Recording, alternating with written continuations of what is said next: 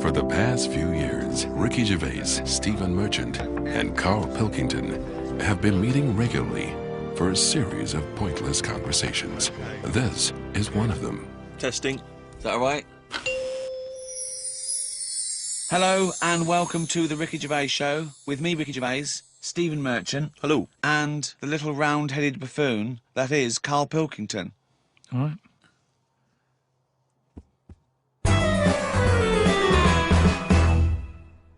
So, Red Nose Day, Comic Relief, has come round again.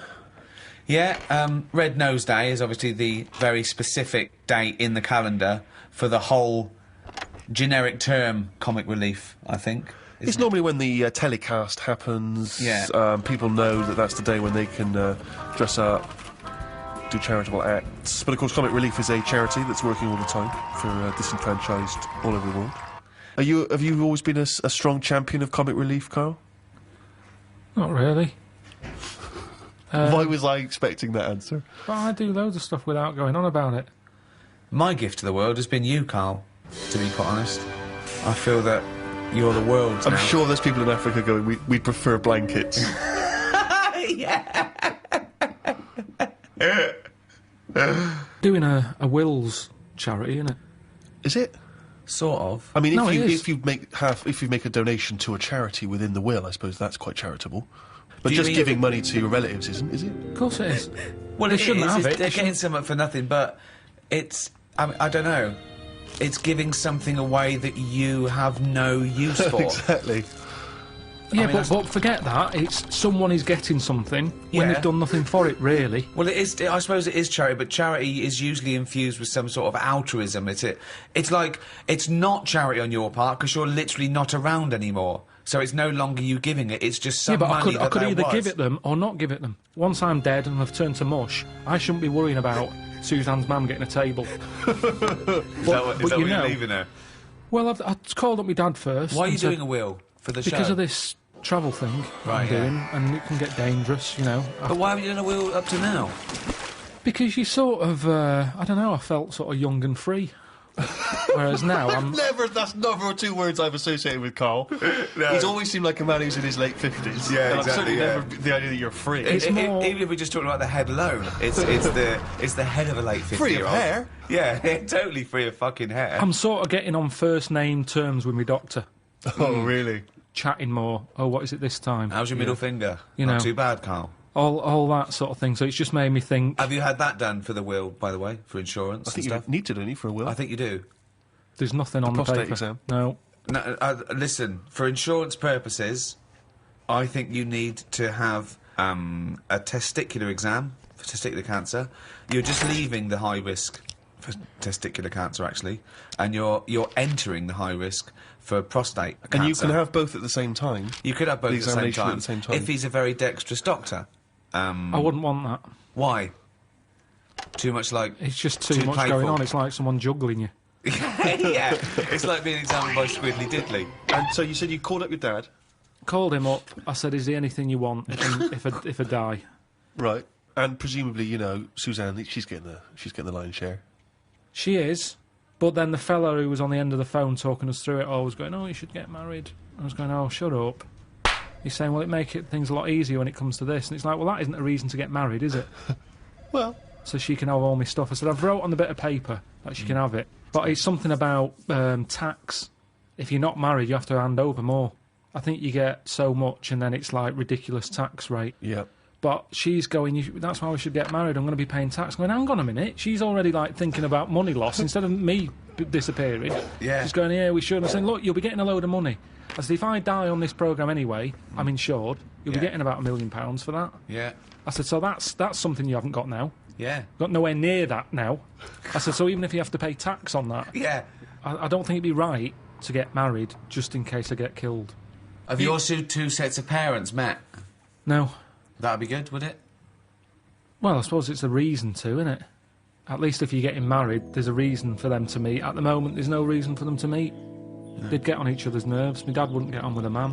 Why? Just wouldn't. She doesn't like me, so she won't like me dad. Because he's just an exaggerated version.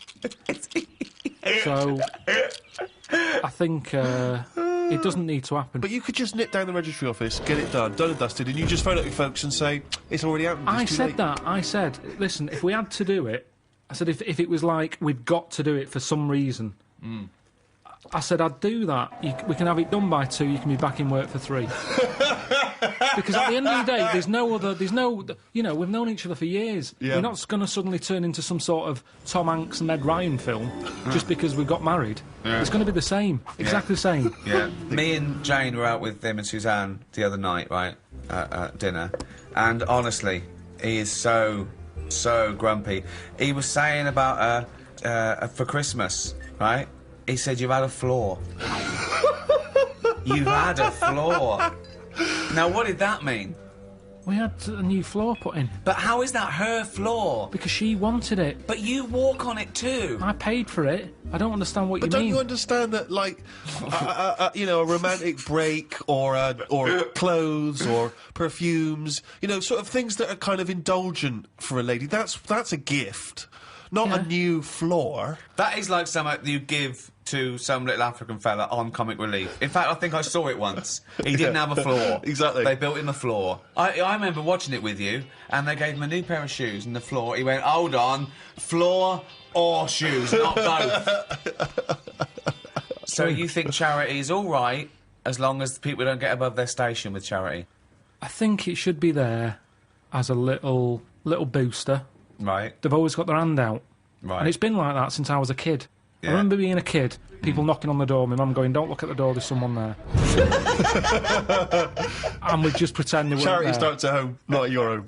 No, but because it's all the time. I mean, my mum didn't like answering the door anyway, even if it was the pools man, she'd sort of say, don't move, and he might not see that we're here. So you just froze where a man was at the door.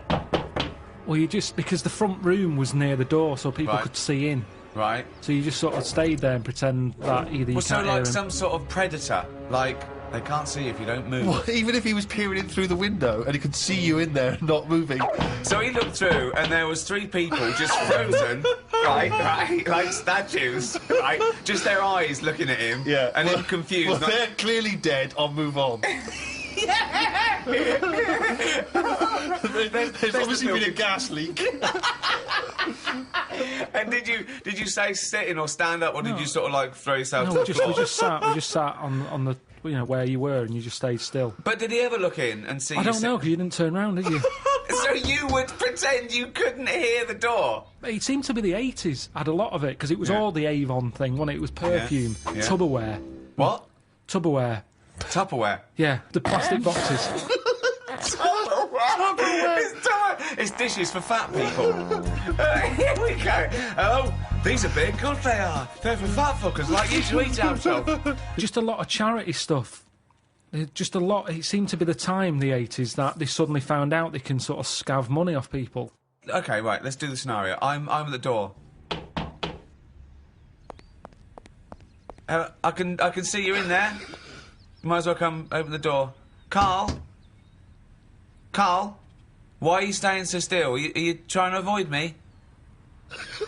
It's working. Karl, your eyes are moving. Can you come to the door, please?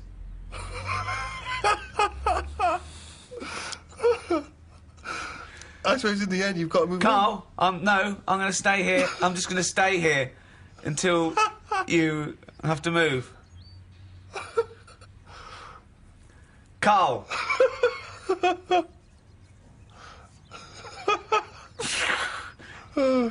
Okay, and I'll move on then. Right. It works. Yeah. Works okay. perfectly. Because Brilliant. once they've got you, that's the whole thing with charity. Once they've stopped you in the street, if you've stopped, that's it. Keeps on going. I mean, the good thing now is you've got an iPod, so you can just either pretend you're on the phone or listen to music. Or just stay very still. Just freeze when someone says, "Can I trouble you?" Oh, he's totally frozen. That would be amazing, because they're normally in one spot, aren't they? Yeah. So it's just So they're as soon carrying as on they selling, stop you, and so you've that got you to just stay there freeze for the it. rest of it outside Waitrose Yeah. for 7 hours. Yeah, it goes dark. Well, I've finished my shift, I'm off. And then you just see, your eyes just see them walk away like that, and they all meet in their little tunics. And then you start walking, they look back, and you freeze. And then they walk on. And then you can go home 7 hours late. ever since I was young, I've always liked going in charity shops, particularly because, you know, you find sort of interesting old records in there. Never sort of gone in there to buy clothes and stuff, but, you know, books, whatever.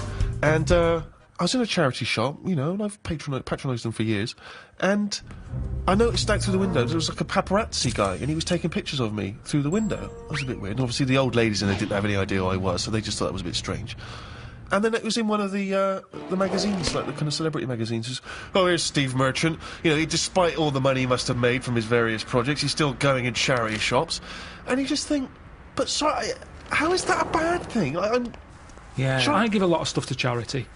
A lot. Most of the time, just because it's nearer than the wheelie bin is. It's just a way of getting rid of garbage most of the time with me. Stick it all in a bin bag, good stuff on the top, the stuff that you're embarrassed about, stick it in the bottom of the bag. What are you embarrassed about? Just old shoes, trainers. Some of the books you've written. Socks, underpants. Underpants! You do not give underpants to charity. Washed.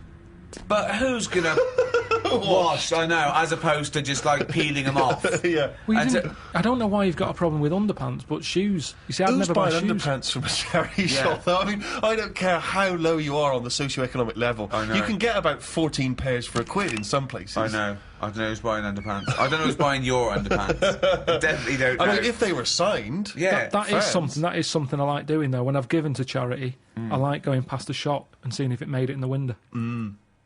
Any success?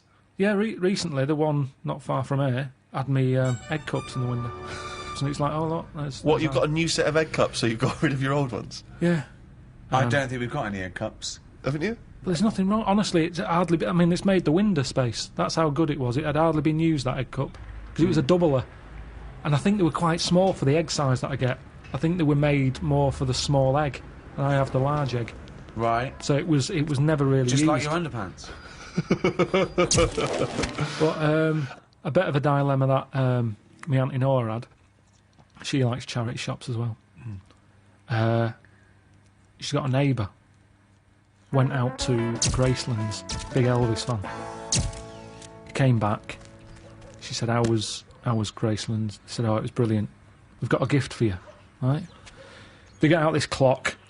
Like a little sort of, it's like a Swiss, you know, the Swiss sort of, looks like a little house, like a cuckoo clock. But on the hour, little Elvis comes out the top and goes, right? So she went, oh, cheers. She's not really into Elvis, she's more into Jim Reeves and Glenn Campbell and stuff. Yeah. But what can you say? She said, oh, thanks for that. She took it in the house. Maybe they could get attachments. Maybe you get a little Jim Reeves to pop on the spring, and that pops out, or whatever. So anyway, it's in the house. She's thinking, I'm not going to put that up. It's not her sort of thing. So thinks, give it to charity. Of course. She goes down to the charity shop, gives them that, thinks nothing of it, goes off to the pub for an afternoon drink. Anyway, next day she's going out for an afternoon drink again. Passes the charity shop. It's in the window. Ooh.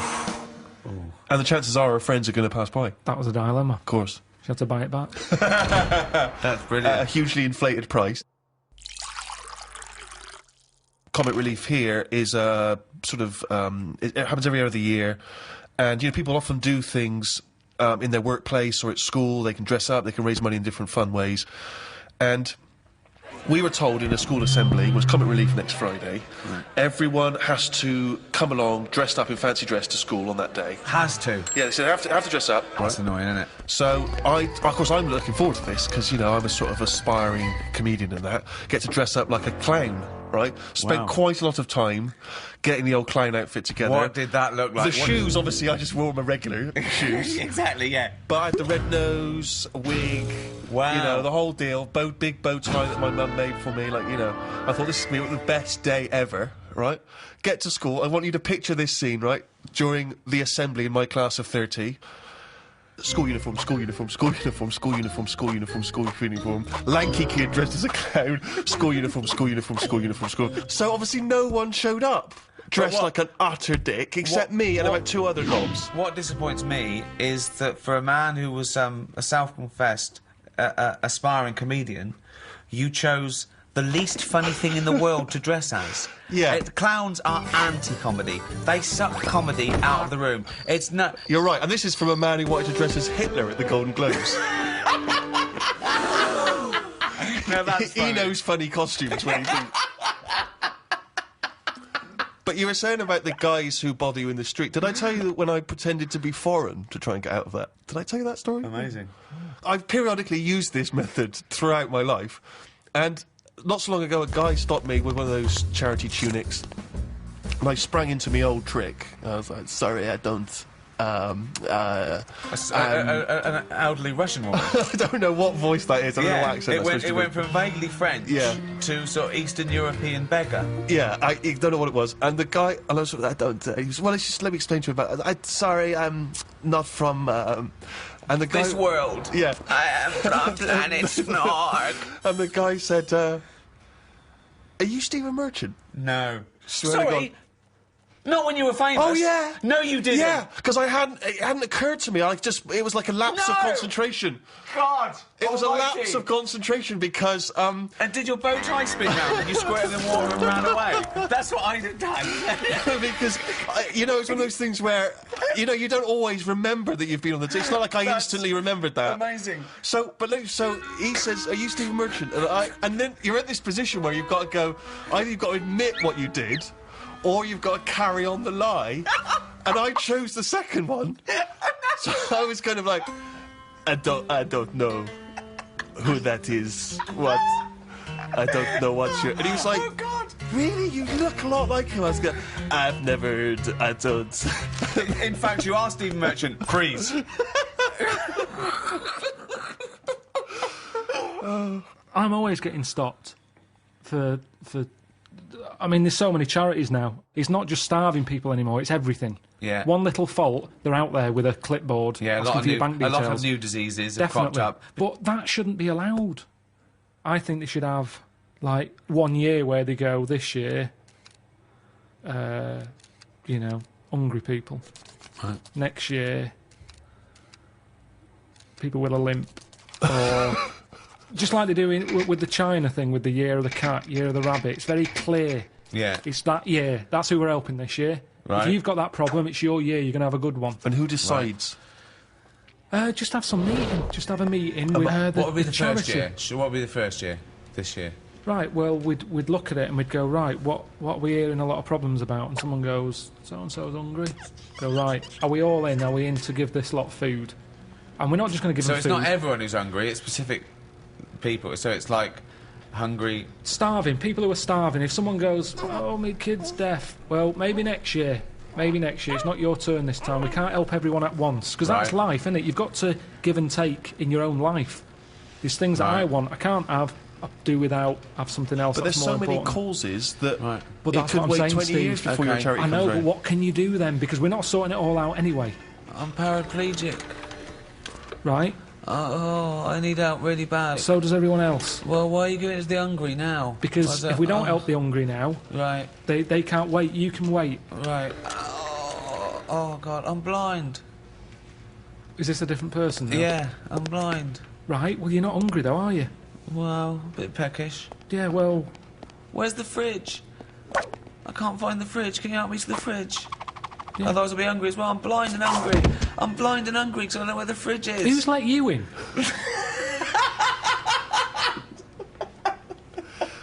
But Karl, this is just a Just some chaotic order. idea. It's It's a chaotic not. because people who are hungry, there's always going to be people who are hungry. Yeah, but I sort the problem out. How do you sort it out? Because I'll go, right, not only are we just giving you food, Right. we're giving you some seeds. We're giving you a pan. What, We're you giving think they haven't Let thought me of hear that? the theory, please. Sort it out. Don't just give food. That's going to run out. Right. Give them a proper... You see, the problem is, there's companies who jump on the back of all... Do you know when I was in the Okay. jungle? When Right, I was yeah. in the jungle, Yeah. right? On that travel thing. Yeah. I was in that tribe, right? Now, some company had given that tribe a laptop because it makes them look good. They can send out a press release. Well done to so-and-so computers. Right. They supplied the tribe in, you know, out of Amazon with a computer. I saw it. They were using it as a breadboard because they don't know what it is. They've got no electric. It's useless to them. Right. And that's what charity does. Right. Companies use it to make them look good. When I was there and I really needed to go to the toilet, I was thinking, tribe, I wonder what their toilet facilities are like, right? Thinking it might be better than just doing it in a hole. Surely they've built a toilet. They're not stupid people. They kill animals. They know what they're doing. They know how to cook. Surely they've built some sort of unit. Turns out, They don't. They still do it in a hole. But some company had been there, some plumbing firm, and given them a toilet, right? The bloke who, the producer who was out there, he said, "Oh, you'll be happy. There's a toilet round the back there." I'm thinking, "Oh, brilliant." I go round there. It is a toilet, but it's not plumbed in. Sure. So it's just a vase with shit in it. It doesn't work, and this is what we need to do. We need to get out there and say, this is how it works. Educate them. Okay, so let's do this then. So I'm a starving African. Hello, Karl. Have you got any food? Got any food? Got any sandwiches? Well, I starving. have, but if I give you my sandwich, there's someone else behind you, and they'll all come out. So what are you going to do then? What are you going to do? I'm going to help you. How? What are you going to do? I'm gonna make you think about how to make food. Oh, okay, right. Have you ever grown anything before? No. Right, well, here's some seeds for potatoes. Brilliant. Oh, thanks, Karl. See you later. Do I just put them in the ground, yeah? Put them in the ground and water them. Oh, there's no water, you dopey cunt. There is some No, water. there's no water, you dopey cunt. That's why we're starving, you dopey cunt. Right, well, at that point, that's where I go, well, this is a lost cause here. Right. There's no point. Can I have your sandwich after all? No, or you're what? not having it. You're not having it now. So not only can I have a sandwich, you give me seeds with no water, you useless, bald-headed fucking twonk. Right, but all I've done there is made the mistake of the computer firm who's given a laptop to a tribe. Right. It's useless. Right. But there's got to be another way round this. Go on, then. Either move... Right. Because every year they're going to be queuing up saying, I'm hungry, give me a sandwich. No, you're not having another sandwich. Once again, it's an utterly ill-informed discussion. I'm just saying, there's no point queuing up every year. Do you want a sandwich? Here's a sandwich. The next year, can I have a sandwich? Where's your brother? He died.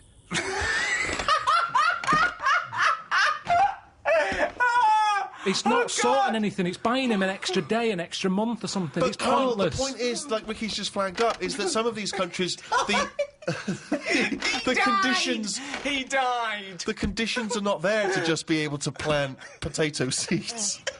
So what are they meant to do then? Do you think we should go out every month, every year with sandwiches? Is that your answer, like some sort of buffet, an all-you-can-eat thing once a year? You see, it is bad. I don't want to come across harsh. They've got nothing. We waste stuff here. Waste annoys me just as much. Right. When I see sandwich shops chucking stuff out and bin bags binning it, when there's people out there who are hungry, it's ridiculous. Yeah. But I don't understand. Right. It's a problem that isn't being solved. So your conclusion for these people, because there's no water where they are, right, is move. That is your honest. They should move. Well, what's your solution? Well, I don't know. I don't know the ins and outs. I don't even pretend to know. But I tell you, it's not just it's sticking a, what's that saying? I don't know. It's sort of sticking a plaster over a hole or something, and the plaster comes off. It's a problem again. Yeah, that's the saying. Yeah, it's the same. I think that was Mark Twain.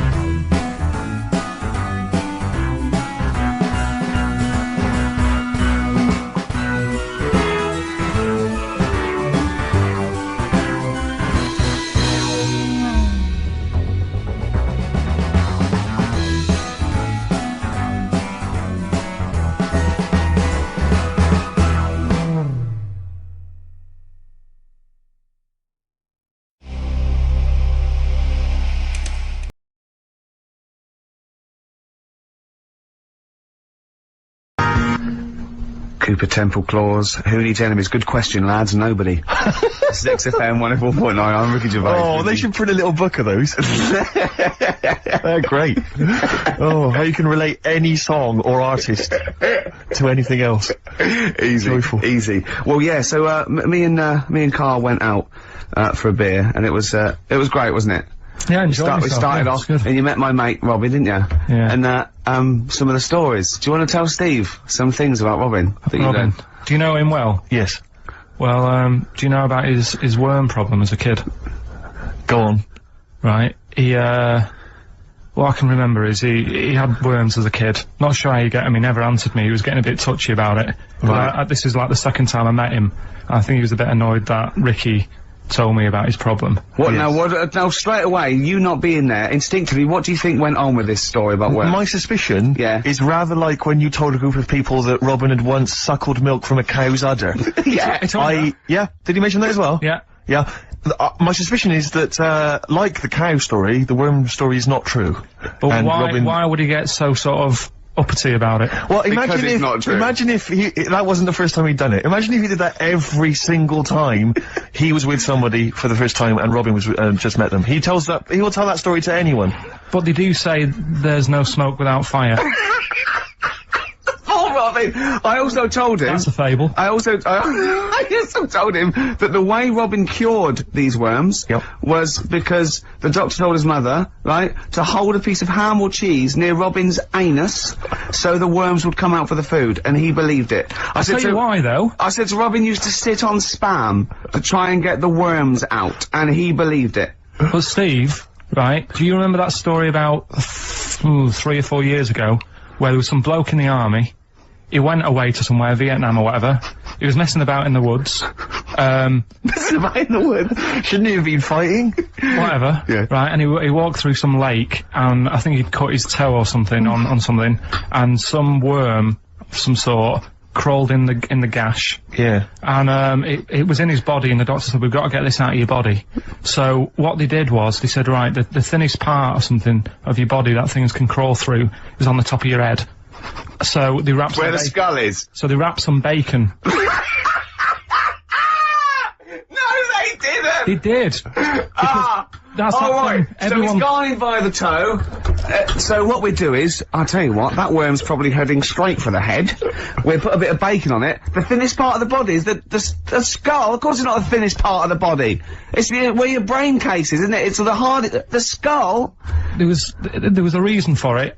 And it was like they stuck some bacon on his head. And as ever, the vital piece of information, i.e. the reason, Karl seems to have forgotten. Because the worm was in his body, and they said everyone likes to smell the bacon. Including worms. Even a Vietnamese lake worm. They love Remember bacon. last week when I said about the little fella with the bone with no brain, and you were proved wrong? No. Please. No. We were saying it wasn't a little fella. We were saying it was a stillborn child.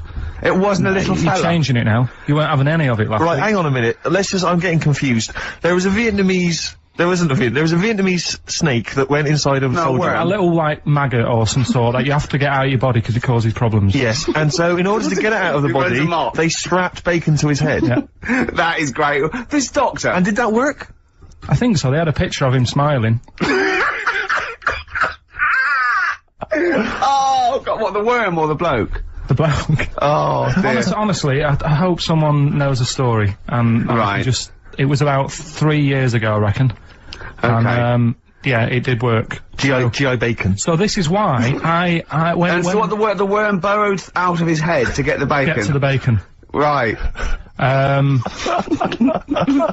That's great. So this is why when Robin was telling his story, I was a little bit disappointed if it wasn't true. Right. Because in a way... You know Robin's never been to Vietnam. No, but do you really think that Robin, well, as Robin said at the time, Karl, why would I sit on ham, then tell Ricky Gervais? It's a very good point. Because if you was a kid, you do daft things like that as a kid. Right. He is the telling Ricky Gervais, though. Yeah. And then, oh, bless him. Okay. And then anyway, Robin left, and I tried to chase him, but he got away, and he knows, and and then we had a few pints, and then, Karl embarked on some of the greatest stories ever told. Can you tell the story about your dad?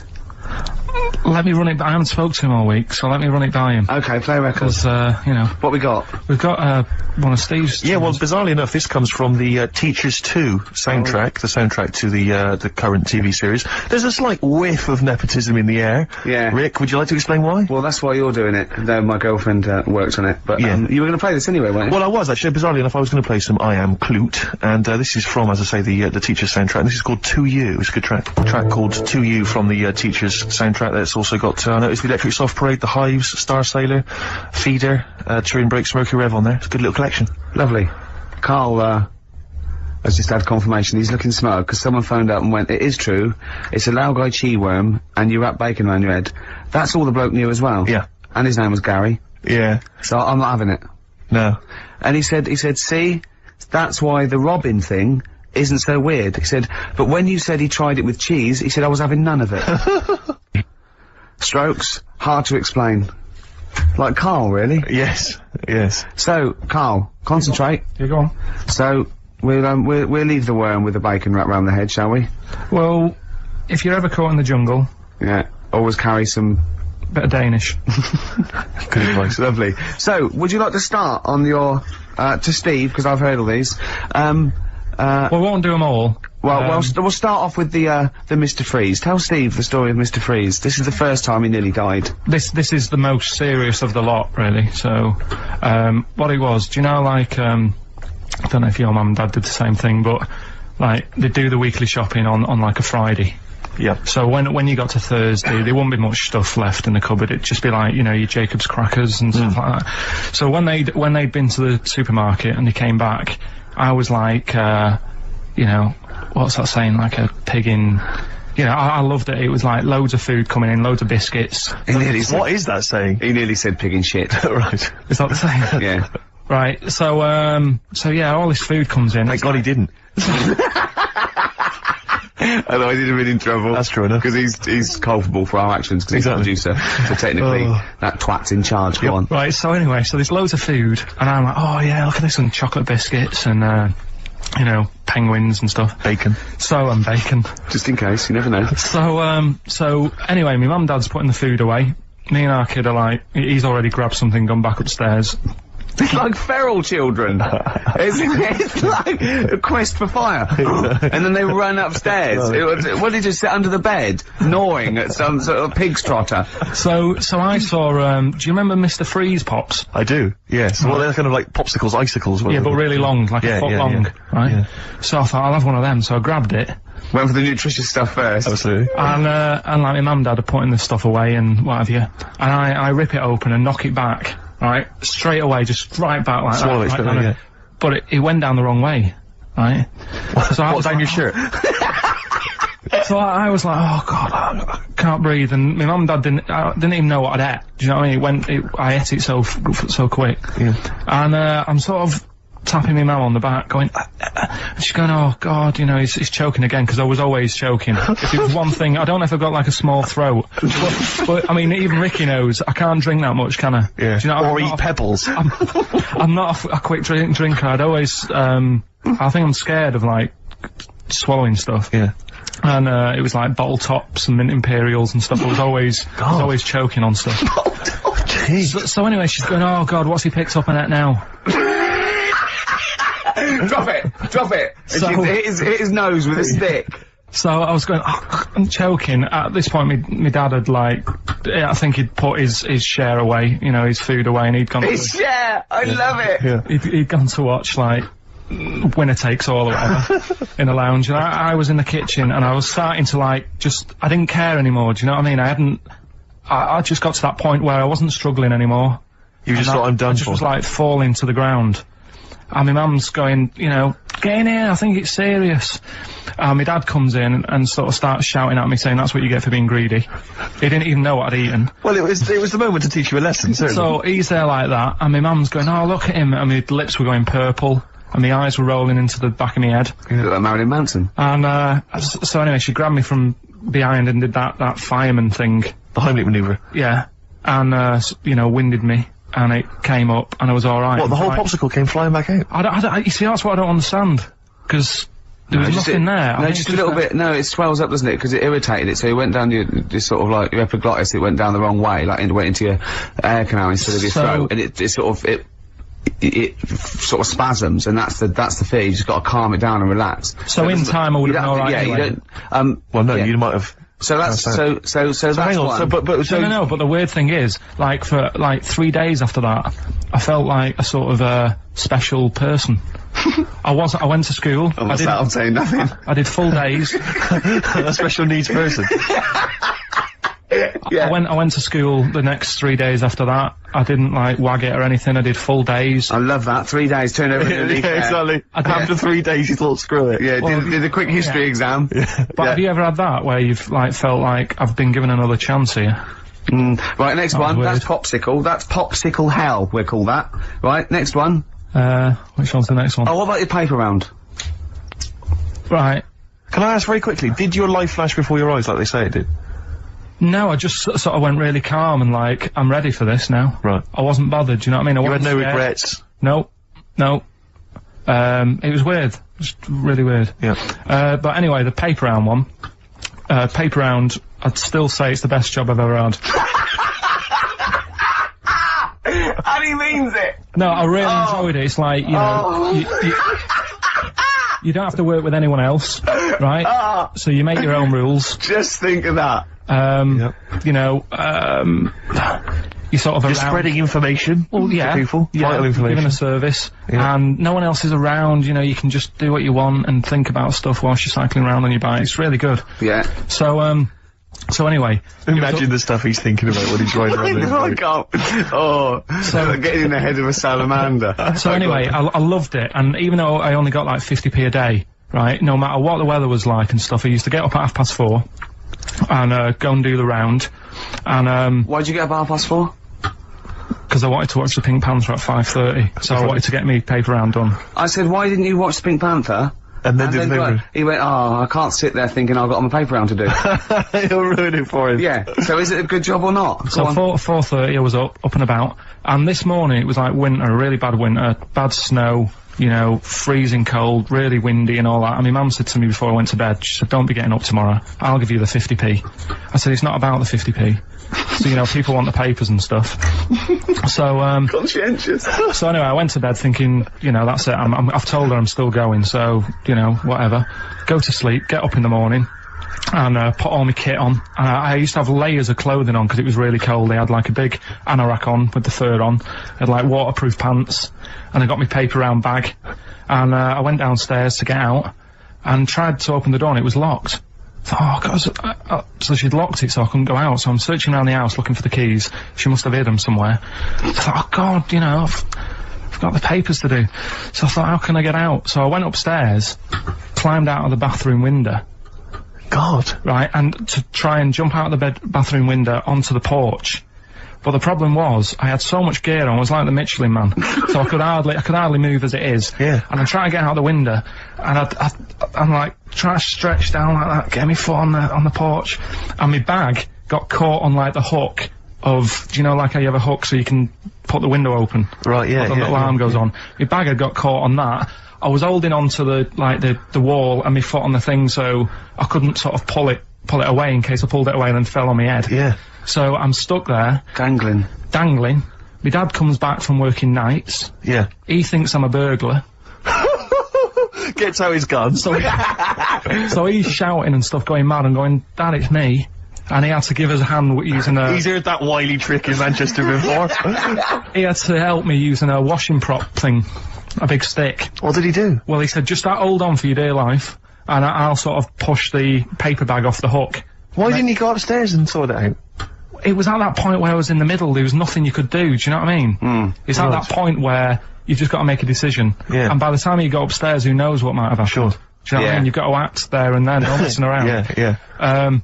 So... And you could hear downstairs, now here he is, the Pink Panther. Yeah. Dad! Hurry up! Panther, ever so pink. Oh. So that was close to death, because I must have been about 30 foot in the air.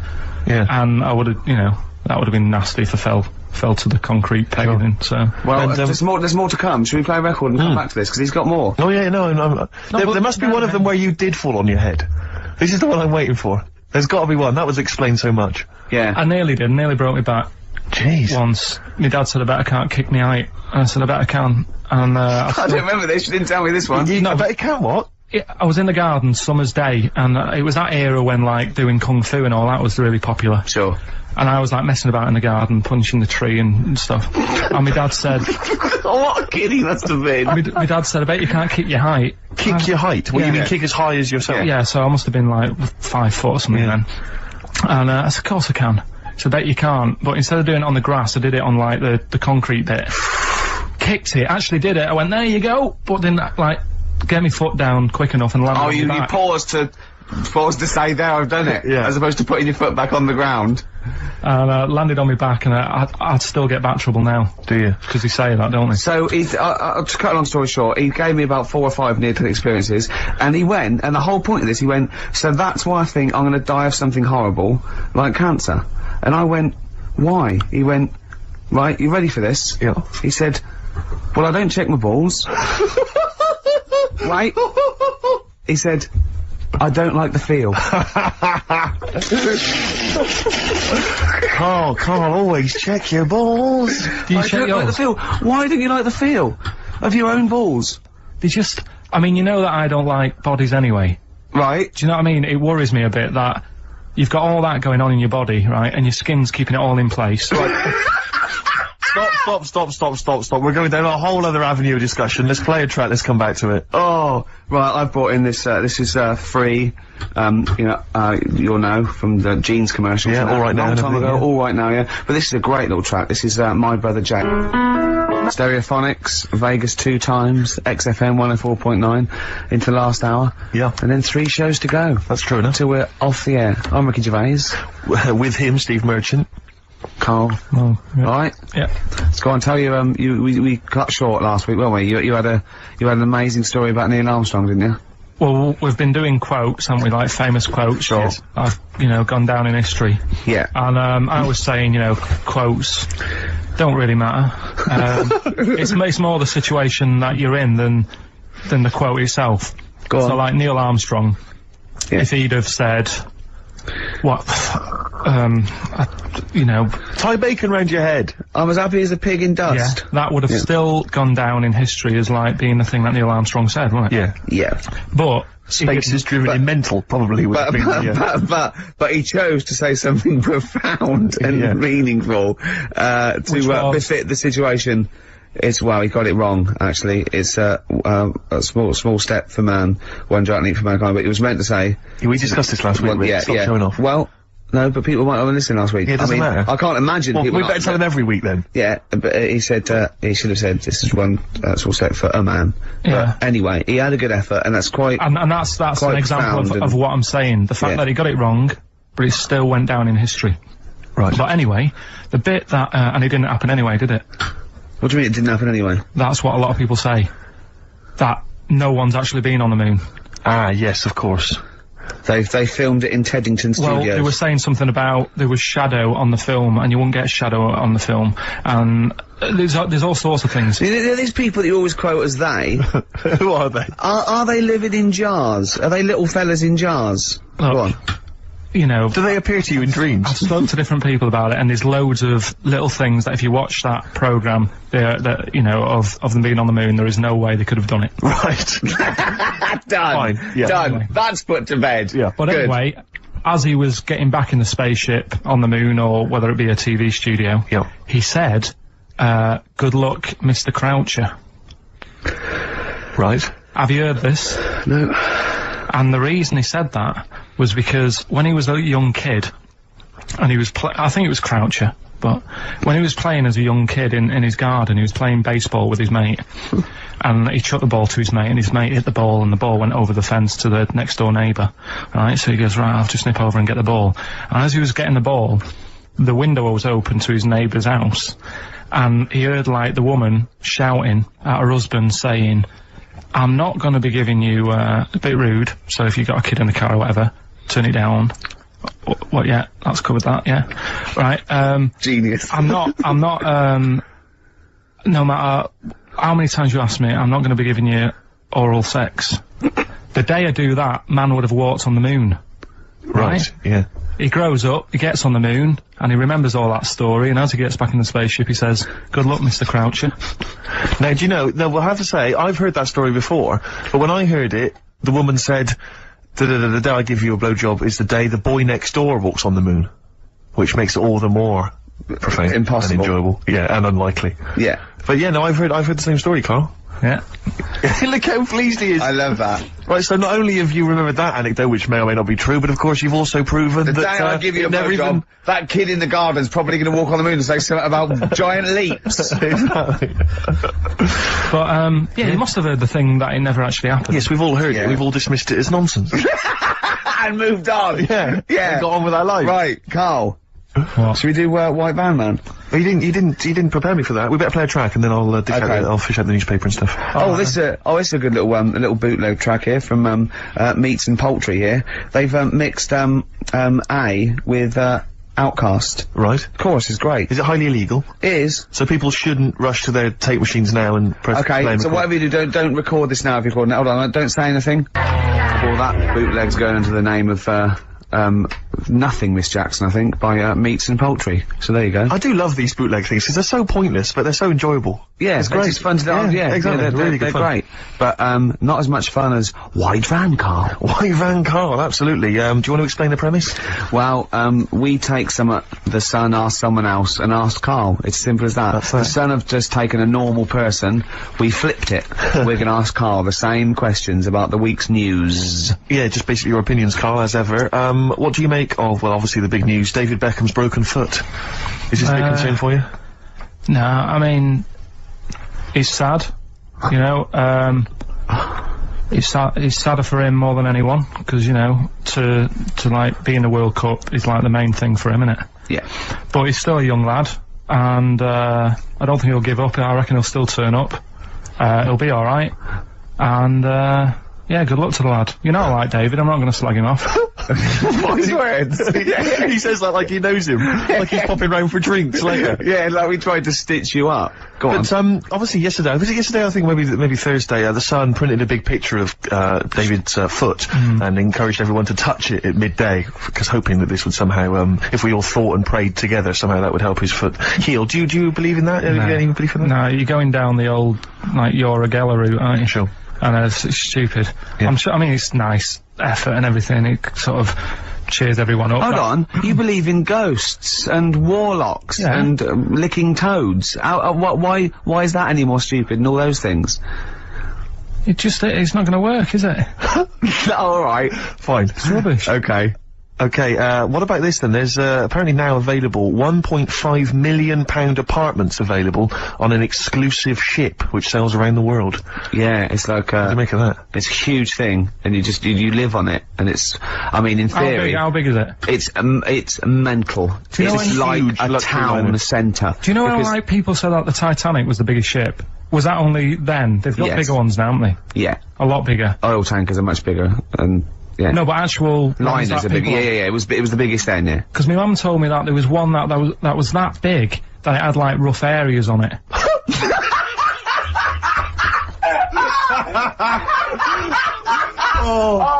Oh, don't go starboard. Oh, God! No, but do you know what I mean? Right. It was like we're thinking of moving, we're seeing the captain, we're thinking of moving to a nicer area. Oh, Yeah. I've heard they're very rough in aft. Oh, God. Oh, that's They steal your fantastic. tyres. A ship's so big that was rough areas. Oh. how big is this one that you're talking about?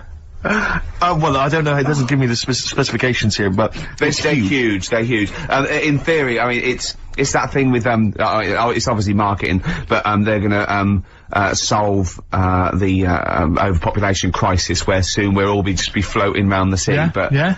I can see that, because I mean, think about it, right? I've been talking to Ricky about it. I was hoping to buy somewhere in London, but there is no way in this world that I can afford it, right? And you look at all the wasted space, like with the Thames. All it's doing is like collecting crisp packets and stuff and Coke cans, and people have to clean it up. Whereas if you got a load of boats on there, yeah. problem Perfect. solved. Yeah. Would you live on a problem boat? solved. What's his name did it, didn't he? What's that programme? Is it Bergerac? Noah. Oh, Bergerac? There was one where he lived on a boat. I think it's quite. That was a shoestring. Yeah, I'd give it a go anyway. Noah. I'd like to see you, living in the air, maybe in a giant hot air balloon. Yeah, alright. But, no, the boat thing, because it is going to get bad as well, isn't it? They're saying that the water's melting or whatever. The water's melting, The ice is melting. Yeah. and there's going to be more water and less land. So in future, it's probably going to be the way we're going to be living, isn't it? Have you seen that film Waterworld? Nah, I don't fancy it. Because that sort of predicts that, yeah. What, are they saying that the ice thing exactly, as well? Yeah. But at the same time, I was thinking about this a couple of weeks ago. If you get, I mean, I think I read that, like, a big chunk of ice, fell off one of the ice, what do you call them? Caps. Ice caps. Something like that. I think they said it's the size of the Empire State Building or something. Right. It snapped off and went into the water, and it's melted. And they're saying, oh, it's bad news, you know, that something that size is melting. But the way I look at it, if something that size falls into the water, it's like a big ice cube, and it's gonna freeze it up again. Are you with me? Not really, Carl. Go on. Right, you get a giant ice cube, the size of the Empire State Building, stick it in the water, it's gonna make, it's gonna stick back on again, isn't it? Well, no, only if it freezes up again. Yeah, well, it will freeze up. The water's going to get cold again because you've just put a giant ice cube in the water. So when you put an ice cube in a drink, the drink doesn't freeze, does it? No, the ice melts. If you put one the size of an Empire State Building in your glass of Jack Daniels, it's going to make it freezing. It's not going in a glass of Jack Daniels, it's going in the ocean. I know, but I'm using my fables. Imagine a world. Use your brain instead. Imagine the world, imagine the sea, like the Arctic or whatever, has a glass of Jack Daniels. Okay. A big ice cube falls into it. Yeah. It freezes, it melts back on again. So we're alright, I don't know why everyone's worrying. Thank God for that, I was getting panicked. Oh, fine. Do you understand what I'm saying? Yeah, no, you're right. Yeah, that will happen. Should we play some more music and then come back to White this is better than ever. This is dynamite this week. 9 in here on XFM 104.9. We're doing White Van Karl. Got another one there? Well, it's just your thoughts really on the Queen Mum's very British send-off that she was given this week. Yeah. What do you make of all those people queuing up to see her? Did you think that was incredible? Right. Well, we said last week, you know, there was I don't quite understand why there was so many people there, who were, like, getting really upset. Do you know what I mean? Really upset. Crying and stuff, and you know, you can lose someone who's like related to you, and you don't cry like that. You sort of sit there and you think back to what you did with them and stuff, and then that's it. But the queue thing, wasn't it like miles long and stuff? Yeah, it was. Yeah. Right, I was sat watching this with Susan. 12 hours queuing. Yeah. It never got to 12 hours. It did, but that was the estimated time. No, but how long is a queue when they're just like, you know, walking along? Think how far you can sort of like, you know, stagger in 12 hours. Incredible. It's been ridiculous. Yeah. But again, you know, if they want to do that, it's their time and that, isn't it? And it was at the weekend, so they could have. It's not as if they got out of work to do it. No. You know what I mean? They used their own time, so good on them. But I thought, right, what they could have done. Remember when I studied Che Guevara? Yep. Yeah. Right. And don't be offended by this. It was just an idea because they did it with Che Guevara. Remember when they cut him up? Yes, they cut him up. Yeah. What was the reason for cutting him up? Well, they cut up Che in order to try and, you told us that they were going to send bits of his body to Fidel Castro and various other people, wasn't that right? As a warning, wasn't it, though, to all the people, like, one to... Yeah, my understanding was that they cut him up in order to, so they could bury him in different places so that there'd be one shrine. There'd be not one place that you could go to in order to make him into a martyr. A little bit like that. I've like... I can vaguely see where this is going. 6 queues, and it's like, number 1, you can, you know, go and pay respect to her head, or whatever. Oh, God. No, but I just was thinking the way of speeding it up. I'm not having a go, I'm not, because they haven't done it, so it doesn't matter. But they did it with Che Guevara. Yeah. Everybody would have felt like they've got close to her, and it would have speeded it up. No, I mean, but I can understand... Can I just say that genuinely, Karl is not being disrespectful here. This is his best idea to cut down the queues. So don't phone in, he's not suggesting we should have done this. He genuinely is. But I mean, he's not doing it to be nasty or wacky or, you know... He thinks this is a good idea, so... Can I just throw a thought at Che Guevara, who was like a powerful man, he did a lot for the world and what have you. Yeah. And are you aware that I feel slightly responsible for this, because have you heard of the quote, a little knowledge is a dangerous thing? Yeah. Okay. Steve, next one? No, just a very quick question. I can understand those that have queued for 12 hours to see the head. I'd be a little bit annoyed if I got there to find a toe. I'll tell you what, though. I'll tell you what they could do without chopping her up. they could put about 9 queues, each could see each hip she had. That's true enough. Because she'd had about 9 of them, Yeah. so it'd just be, if you want to see the whole body, it's a 12-hour queue. If you just want to see a couple of the hips. Here's another suggestion for you, I've just thought, right? What? Instead of everyone queuing to see her, why not put her on a trolley and wheel her past everyone else? Running. So Yeah, you could have some students on Rag Week, and they combine it, like when they're always pushing a bed. You know, they could just run it along the queue. No, that'd be fantastic. that'd be disrespectful. Right, as opposed to the chopping up. So, Sure. Right. but just an idea. Just I apologise now if anyone's offended. Anyone offended, I'm sorry. But Yeah. Okay, finally, this is more frothy. Liz Hurley lying low, apparently, at Elton John's house to try and avoid the press now that she's had a child. That's a good place to go to avoid the press. Exactly. Yeah, yeah, Elton John's house, yeah. Everyone seems to be friends with Elton John, don't they? Every celebrity's when friends did with... pop into Elton John's house? What is he running some sort But of... it was like when Robbie Williams was a drunkard and a drug addict, he went to Elton John's. Yeah, and who's the other Elton fellow that went there as well? Was someone to, to recuperate and shoulder the crime? So is he giving out false passports? But I and, don't know if people have seen his moustaches? history. He's not the man of, I mean, I know he's cleaned himself up now, but, and maybe that's it. Maybe he's got this kind of insight into how to deal with celebrity. Yeah. What do you think, I Karl? think it's just genuine mates with him. I think he's just suppose like a so. friendly I bloke. think she's been doing too much lying low in the first place. That's part of the problem, isn't it? High five, Karl. That was a genuine joke from Karl there. And he's so proud of himself. Look at his little face. Too much lying low. Oh, that was my But I man, agree Karl. with you. Why can't she just go around to her mum and dad's or something rather than Elton John where everyone's looking? Yeah. Yeah. Yeah. That's the point, isn't it? Yeah. So that was good, yeah. Very good, yeah. Oh. Right, what music we got? We got, Bit of Flaming Lips. Flaming Lips, excellent. There's the classic Race for the Prize. Should have been a big hit. Just playing that, Rick, for everyone who emails us saying. We get a lot of emails every week, but obviously don't really respond to them because we're very lazy people. But we obviously appreciate it. And I play that particularly for Claire, who's emailed in saying her friend Sarah Prosser would like some Beatles. We're not going to play the Beatles this week, but Sarah apparently loves us more than words can express. More than Karl could express. Absolutely. I'm gonna stop you there, Steve. You don't want an advert. Spread your love on XFM 104.9. I'm Ricky Gervais, with me, Steve Mitchell. And now it's Karl's bit. It's the re-education of Karl. He's like Liza Doolittle. And now he's coming to, or Lawnmower Man, if you've seen that film. More like Lawnmower Man, if you've seen the film. You'll know what I mean. And his homework was to just study quotes, really, on happiness and stuff, and general well-being. He's not a big happiness, quote fan, are you, Karl? Not really. So what have you done? You've come up with something, haven't you? Right, yeah, I told you, right? Because a lot of these are just things you say every day. They're nothing special. So what I'm doing... Well, you say them every day.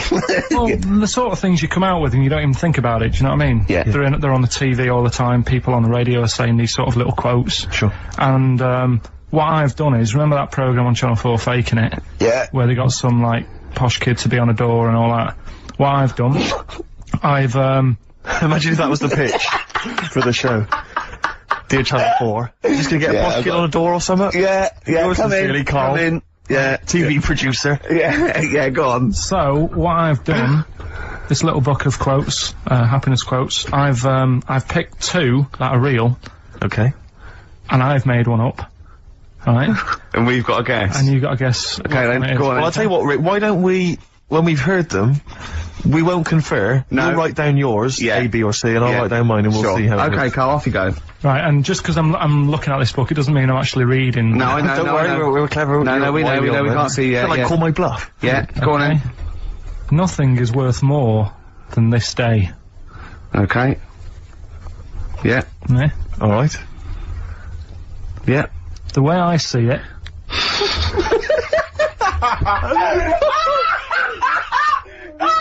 Oh God, my head's gonna burst. now hang on. My head's gonna burst. No, Hang no, on. this might not be Karl's. It might not be. How do you know I haven't tweaked them a little bit? Yeah, good Okay, point. fair Good enough. point. No, good point. The way I see it, if you want the rainbow, you got to put up with the rain.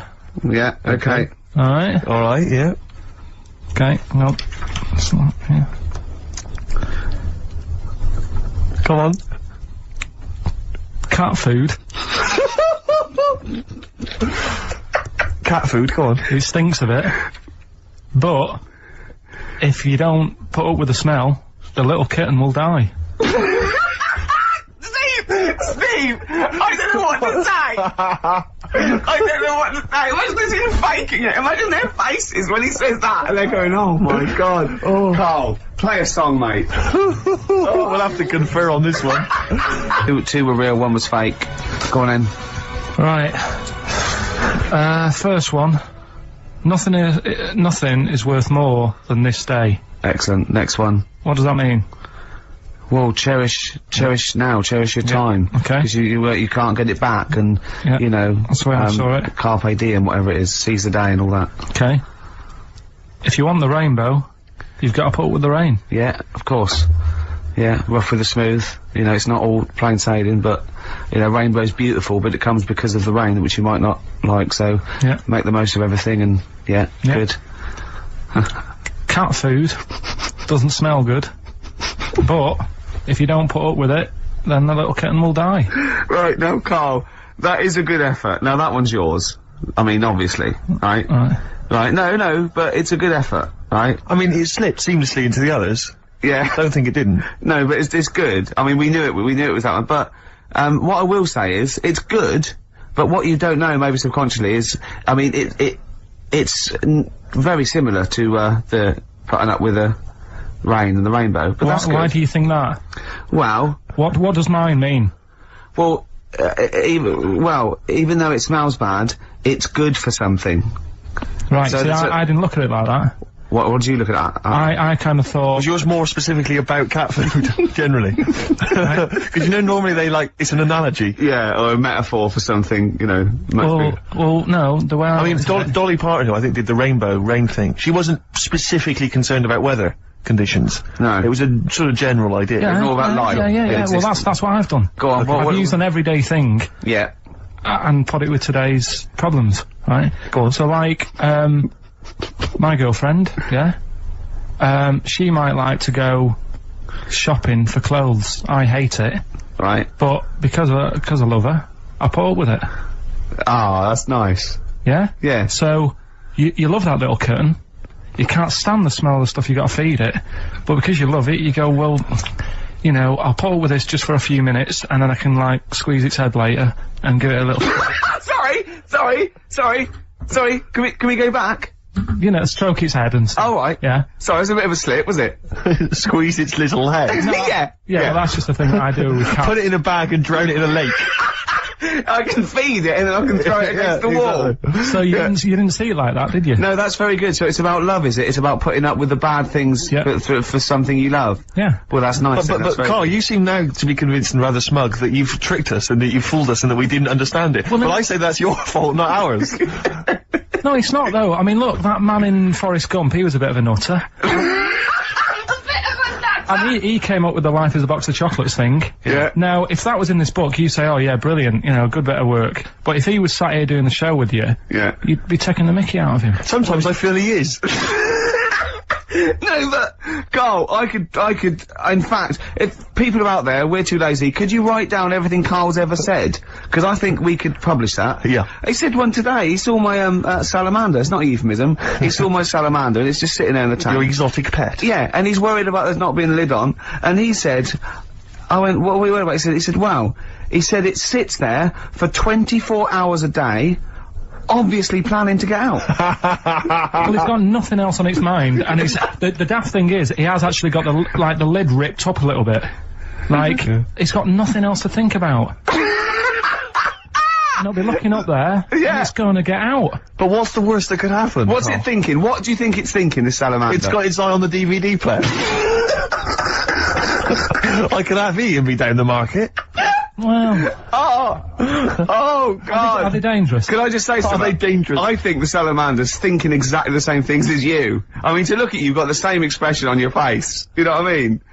You're dressed in green as well. You've got a little round sort of hamburglar type head, like the salamander. Very similar. And yet you know, I think, and you bonded with it, didn't you?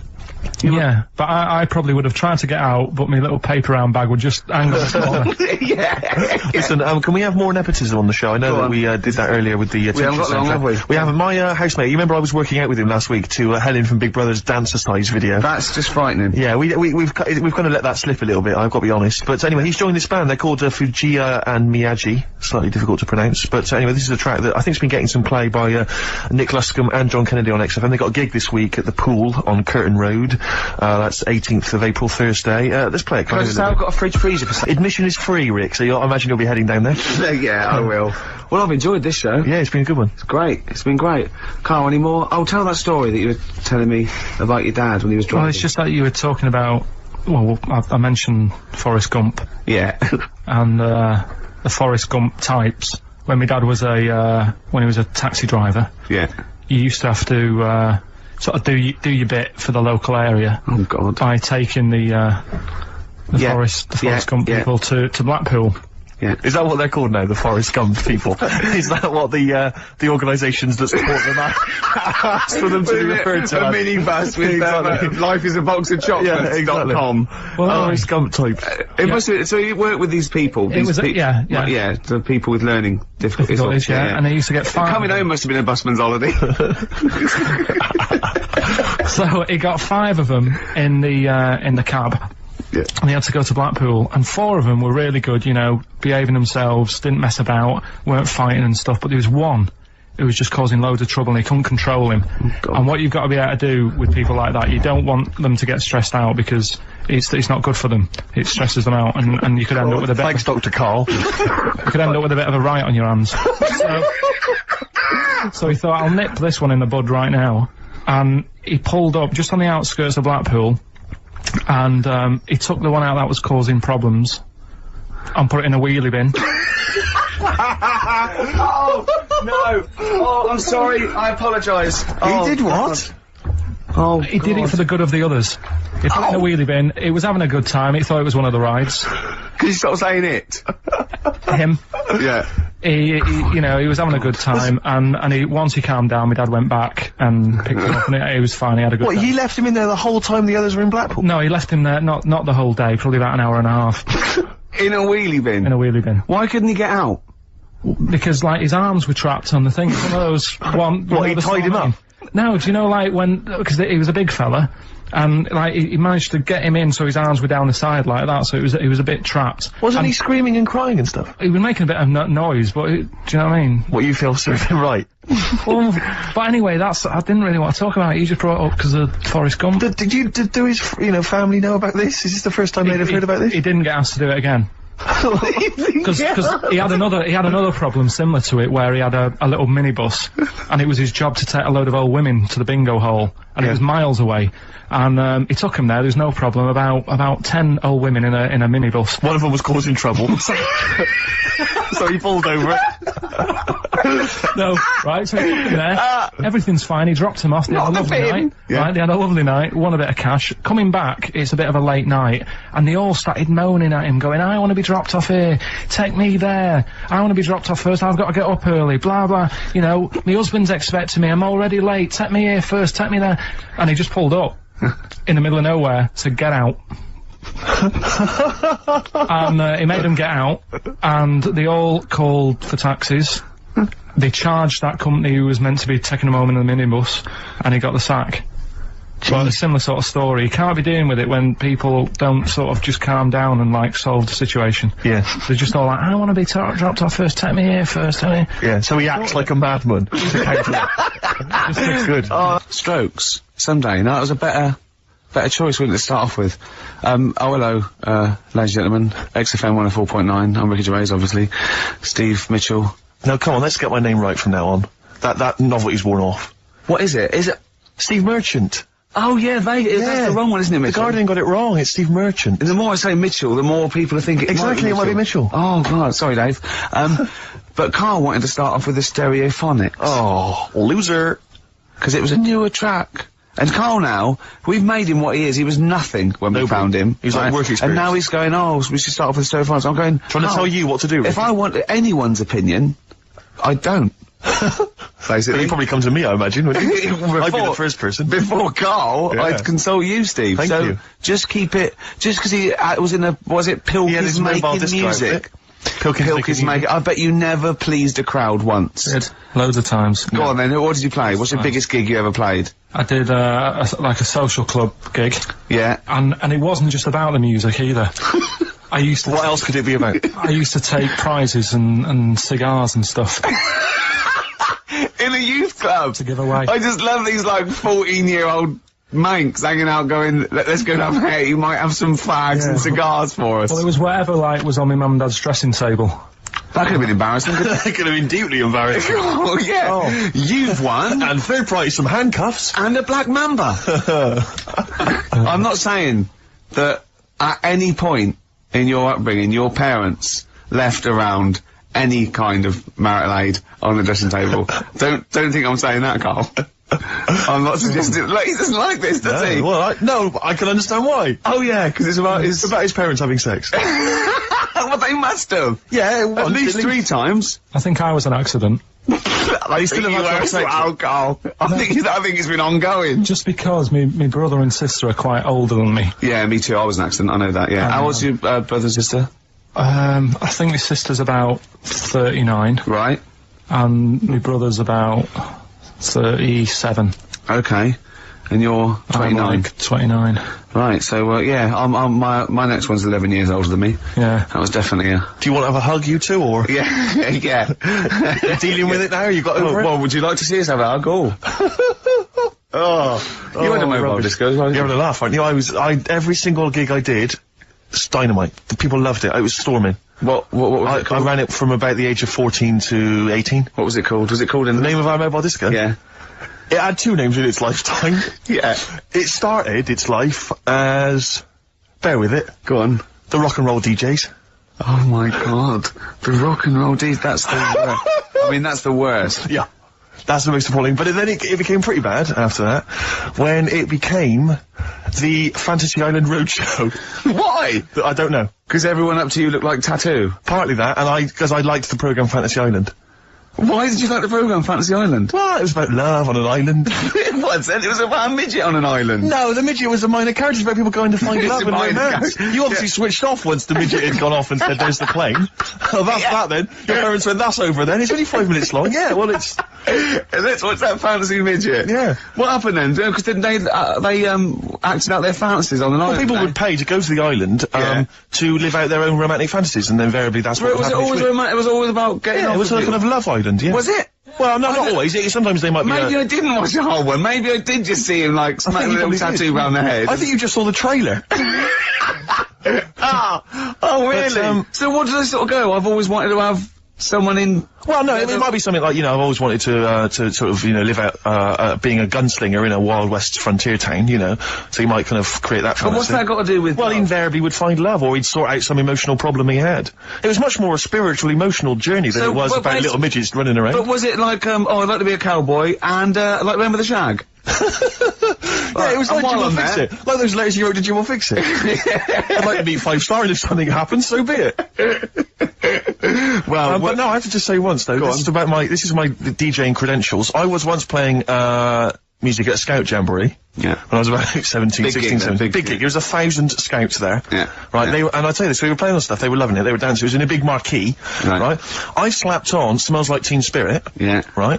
I went mad. They went mad for it. They were moshing. They were climbing up the poles. The organisers were going, switch that off. Right, they're going crazy. And I was there going, no, that's what they like. I'm going to do it. It was like Footloose. It was unbelievable. It was just like Footloose. Then I came in with Raging Against the Machine, Killing in the Name of. The place You went were- wild. Yeah. And they were trying to get me off the decks. It was like Bill Grundy interviewing the Sex Pistols. And then when the head of everybody had you killed, Exactly. like there was some sort of mafia thing, and it was all hushed up, that the scouts went there one night with all candles and they stood by a grave, and that was the end of the film. It was a film, I assume. No, this genuinely happened. I assume this didn't really happen. Yes, it did. I swear to God, I was playing Smells Like Teen Spirit, and it went wild, and the organisers were going, switch that off. They're going crazy. And I was going, no, it's what they want. Can I say something? It was brilliant. That, to me, I've known you for about 4 years, Yeah. and I've heard all those things. That must be the highlight of your life. Unbelievably so, yeah. You've never had anything that good or exciting since, have you? One day I hope to sleep with a lady, and hopefully it'll slide into second place. Rock the Casbah. I love the fact you had at least 3 minutes to get that right. I know. Prepare and get that right. I know, but my mouth was full of Maryland cookies.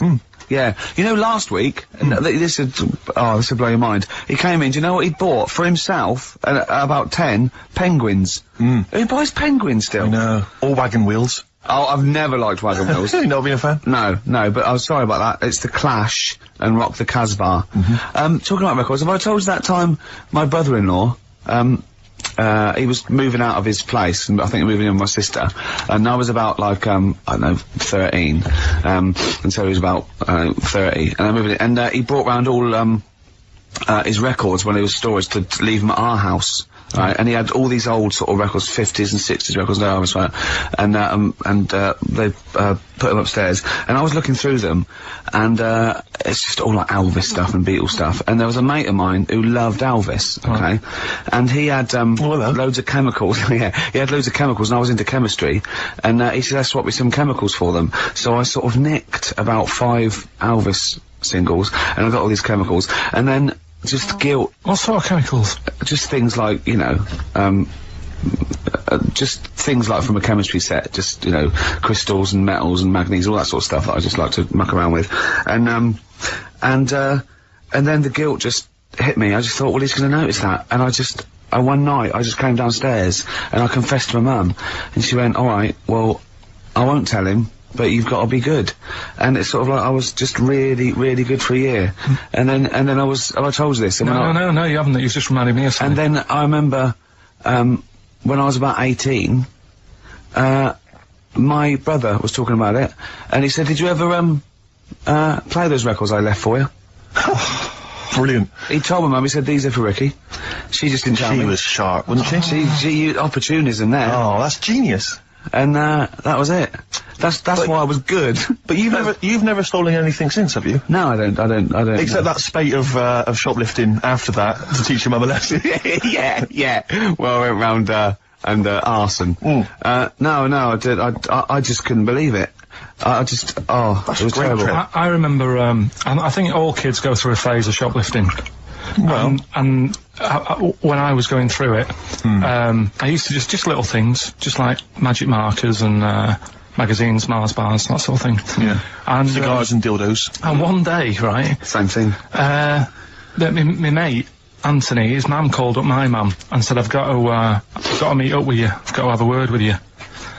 And, she said, what about? She said, I don't want to talk about it over the phone. So she goes, oh, right. Well, yeah, come round tonight then. So anyway, my mum sees me, she don't want to be in an awkward position and, like, be a bit embarrassed and what have you. So she sees me and she goes, right, Anthony's mum's coming round. What have you been doing? Yeah. So I go, oh, God. I said, I've been nicking stuff. So she goes, like, what? So, not big stuff. I've had a few calculators and, Mars bars and stuff. How many? I'll just work it out. Hold on. Works out at 7.2 per day. So, how many calculators do you need? So it was when that phase. You failed maths, didn't you? Everyone wanted a calculator. It was like a trendy thing, wasn't it? Right. Oh, yeah. In Manchester a couple of years ago, yeah. So, anyway, so I told her all this and I confessed to, like... Computers will make it there one day. I confessed to... There's magic in the back of battery. Go on. Confessed to nicking all this stuff. She comes round, she only wanted to borrow some money. Brilliant.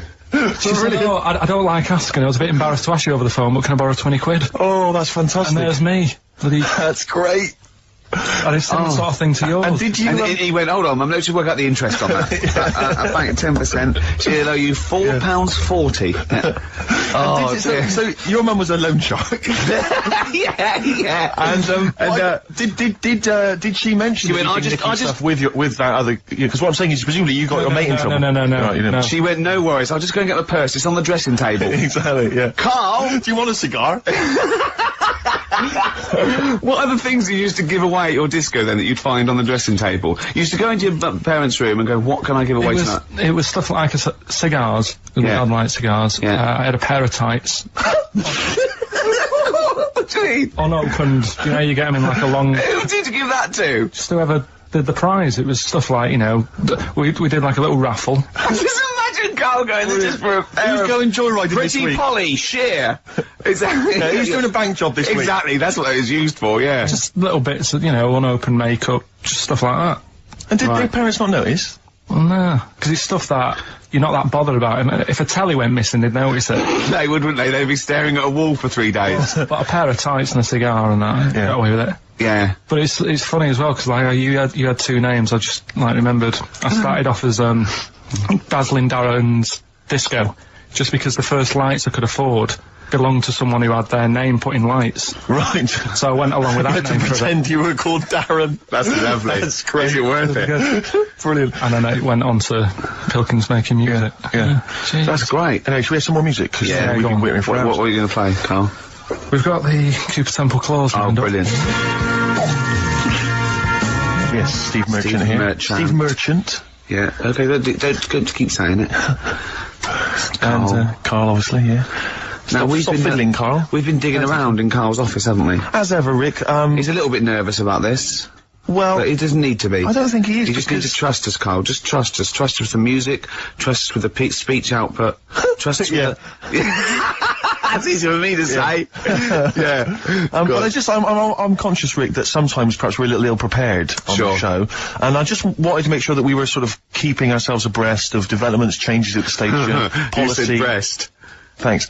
Policies particularly, and I was lucky enough just to stumble across this, and I feel that actually a couple of weeks back we were a little ill-prepared because we hadn't read this. Yeah. This is the XFM information. It's the guidelines, if you will. Sure. On how to react to deaths, disasters, and other news emergencies. Yeah, and there's very important ones, like a royal death, there's like, Well, there's certain criteria. I mean, obviously, the general guidelines state that occasionally something will happen in the world that prompts XFM to break away from the normal programming and react to our audience's feelings of shock or grief. As broadcasters, we have a duty to think They're not carefully talking about our show there, are they? They're talking about something happening No, there. all shows. I mean, no, like people being caused grief, just Carl's on the air. Right. You mean like, I mean a bigger event. A royal dying. A royal dying or some kind of, major disaster. Sure. We should be able to tailor our output to show that we feel the same way as the audience in these times of trouble. No, definitely. That would never involve the station shutting down completely, Rick. No. I want to reassure you of that now. And it would never involve playing classical music or stopping all speech content. Sure. Because they put that in there because a lot of stations, that's exactly what they do. Exactly. But XFM have deemed it that we don't have to go completely down the line there. We have to do it in our own little way. People need company at times like this. Yeah. And should be able to look to us for both factual information and emotional reaction. Sure. We simply have to change our tone and our playlist to show that we're all feeling the same thing. Right. Be it, oh my god, I can't believe this is happening, or, well, it's pretty sad, but she was 101 after all. And that's actually in that That's document, what it actually says in the general guidelines. That's as they are stated. If you should hear about the death of a major royal, this is the information that You're actually reading this, by the way. Yeah, I'm reading this now. What you should do is say nothing about this on air under any circumstances. Drop all the ads and promos from your schedule. And if Chris Smith, the news guy, is in the building, get him in the studio immediately. Yeah. That's what it says, Karl. Yeah. If Smitty is, I don't care where he is, I don't care if he's on holiday. Let's phone him up now and tell him someone's died. To see how he would react. Get him down here. See how long it takes him to get down here. Where does Smitty live? Because I know where he lives. He lives in a cave and he slides down a pole. And he gets into a car. His butler is up there and he sorts things out. I suppose the approach there is that only Chris can deliver this tragic news. Yeah. If it was you or I. Yeah, it wouldn't have the same. Do you remember the XFM, as it first started, it launched the day after, Princess Diana died? I know. And I'd never done radio before. I was nervous enough. And it was launched, and it was, Because was it the first night? Because what I've forgotten actually until you mentioned that then is, of course, you used to host your own phone-in show. God. I'd forgotten all about that. Yeah. Oh man, I gave that up after a week because it was just too stressful. I have never seen a man so petrified. I know. He spent all his time preventing people getting through on the phone lines. Yeah. He just wouldn't let people come on air. And for when I had to go on air, right, my mates sort of like came over the first day, and they were mucking around, and I was having a drink with them, where I was still working, I was going, I've got to go on air in a minute, and I was like, drinking shandy or something, because I was saying I didn't want to be drunk and everything, and I kept saying, don't swear. Telling my mates not to swear, they look at me like I was mental. I was going, don't swear, because I'll swear. I was terrified of two things. Just swearing, and operating the desk. I thought, even if I get through operating the desk, I'm gonna swear. And it just, it was awful. Didn't you spill coffee over the machine and then go, oh shit? on your first link? I can't remember. But I know it wasn't a triumph. No, I started off with I was really like music, and I started off with a classical piece by a bloke called Kuntz, who's a German composer. Brilliant. So I knew it was okay. You're then. off. You're off. Yeah. And so how did it go then? Because I remember it was appalling. But Karl, he's a composer. Look it up. Yeah, I know he is. Right, 08700 800 1234. Yeah. If you know what the composer I'm talking. What? Yeah, we've done it now. Chill out, Karl. Come on. But you know what people are like? What? They take things badly, don't they? Like who? Like what? You just... It's like a bull to a red rag, whatever. Yeah, but the thing is that we say bad words and we get in trouble. But I was listening to Heart the other day, and they played Luther Vandross, and that song, was it Never Too Much, Never Too Much? Play it a bit. The lyric in this is disgusting. It's just depraved. filthy. What a filth. What is he doing? Just saying like that. Imagine that. He's got a young girl's picture, and he's going, oh, thanks for that. And he phones her up and goes, what did it say? You know that picture you gave me? She goes, yeah. He goes, well, I looked at it just to get me started. That poor young woman must... I imagine more that, like, she's sleeping, and he just sneaks in and he's got a phone on camera, she wakes up, he goes, what are you doing? She goes, well, what are you up to? He goes, no, I'm just taking a picture. Well, what? I'm gonna... we won't be tomorrow, will you? Yeah, you're going on holiday tomorrow, aren't you? Yeah, well, I need I that. just need something to get me started. What do you mean, get you started? Yeah, you know, in the morning. And then that's on Heart. Alright. 6.2. So don't come on air and tell us what we can and cannot say. We can't say classical composers' names or philosophers like Kant. Exactly. So don't tell us that, Karl. Alright? Just play a record. What you got, Steve? Some rides, Steve. Yeah, I just think it's time that we listen to some Ride Rit. We haven't listened to them, I don't know about you and I, but I haven't listened to any for about 6-7 weeks. Yeah. Just thought it'd be good to have them on the air again. Yeah. And it's a tragedy they split up. This is the classic Chelsea girl play it. Sure, there's lots of bands at that time. Yeah, sort of the old Britpop thing and the Wall of Sound and...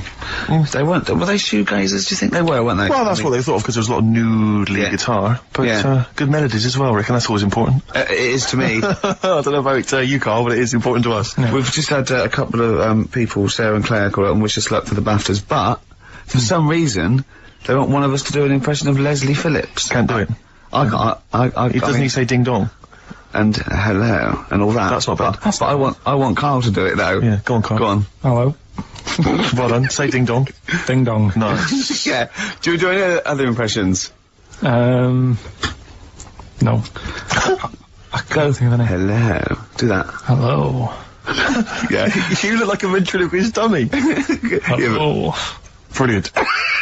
Oh, Karl. Do, my name is Bond, James Bond, as though it were Sean Connery. My name's Bond. James Bond. Do that. Go on. My name's Bond. No, do it as though you were doing an impression. Sean. So I'm trying to be Scottish. Well, yeah. Well, yeah, sort of. Perhaps a bit more specific than that. Sean Connery. My name's Bond. Keep going. My name's Bond, James Bond. That's like Jimmy Stewart. It's not like this is the best fun. It's like having your very own Fisher-Price toy for 2 hours a week. It's great. Do Roger Moore. Do that. Roger Moore. Phyllis Pierce, Percy Sugden, I'm licensed to kill. Anyway, she just said... No, this is a great game. No, that's not we'll come back to this another time. Yeah, anything you want Karl to do. Karl's homework today was come up with those, you know those, lateral thinking things? Go on. Those stupid... Oh, I hate them. They're ridiculous, aren't they? Like a man went into a field and died, and you're meant to ask questions like, oh, was it... And it turns out his parachute didn't open. So it's basically, it's not logic, it's what am I thinking? Yeah.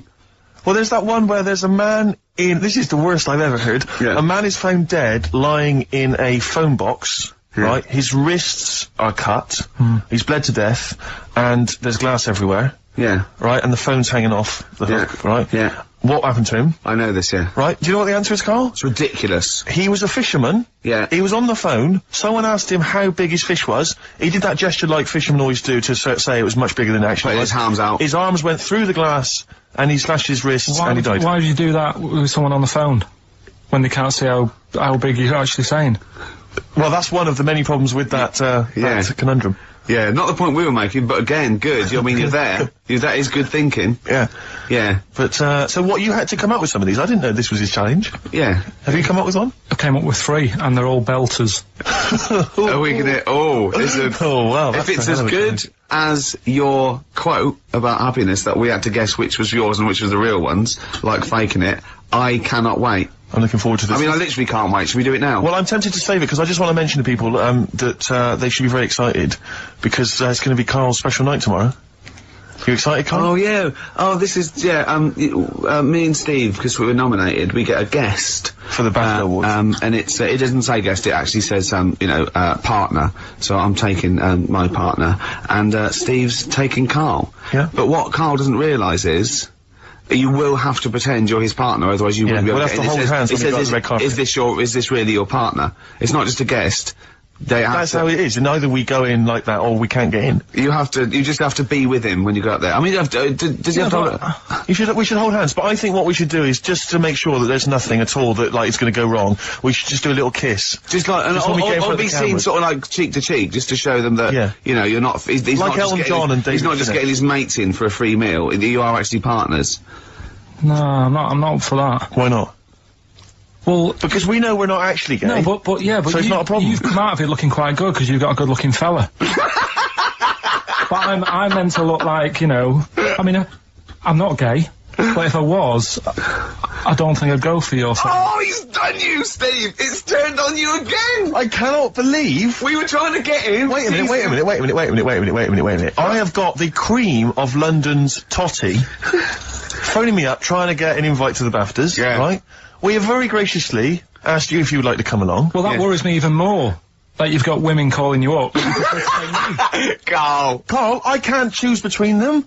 If I let one of them down, they're gonna destroy them. They'll be ruined. Their lives will be ruined. It's better for me to take you and not, ruin the lives of any of those poor women. When he told them he was taking you, it was like a scene from Graceland. There was just like there was weeping. They were crying. Like it was horrible. Hundreds of them, and really? He just went. I got upset. He just had to say, "Look, just chill out, bitches," didn't you? I did. I just said, you're all my hoes, but I can't choose between you. So I'm taking Karl. You know, he could get you discount frocks. No, I had a letter from the people that there's a organisation. No, listen, Karl. There's an organisation that sponsors the BAFTA Awards in terms of clothes and fashion. They've sent me a letter. They said your partner. They've not specified the sex. They've said your partner can come along and choose an outfit. Now, I suspect, by the look of it, it is a woman's outfitters. I'm thinking we could get you a lovely trouser suit. Well, it may look feminine, right? But I think people will be fooled. It'd just be a little bit roomy in the hip and probably narrow on the shoulders. But you're a bit skinny. Why don't you take it? Because it's a lot of an insult. And maybe just some pearls as well. Be lovely. Wouldn't you? I haven't got anything sorted to wear yet. See, you're slagging me off. You're likely to end up going in a tracksuit. I'm going out today. I've never bought a suit since I was like 11. Right? I went to my brother's wedding. That's the last time I wore a suit. Right. Really? And you can't get anywhere near it now. Can't get into that. No. That was a good day. What was it? What sort of suit was it? It was like a sort of a grey silver one. Excellent. Quite flary. Nice. We'll try and go with something similar. Silver one. I just think that with your little round head, what did that look like? That looks alright. Like he'd landed from the... just landed on it. It's like, who's they walk among us. I didn't really need to wear a suit either, because I hardly went into the church. I was in the car park, right? And it's when my brother was in the army, and he had a Ford Capri with one of them horns that goes... And you just sat there. Why didn't he come in his tank? I just sat in that, doing that all day, and the vicar was getting well annoyed with me. What, when the service was on? Yeah. I was driving everyone up the wall. Were you just allowed to do what you wanted when you were growing up? Like Nelson Muntz from The Simpsons? Were you just allowed, didn't matter, was there any discipline? You didn't have teachers, you didn't, why didn't someone come out and... I got a couple of good hidings off my dad a couple of times. What for? Just being mopey most of the time. If I had a strop on, he'd hate that. He could go out and burn something down or nick something, but don't wander around with your head down. Well. Didn't he smack you for not liking a castle once? Yeah. No, what's that? Went to Carnarvon the other day, and I was bored. I was at that age when I just wanted to go in an arcade, and my dad was saying, come and see the castle, there's history here, and I still don't like castles. It's one of them things that, again, just too far back to sort of even think about people living in them. Yeah. Do you know what I mean? So I was just like, look, it's a wreck, you know, knock it down, flatten the thing. Sure. And I was being really mopey. Isn't that great? And it's weird, because now, like, my mum and dad have retired and gone to Wales. Yeah. And now and again he texts me there, and every time we get to the point where he gave me a clout, he goes, "You're getting flashbacks, son." Yeah. Well, it's a sobering lesson for you. Yeah. You're not on the British Heritage Committee anymore, are you? This is the National Trust Land Tarmac it. The biggest car park in Britain, for Christ's sake. So look, you're looking forward to the awards, are you, tomorrow? You better say yes, because otherwise... No, it'll be alright. I mean, I've told a couple of people and they got like, God, you're dead lucky. Yeah. But in a way... Oh, they're dead lucky. It's like Santa's coming, isn't it? It's, the way people talk to Karl, you're a lucky boy, aren't you? Going to the BAFTAs with Steve? It's just a posh raffle at the end of the day, though, isn't it? Do you know what I mean? In a sense.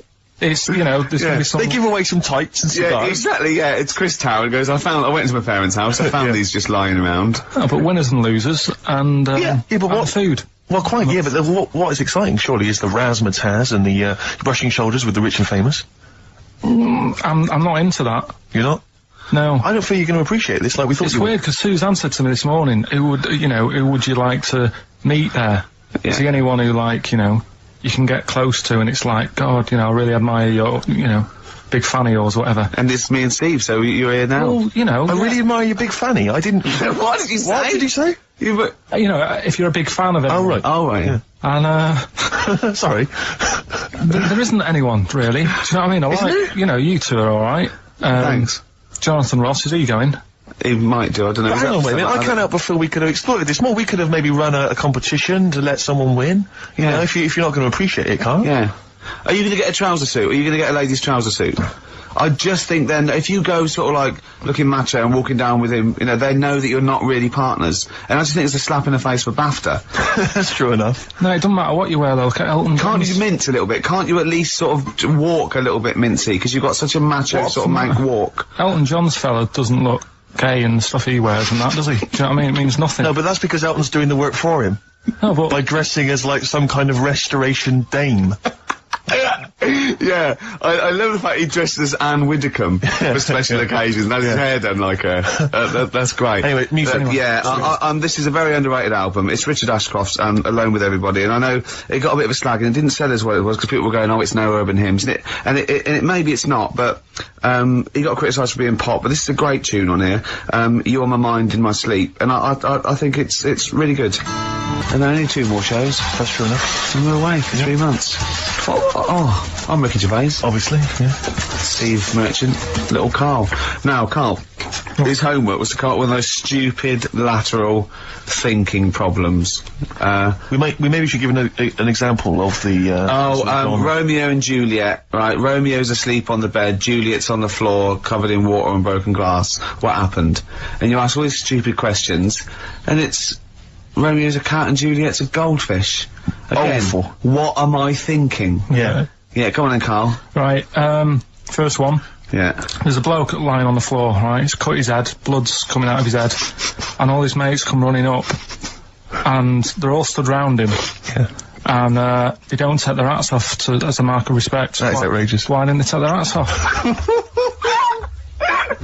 I'm laughing, but it's probably as good as the real absolutely. ones. No, but these are really good. Did you make them all up? Yeah. No, I mean, did you make up all the ones that already exist? No. That would make a lot of sense. Right, a bloke's fallen with his... Yeah. He's lying on the floor. Yeah. He's dead. Yeah. His mates come running up.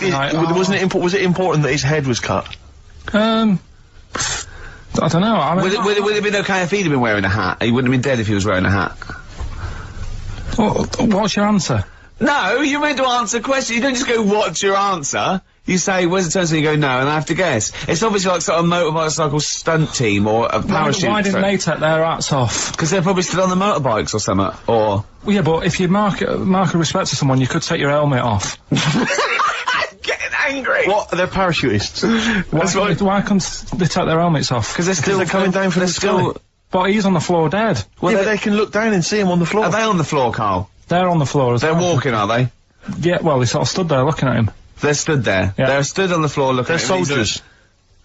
Why? But why? If Because it might be in a battle zone, they might have their helmets on, and he's been shot in the head. No. Well, that does work. You see, this is my point. That one works. That one works. Unless you've given us a piece of information where that doesn't work. What's the difference? Why is yours different to he's been shot in the head in the trenches and they're looking at him and they keep their helmets on? I just don't think it matters as much. If they're in the trench, they're already guarded a little bit. So they could take their hats off. It's the best mate, for God's sake. Okay, he's dwelling on this. Are they normal hats? What kind of hats are Give you the they? answer. No! Don't get ratty! What kind of hats are they? Baseball hats? If I told you what sort of hats they are, you'd have the answer. Wow! Okay, I've got to guess what sort of a hat it is then, have I? Right. Is it a trilby? No. Is it a bowler? I know what it is. What? They're spacemen. No. Oh, that's a good That one. one works as well. This is my point. I like that one a lot. It works. He's fallen on the moon, and not that the moon happened, it was set up, wasn't it, in the studio, we know that, yeah. Okay, Karl, what's your answer? Builders on a building site. Why is that different to soldiers? Because bricks don't fall in wars. But bullets fly! Right, next one. No, let's play a record and we'll come back to it, Karl, while you think about what you've done. Oh, yeah. You've embarrassed Let's play some yourself. classic Suede. Yeah, and this is for David and Kieran, I think, who wanted a bit of Butler at his best. Come on, crack it on. I hate you, Butler. Coming next, your next. Lateral problem number 2. Brilliant. Suede there. Indeed. I think their second or third single. Brilliant. All the way back. 10 years ago. Absolutely. You know what I mean? Metal Mickey on XFM 104.9. Was it 10 years ago? Must do, mustn't it? Wow. I think, was Dramas 91? I think so. Drums. Yeah. Go on. Right. Go on then, Karl. Second one then. This is a bit easier, but I still think it's a good one. So this is, we should explain what this is if you've just tuned in. It's one of those stupid lateral thinking problems. That Karl himself has created. Yeah, that was his homework. Right, this one. It's a fella. He has a normal day doing stuff. Nothing wrong with him. Right. And It's the twist in the tale. It's just like Tales of the Unexpected. Just a normal day, nothing wrong with him. Hold on, though, he's got the legs of a fish. Go on. So, that's what he's been hiding his legs. so Go on. he does his The normal, legs of a fish. Sorry, Karl, carry on. He has his working day and that, Yeah. and then he gets a bit tired. Goes to bed. He puts the light on, leaves it on, goes to bed. Oh. That's crazy. That's mental. I can't think what's happened. Anyway, here's Radiohead. Right, okay. The question is, why does he put the light on when So he's a going man, to bed? he's had a normal day, he's come home from work. Is that right, he's come home from work or he's not been working, he's just been out? no, it's been working and stuff, I think. You think? You've made it up, Karl, you can decide. So is the question is, why has he put the light on when he's asleep? There's a reason that he's put the light on when he's asleep. Has he gone to sleep? No, Karl, don't shrug. You're meant to answer these questions. He put the light on before he went to bed. Yeah, and the question you're asking me is why? What's the scenario? And the light's on and Yeah. that, but he's gone to sleep. Yeah. He started reading and then he fell asleep. No. Did he intentionally, for some reason, put the light on? Every night. It's mad. Sounds mad. That's Karl, doesn't it? Every night he does it. Yeah. He puts the light on when he goes to light on sleep. it, goes to bed. Karl, is the point of this, he puts the light on for a very good reason. Not for us, but for some people. He's blind and it's always been on, and he thinks he's turning it off, but it was on in the day, and he thinks he's turning it off, but he's turning it on because he's blind. That'd be stupid. That works. No, that works great, Rick. Yeah. Thank you, Karl. So you've got to come up with one. Hang on. If What? you're blind, why would you put a light on? No, he thinks it's off. Yeah. But why would he turn it on anyway? To think so he doesn't get burgled, so people know he's in because he can't see him. So he just he puts the light on when he's there, then he turns the light off when he goes to bed, so people think it's fine.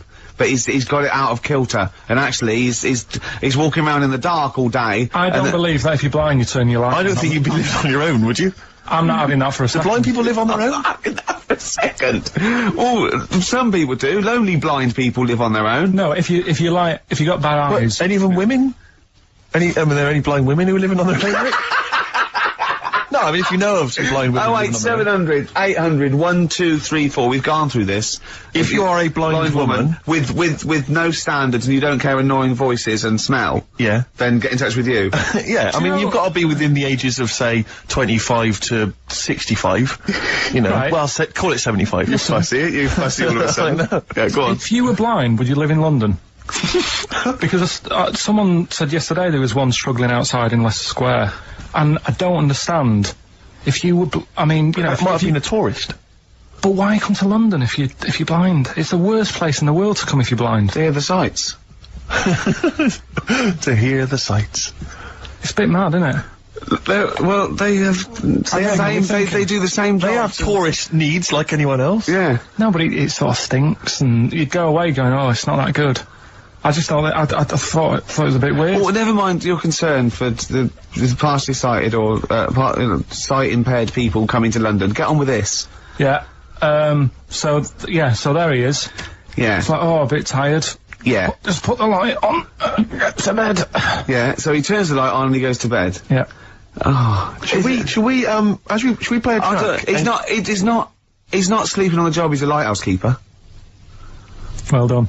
Is he a lighthouse That's not keeper? it, Carl. He's a lighthouse keeper. Right. Why wasn't the light on all the time? Because it's light in the day. You idiot. Play a record. What? Play a record. You're a buffoon. No, actually, the light isn't on in the day, is it? No, it's not.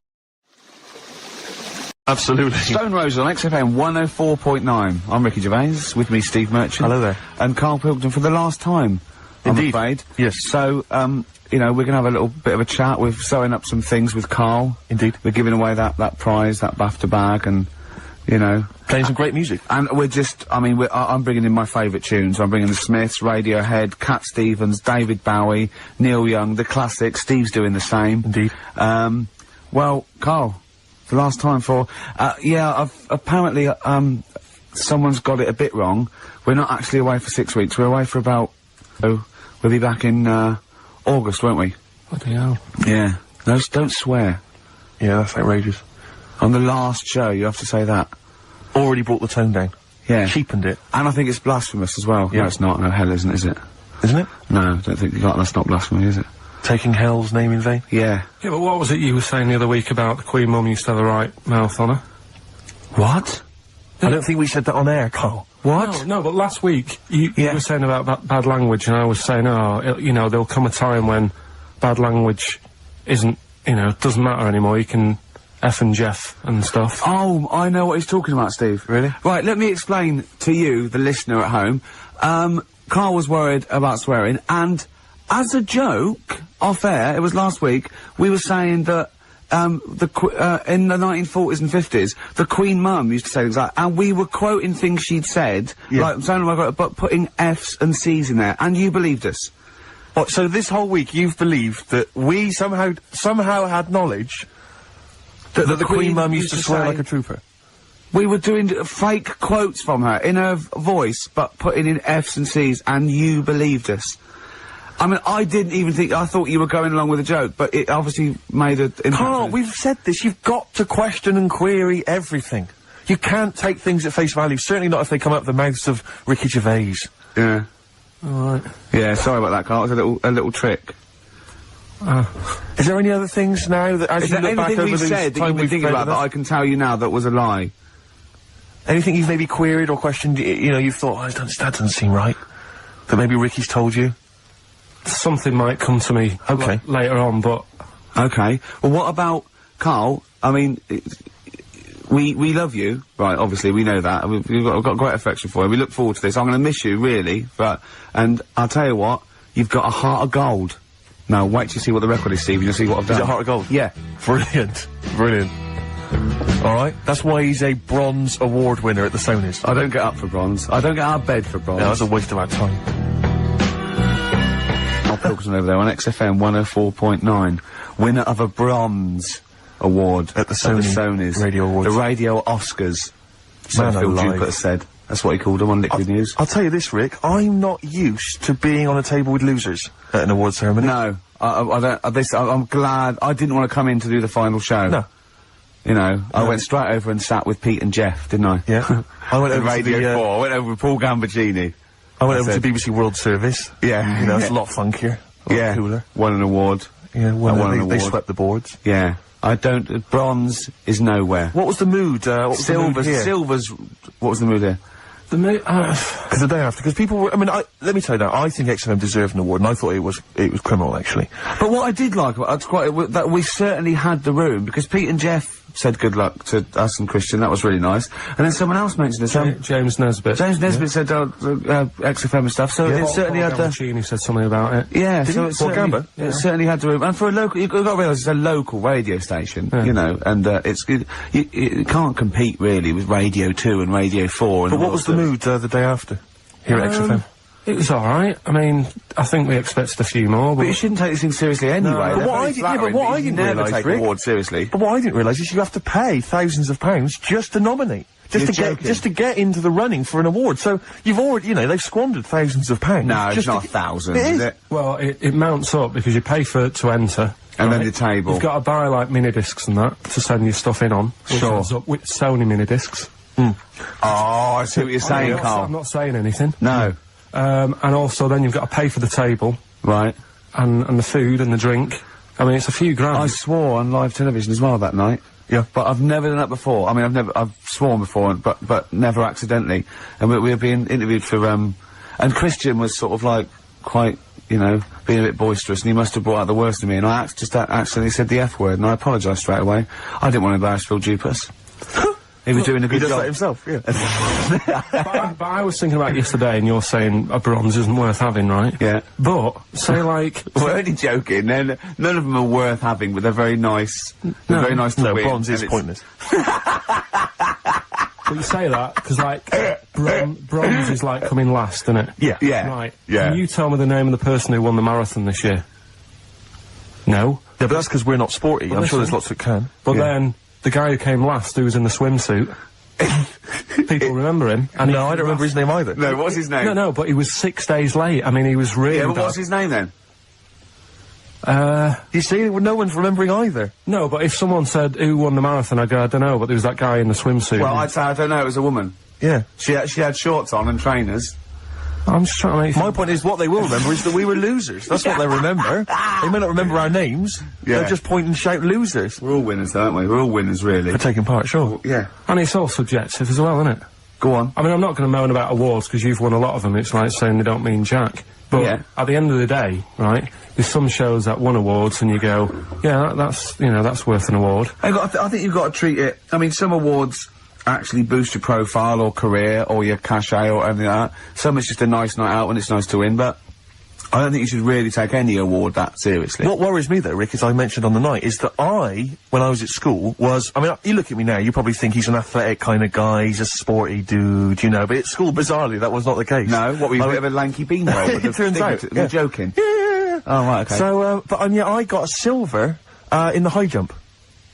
Yeah. And I've done better in the high jump, right? Did no training whatsoever, did no Yeah. practice, just turned up. You were 2.5 foot taller than every other person in your class. Yeah, but wait a minute, people think that if you're tall, that makes you easier, it makes it easier for you to do the high jump. Surely not, because I've got all that leg to get over the pole. That makes it harder for me, surely. Don't talk rubbish. What are you talking about?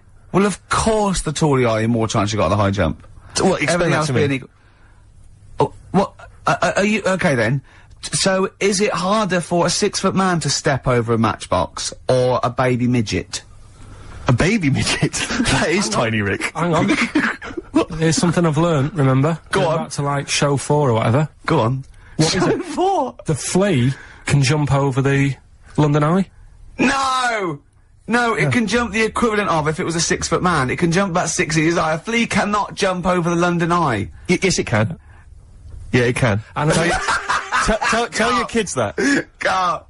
Oh, remember. Oh, a flea can jump over the London Eye. And an ant can lift 3 Volvos. But you're talking about fitness people and that. Remember Go on. when we were in the pub, right? Yeah. And your mate Johnny was in there. Yeah. I think it was. Yeah. And he was talking about that guy who got done, right? Because he entered a wheelchair race. Yeah. And there was nothing wrong with him. His legs were all right. Yeah.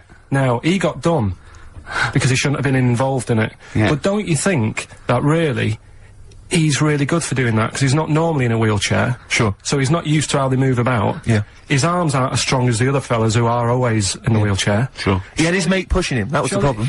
It was motorised. I'd give him a gold plus. You know, you're taking a bloke who's not used to doing something. he does it the first time and beats the people who are at it. What about that woman, though, that was disqualified in the shooting, because she was in a wheelchair, and she was just in the normal, able-bodied Olympics, it was just she entered, right? But she wasn't allowed to rest her elbow on the arm of her chair, because that was a disadvantage. She was in a wheelchair, and she's shooting, but she was getting an unfair advantage, and they said, you cannot put your elbow on the arm of your Sneaky, wheelchair. aren't they? No, they are. You gotta be careful. You gotta be careful. Do you want to play Some of them aren't even disabled, it turns out. Hold on, though. We're talking about athletes, aren't we? What record should we play next? I'd love to hear that single that was out a couple of months back by Athlete. Athlete. Let's have Athlete. Man alive. West Side by Athlete, a track that I know you and I have enjoyed. Yeah, it's one of our favourite new tracks of the year, that one. Yeah, absolutely. Very good. More of our favourite tracks to come on XFM 104.9. You know, me, Ricky mentioning Gervais, and you, Steve Merchant, and Karl Pilkington. Sure, go on. You know, I was mentioning Shoot. the high jump. Yeah. High jump. Do you know the reason I didn't get the gold? It's faintly embarrassing because the guy it was just neck and neck, me and another guy. In fact, he was slightly shorter than I was, and I was using the traditional Fosby flop. Is it the Fosby flop? Fosby flop. And he was using a method which I can only describe as the Superman, where he was running at the bar and diving headfirst over it. I've never seen this technique before. It's illegal, that's absolutely why. incredible. Is it not allowed? The Fosby flop only works because his shoulder and are going over before his head. Right. That's they got around the rule. You weren't allowed to dive over because it was Obviously, too easy. no one monitoring that. Yeah, no. Just the no. games teachers having a quick fag. Yeah, yeah. What was his name again? Yeah. The fag. I think his name was Mr. Woodbine.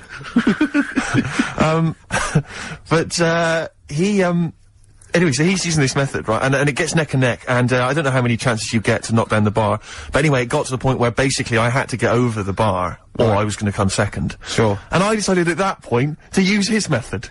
Because he'd seemed to be doing so well with it, I thought, well, I'll try that then. That looks easy. Oh, dear. And ran at the bar, launched, didn't actually get my feet off the ground, just hit the bar like I was someone finishing a race, you know. Did you have... It was so pathetic, just clattered everywhere. I just want to get this picture of you at the age of, what, 15, 16? Yeah. 6'5" already, probably? Yeah, probably, yeah. Probably, what, about 9 stone? Exactly. Yeah. Did you have your glasses on? Of course I did. You must have looked pretty sexy. Probably a small bum fluff tash. Yeah. Yeah, as well. That must have been good. Was it true once, when you were about 16, you decided to wear a dicky bow to school? Yeah. That must have been great. That was during my PG Woodhouse phase. It's not. Yeah. You thought you'd be a hit with the ladies if you were more sophisticated. Well, not only that, I thought it'd make me kind of kooky and eccentric. Yeah. Like I wasn't already. 6'7", goggle-eyed. Yeah. Like they're not already thinking there goes a weirdo. Oh, he's a weirdo with a bow tie. Yeah. Brilliant. Does it spin round, mate? Yeah, what 'Cause a you're catch. getting me hot. Exactly. Oh, dear. Yeah, I wore that for about 6 months, and it was in school colours, because we had to wear a tie at school, but this was a bow tie. I mean, now I don't, oh, man. I can't believe I don't know what I was Karl, when you were, a little Pilkington, right? What was, if you had hair, what would it be like? What do you mean? Well, you obviously had hair then, back then. What was the, style? It was like, sort of, I had quite sort of, fine, sort of straight hair. Yeah. Right. Hairdresser once said to me, "You've got hair of a Chinaman." He was a wise man, wasn't he? What do you think that meant then? Oh. He just said, he just said, "You've got the same hair as a Chinese man has. Very straight, quite fine." Why is he telling you? I just imagine this bar going, the Arsenal did well, didn't it, sir? Shall I have something on that? You have the hair of a Chinaman. I'm sorry, nothing. You're not the spy. No, I'm not. Thank you. Good night. Oh, You're not my contact. yeah, lovely. You have the feet of a fish. I'm sorry, nothing. It's not you. Okay, next. You have the hair of a Chinaman. It was one of those barbers. It was a cheap one, just on a railway bridge. I don't believe that. Go on. On a railway bridge? That's why it was cheap. It was very low rent, so he could charge. That wasn't the barber, that was a man with some scissors. Yeah. Did you go, oh, have to move you there, sir? Wow. Okay, back in the chair, sir. I imagine them on one of those things you always see in old films where you've got You have to press pump it up on and that down, thing yeah, so it like a travels along the Caesar. track. Yeah. Wasn't as good as that. It was just a normal chair, little wooden hut, and he did have to stop when a train came past because it used to. Well, because he had to change the signal. Just making a few extra bucks. Yeah, exactly. Yeah. Oh, I love that. That's Manchester for you. Oh, God. I always it remember wasn't him. Bernard Cribbins, was it? I always remember him saying, "Do you want your hair washing?" And I said, is it free? You know, does it come with it? And he said, yeah. So I said, oh, go on then. He said, hang on now, I'll just have to wash these mugs up. He had like a sink full of mugs. Oh, So I'll God. just take these out and then I can wash your head. Oh, no. And that's why. Why did you go to this man? It was cheap. It was How like much was it? About £2. And when was this? God. At 88, 89. All right. Yeah. So what happened to your Chinese hair? When did it start coming out? You have the hair of a bald Chinaman now, don't you? You've got the hair of a Chinaman in a box now. I used to just work a lot of hours, and I think. That's what made it fall out. Yeah, of course. No, it's like not. It's genetic. You can't stop Not it. genetic. Of course it is. Your dad old? No, it's got more hair than me now, I think. Is your mum? Kojak's got more hair than you, Carl. Anyway. Don't have a go at Carl's hair. That's a bit harsh. Oh, look at his little What face. did it say before in that book about going bald? It said, it had a little tip, didn't it? We'll go over them later. It says, if you're going thin, doesn't it say, cut your hair short and something like that? So it makes you look thicker. Yeah. Oh yeah, we got people are offering Karl lots of. We're coming up to that. In Yeah, a well, few we'll go through that. minutes Sorry, obviously we to win that BAFTA bag. Shall I remind people what the competition was? Yeah. Last week we were giving away this bag that we got signed by various celebrities at the BAFTAs, and we asked you to email or write in with your suggestions as to what you have that you could swap for the bag, and it has to be something that will enhance Karl's life. We've had quite a lot of suggestions. I'll go through those a bit later, but they're some of them are quite eccentric. Meanwhile, I'm going to play one of my favourite songs off one of my favourite albums. I look forward to hearing it. It's Radiohead, it's the Bends, and this is Black Star. Go for it. Sugar Cubes. Hit. Yeah, on XFM 104.9. Our last show till August. Absolutely. Sorry about that, we'll miss it. We can't avoid it really, we've got to go away and do some filming. And, they're only going to miss you anyway, Karl. They can do without us now. Zoe Ball's on. Yeah, Zoe Ball. And who else is after her? She's not doing the whole run, is she? Yeah, I think so. Is she doing the whole 3 months, is she? Yeah. Tell her not to get too comfortable. Alright. Right? Don't let her feet, and don't let Big Boy Slim come in with her, because he mixes up the records, doesn't he? And ruins them. Yeah. Hey, talking of DJing. Go on. You know, I did that storming set the other night Well, for XFM. Yeah, sure, yeah. Go on. This was down at a little club, in case you weren't aware of it. Yeah. Anyway, I went to the Sony's the other night. Yeah. Karl Pilkington sidles up to me, slips me an envelope.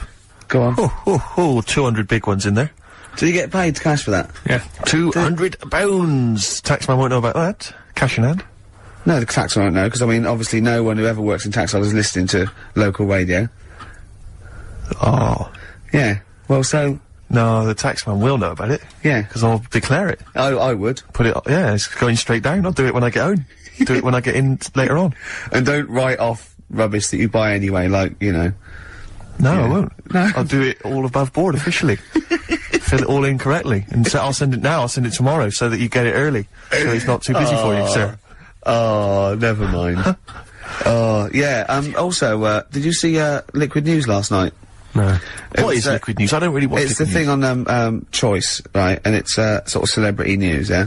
And, Julian Clary, was on, and, they were talking about the Sony Awards the night before, which we went to, and they said, something like, a relatively unknown had won the Entertainment Award that we were up for, and Christian and Chris Moyles and Jonathan Ross said that, beating off bigger people, not he was beating off bigger people. They weren't suggesting he was... Was Julian Clary beaten off at the heart again? Yeah. And it said, so, the people who didn't win resorted to silliness.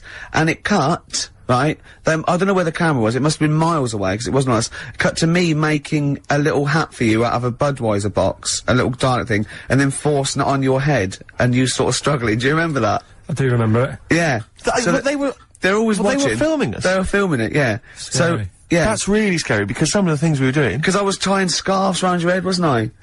We were touching Karl in an intimate way. We were gaying him up. Gaying him weren't we, up. to make him feel all uncomfortable and everything. Because he doesn't like that sort of thing, do you? Can't stand it. We're going to be giving you a cuddle about 5 to 3, seriously. We are going to... On the way out. And I've got roaming hands. Yeah. Do you know them girls who came up from the radio academy and sort of said, "Oh, so you're Karl then?" Right, Yeah. yeah. A couple of fans went up to Karl. Just on the way out, I said to him again, I said, "Look, I'm not gay." Because they were convinced I was. That's because if you remember a couple of weeks ago, we teased Karl that he had to go as Steve's partner to the BAFTAs, and they really meant partners. You know, after the show, when he was walking around, he was going to go buy his suit, I actually said, they will ask you. He went, well, what if they say, and as we walk in, Steve Merchant and his boyfriend, Karl, I went, well, they won't say that as you walk in, they might overdub it on the television, so he's going, well, what about my mates in Manchester? And he said, I'm not going. The risk of someone in Manchester thinking that he was going out with you, mind you, it was probably going, wow, if he was gonna see where you're going if you were gonna be gay, you wouldn't choose Steve, would you? No. Who would you choose if you were gay? If you could go out with any bloke, who would it be? That's a good one. Yeah. That's a good one. You've thought about it before? Go on. No, No, of course not. No, who would it be? If, you know, if you were gay, what bloke would you go out with? God, probably, Jonathan Ross is alright. You gay! You fancy Jonathan Ross, you Bender! Oh, Bender! Rossi! Bender. Oh, you've got his number, haven't you? We should get contact. I love you, Jonathan, you! Hello, Jonathan, I love your film show. You're so funny and handsome and well... Rock and Roll with Me, David Bowie, off Diamond Dogs. Another one of my favourite tracks. Cracking. Great track, isn't it? Well, it's time for Karl's Room 101.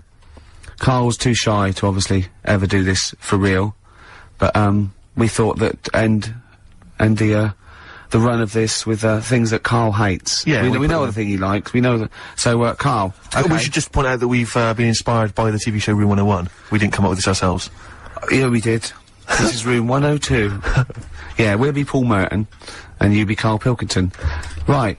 You can chance to banish to Room 101 all those things that you dislike, they're never to be seen again. Will you please welcome Karl Pilkington? Alright. Who? How are you doing? Alright. Karl, so what does this represent? And imagine me putting some on the table next to you. Go on. Right. Well, first of all, right, it's dead hard to come up with, like, 5 things that drive you up the wall. Okay. Right? It's not easy, because there's so many things. Yeah. But it's just like, you know, picking 5, it's like someone saying pick your 5 favourite records or 5 favourite films. Yeah. It's hard, so... You know in Desert Island Discs where you always get the complete works of Shakespeare in the Bible? Yeah. I think you should include Ricky Gervais. I think you should always be there already in Room 101. They don't have to nominate you. You always go in. Go on then. So don't bother putting him in. Don't bother putting Ricky in, Karl. He's already there. I'm already there, waiting. Yeah. Go on then. Right. Yeah. First of all, right, I thought of, like, things that we've done in the past. Sure. And, like, quotes and that, like you were talking about. Yeah. That quote that people say that, you know, money doesn't make you happy. Yeah. Right? We're just rattling through some here. Yeah. That annoys me. What? Well, the quote money doesn't make you happy? Yeah, because it does. It clearly does. Right. Without it, life's pretty dull, isn't it? Yeah, good. Right, so, okay. so that's like a little short thing, and you know, then that sort of makes you think about people with money. There was a programme on in the week, I don't know if you saw it, Steve, the one, Posh Loaded. That was brilliant, wasn't it? That was a great show. So annoying. Oh, yeah. There was a girl on there, right, who's from a rich family and that, and, you know, it's not her fault she's from a rich family. No. It's like how posh people annoy people. That doesn't annoy me, because the way I sound is because of where I'm brought up and that. Yeah. And at the end of the day, if you sound posh, you sound posh. It's, you know, it doesn't change you as a person or whatever. Yeah, it's quite But this girl, right, did you see it, Steve? I did. You didn't see it, did you, Ricky, right? This girl goes shopping, she buys, like, 4 t-shirts and a crappy little handbag. Yeah. Spends about 1,300 quid. And she's just wasting it going, you know, the woman's saying, oh, you'll love these, you know, they're really in fashion. She said, oh, whatever, I'll probably only wear them once anyway. And it just, that sort of thing annoys me. Yeah. You know, people with money, you know, who have grafted for it are good. But, like, you know, people who just get money given to them from the rich parents trying to make the world. There was another point, right, where she's in a shoe shop, right, and, she's, like, got these big boots and stuff. But part of the problem is, right, she's quite odd looking and that, right? But she's got a lot of money, so she makes herself look half decent. Yeah. Problem is, she's got fat ankles. She's got what? Fat ankles. Right. And they drive her up the wall, because no matter, I mean, it's one of them things, isn't it? It's almost like God has gone, yeah, you can have all the toffees and stuff you want, you can have, like, your nice t-shirts, but at the end of the day, love, you're stuck with these ankles, and you can see these... I love the idea of God saying, right, you can have all the toffees you want. Yeah. And you have nice handbags and that, but you're stuck with these ankles. Oh, God. And I really wanted to get a job in that shoe shop where she was going in, blowing her dad's money, and she was calling up her dad saying, "Oh, Daddy, is it all right if, you know, I'm just out shopping, I've just bought some shoes that have cost like $1,000, and I really wanted a job in that shoe shop. Just so I could sit there, and when she comes in, you go, "Oh, hello, love," whatever her name is. "Lovely to see you here again. Got some lovely new shoes in. Look at these nice new boots, everyone's wearing them, Victoria Beckham. And, you know, all the it girls are wearing them. Yeah, try them on. Oh, you can't, because your ankles are so fat. You can't get into these. Never mind, here's some boots." She really annoyed me. And I'm not a nasty person. You're but not. She brought it out of me. Carl, I'm worried though, this idea of you getting a job in a shoe shop, I'm not know. sure you're qualified. I like all that's way round it. That some people go, "Oh, I'd like her to lose all her money or something." He'd like to actually rather go through getting the job in the shop, and then just wait in there. You'd be too busy mucking around outside like, on some kind of trolley stuck in a little lake. But interestingly, in that show, I was watching that show, and at one point, you mentioned that her fat heels or her fat ankles. Yeah. She said, I'd like to have various changes to my body. I know, plastic surgery. I'd like to do this to my face and da da da da. And her mum's there, and her mum's going, "No, don't be so. No, you're my daughter. You're beautiful. Da da da da. No, you shouldn't. I'm not going to let you have those." And da da. She went, "I'd love to have an operation on my fat ankles." Her mum went, "Yeah, I do agree with that." What kind of a mother does that? Oh, how bad can fat ankles be? I know. What were these ankles like? Well, tell us, Rick. You must know. No, do you know what I mean? They were like, if you said to a little kid, say a 4-year-old kid, draw a person, they'd draw her legs. Do you know where there's no sort of thin bit, and then it comes out a bit for your knees? Oh yeah, and then then just ankles. It was just like 2 logs. People go in and say, "I like your new flares." What do you mean flares? They're leggings. Cheeky. Awful. So, you know. It's okay, so you're putting in posh girls with fat ankles. Yeah. Okay, what's your next one on Room 101? Right, another quick one, really. Go on. People in supermarkets. Right. What, the people who serve? Yeah. It's mainly, these shops you get round in London that are, like, open 24 hours, right? Yeah. You'll go in, and you'll buy you know, you don't do your main shop there, it's mainly just little bits in it, your carton of milk and, Sure. maybe a loaf. Couple of balm cakes and that. Yeah. And you go in there. Who still buys balm cakes? Right. Do they have them in London? Yeah. Do you ever ask? Would you be annoyed if I said balm cakes? We don't have those down here, they're rubbish. That's happened before when I asked for gravy, and they didn't know what gravy was. When did you ask for gravy? In a chippy. What do you mean? What'd you say? Have you got any gravy? Just because you up north you have chips and pie and gravy on it, and they didn't have a clue what I was talking about. Right, okay. So that annoys me, actually. Stick that on the list. But, You've got fishmen up north. but listen, right? You'll go We in saw a sign in the north, right? It was a little shop, and the sign said, "We sell bread." And it was handwritten. It was like, there was probably like a rush with those people in turbans go, What's this bread you talk of? Yeah, little headscarves, little women running down with their little, But anyway, these shops, right? So you go in there, getting your stuff, and you'll go up to the till, and they don't say hello to you. They don't sort of smile. They just bleep the stuff through.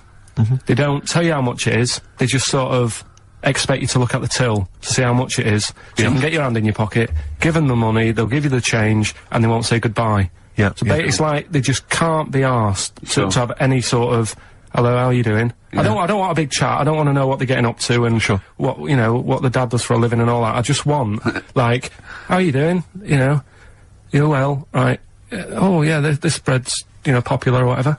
Right, that'll be £5. You need to keep abreast of which breads are selling well. Oh, Mother's Pride, that's a good choice. 70% of our stock is worth. So that really, even though, you know, it is a 24-hour I'll be honest, I would err on the side of silence. Not rudeness. I hate rudeness if I do that, but I would rather, I'd start to go, £1.50 please. And that'd be fine for me. Any more. What about hello and goodbye, have a good day? Not in an American It way. doesn't bother me. I prefer people who say have a nice day and don't mean it to people who don't say it at all and don't mean it, to be honest. I don't worry about that mock sincerity, because I think it... No, does but the it's just job. normal, isn't it? It's I'm saying, I like people who say, I don't care, they say, "Oh, nice to see you, come again, have a nice day." It doesn't bother me. But a chat, I hate people who think they're the life and soul. No, when you're going for mean like that. I mean, like, nuts. you know, if you go through a door, you hold it open, you go, there you go. You know what I mean? You expect a thank you. Yeah, that's all. Yeah, and also when do you come in at like a narrow walkway and you're both walking there, and I stop, we'll get out of the way, and they tut, like I should have. I want to go, hold on, look, we're both in the same boat here. Yeah. Why is it me? That annoys me, where people think tutting when they're in the wrong. They own the street, or if two people aren't looking where they're going, it's one person's fault. That really annoys me, yeah. So that's it, really. I mean, I know the 24-hour shops and they're knackered and stuff, but politeness, just to say... Well, it costs nothing, does it? No. So those are your little quick ones, then we get on to your big three, don't we? The big one. Yeah, Should we play a record and come back to that? I know what you want. I'm talking to Karl Pilkington on room 101 on XFM 104.9. Yeah? What do you play? The order. Oh, excellent. Do you know what I mean? It's mad. We were shouting at you then. How loud are those headphones? Pretty loud, but I'm always wearing headphones, so... Yeah, but look what I'm doing. This is an old radio trick. You put one earphone over your ear and the other one off so you can hear people in the room. Hives on XFM 104.9. What did you want to say? Doesn't matter, Karl. It doesn't. The point is, it could have been important. It could have been a fire, anything. When we shout anything, you jump. Yeah. Do you know what I mean? Come on, Karl. Get with the programme, alright? Hey? Right, what other things you want to put Yes, on sir. 101? Other than us. Spiders. Right, go on. I know Ricky will be agreeing with this. Yeah. All spiders, yeah? I mean, not all spiders, because there's some spiders that are on the planet that don't do any harm. They clean up stuff, don't they? What, they got little brushes. Do you mean like janitors spiders? yeah. No, there's some that, you know, just, Hong Kong leggy. just get on with stuff. But I'm talking about the spiders that are deadly. Right. And spiders that are massive. I mean, Johnny's mate, Ricky's mate, Johnny, I mean. Yeah. He was talking about how, he was in Australia. Yeah. And he was sharing a room with a mate or whatever. And his mate was having a shower. And said, Johnny, just come in here a minute. And he went in, and there was a spider on the side of the bath that he said was the size of your hand. 2 hands width. It's sort of like size track, just like 8 inches across. That big, right? And the daft thing with that one is that can't kill you. It's massive. It's got no purpose. It's a huntsman. Yeah, but what? Something you said it does, right? If you sort of walk around it and it thinks you're going to try and trap it, it hisses at you And jumps at you. and jumps on you, and it sort of clings on. That's terrifying. You'd be sort of running around trying to get it off, and it's just gripping on like the old stag beetle thing again. Yeah. It's clinging onto you. But there is no... What I don't understand is, why is that spider that big? Right. Because no doubt it only eats stuff like normal spiders do, but it needs to eat more of them because it's a bigger lad. Right? Yeah. And it doesn't actually do anything. It's not like... I just don't Doesn't get track, doesn't paint, doesn't do anything. Yeah. It's just getting in the way, and it's one of those things that are so big you couldn't kill it. Because can you imagine like the mess that would make something that size if you stamped on it? Yeah. Which I'm not, you know, again, I'm not a fan of. Yeah. But I don't get that. And then there was a programme on a few weeks ago on BBC about spiders. And it was this one, right? It was going, you know, there's so many spiders in the world. And apparently there's so many of them, they can't give them all names. Right? What they're saying is, once one dies out, they'll actually introduce another one. Because there's so many different breeds of them that it's impossible to sort of make a book and list them all. Right. What, It's like the book a would be queue. infinitely long. Well, yeah. Yeah. It's like a queue. They're not trying to name it individually, are they? No. That's their problem. No, Yeah, seriously. yeah. Just keep it down to the species. Go on. This is true, this. Go on then, yeah. So they'll sort of go gives a spider, the Black Widow, right? Black Widow, they've all died, so who's next? And they'll say, here's a redback. Yeah. And that's how they introduce them. So this programme was going on about this. Right? Not how they do it. No, they do it. Okay. Your point Okay, being. alright. Right, so anyway, there's this little one, right, in Australia, and it shows you some kids being dead happy and playing around in the sun, loving it, you know, all healthy and that, and, you know, love being in the sun. They're playing around the pool, and, you know, there's a couple of them there playing swing ball and that, dead happy, not a care in the world. And, like, the one of them goes, oh, I'll go swimming, because I've been playing swing ball for an hour, got a bit of a sweat. Sure. Go for a little breaststroke or whatever. And they get in the pool, and they can't wait to have a swim about. And then it pans to the bottom of the pool. Yeah. And there's this little spider just sat there dead still. Right? Sat at the bottom of the pool holding its breath. Holding its breath! Okay. Cheeks going up red, eyes bulging. yeah. Oh, 8 pairs of goggles on. One goes by with a snorkel. You should have thought of this. 4 pairs of flippers. Yeah. Oh, It's sat there in the deep end, right? And then it pans back to the kids having a good time, chucking a ball to each other. I can see what's going to happen here. And it pans back. It's not going to join in the game, is it? no. And what happens is, the kid starts bouncing up and down on the floor. Sure. Goes and sticks the kid goes and puts a foot on the spider. Bites the kid, and apparently, if you're not seen to, you can be dead in 15 minutes. Sorry, why does this spider sit at the bottom of the pool? That's what it likes to do. Animals don't do things they like to do. Animals do things for a reason. Waiting for a kid to come along. So No! It doesn't make any sense. It doesn't make any sense. well, that's what It's it not. does. It's not. It doesn't go out to murder kids. That's not. That's not what it does. No, there must be a reason. I mean, if you just stopped when you watch these programs and don't get involved with the music and, like, you know, the odd... Why does it sit at the bottom of the pool? There must be a reason. It either goes there for protection, food, to cool... It does it for a reason. It doesn't go there to wind up swimmers. Yeah. There must be a reason. This is it. If anyone's watching, please, if you're watching that program, I don't know about this spider. What's the name of the spider?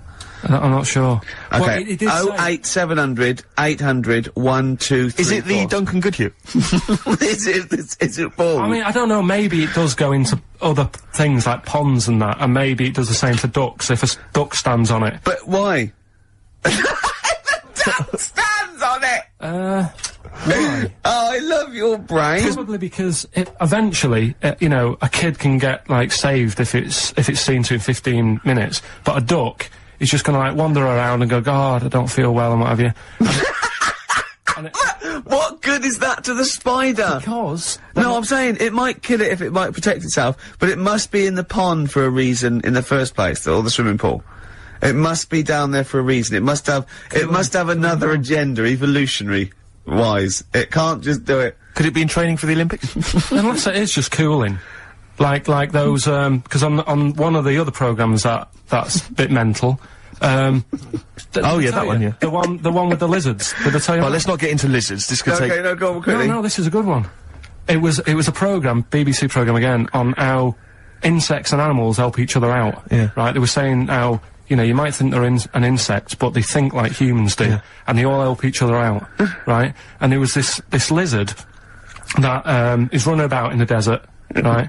And it's going, God, it's roasting. And what it does, it makes a little hole in the sand, and it goes under the ground and it cools down, right? Yeah. And then you see one of the locals, I think it was in Egypt or something, and the Egypt bloke comes walking along. Egypt bloke. And, Is he walking like an Egypt bloke? Walk like an Egypt bloke. and what he does, right, he's looking out for these holes in the ground. Sure. And he sticks his hand in. Yeah. And Why does he want the lizard? he makes shoes and stuff out of it. Okay. Right? And you see him Cobblers. walking around, and he's got about 12 of these things in a basket on his back, and they're all looking really fed up. Oh, yeah. And it's dead hot, and they can't be bothered trying to escape, and they look really fed up. And this bloke's laughing, you know, he's collecting loads. I love how he watches this, like, because they sort of editorialise it and make it into, like, some Exactly. sort of, like, evil play. Yeah. But then it was saying how this deadly scorpion that man is scared of is mates with the lizard.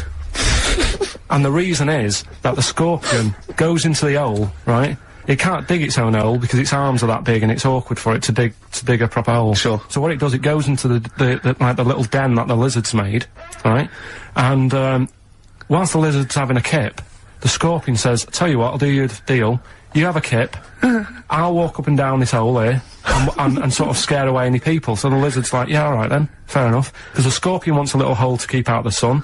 The lizard wants a kip. They've done themselves a little deal. The Egyptian bloke comes walking along, sticks his hand in the hole. Yeah. He thinks he's just going to get a lizard. Scorpion stings him. He runs off, drops the basket. All the lizards go running off. I love the fact that that is what always happens. They filmed that just by chance, and that's what always happens. I like the fact that the Egyptian bloke has done this every day. He does it. He goes, "Well, okay, I've got all these lizards.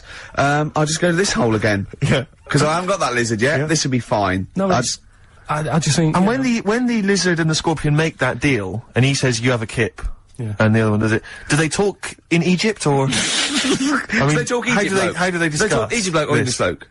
What language do they use, Carl? No, it's the international language of love. But spiders is what you're putting in Real 101. Spiders. Let's go back to that. Spiders. So spiders So that. basically, spiders that have got the poison to kill a man. Because Rick, I know, Okay. but Rick, I know what you're. about the ones that are just too big for their own good? Those I don't understand that either. But Rick, you're scared of all spiders, aren't you? Like, even the little tiny ones you find. I don't like any spiders. Yeah. Is your husband afraid of them as well? Or?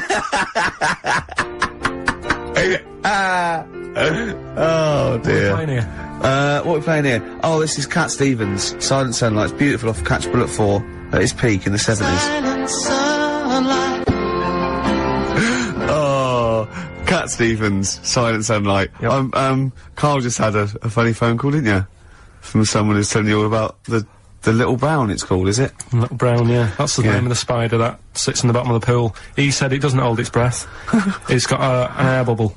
I didn't think it did hold its breath, to be honest. And then, as you know, Steve was opening a letter we got, and it's a football song, and it's They Don't Like It Up by the Leatherhead Gimpers. But it's the fact we keep getting sent homemade singles. Wow, that's good, isn't it?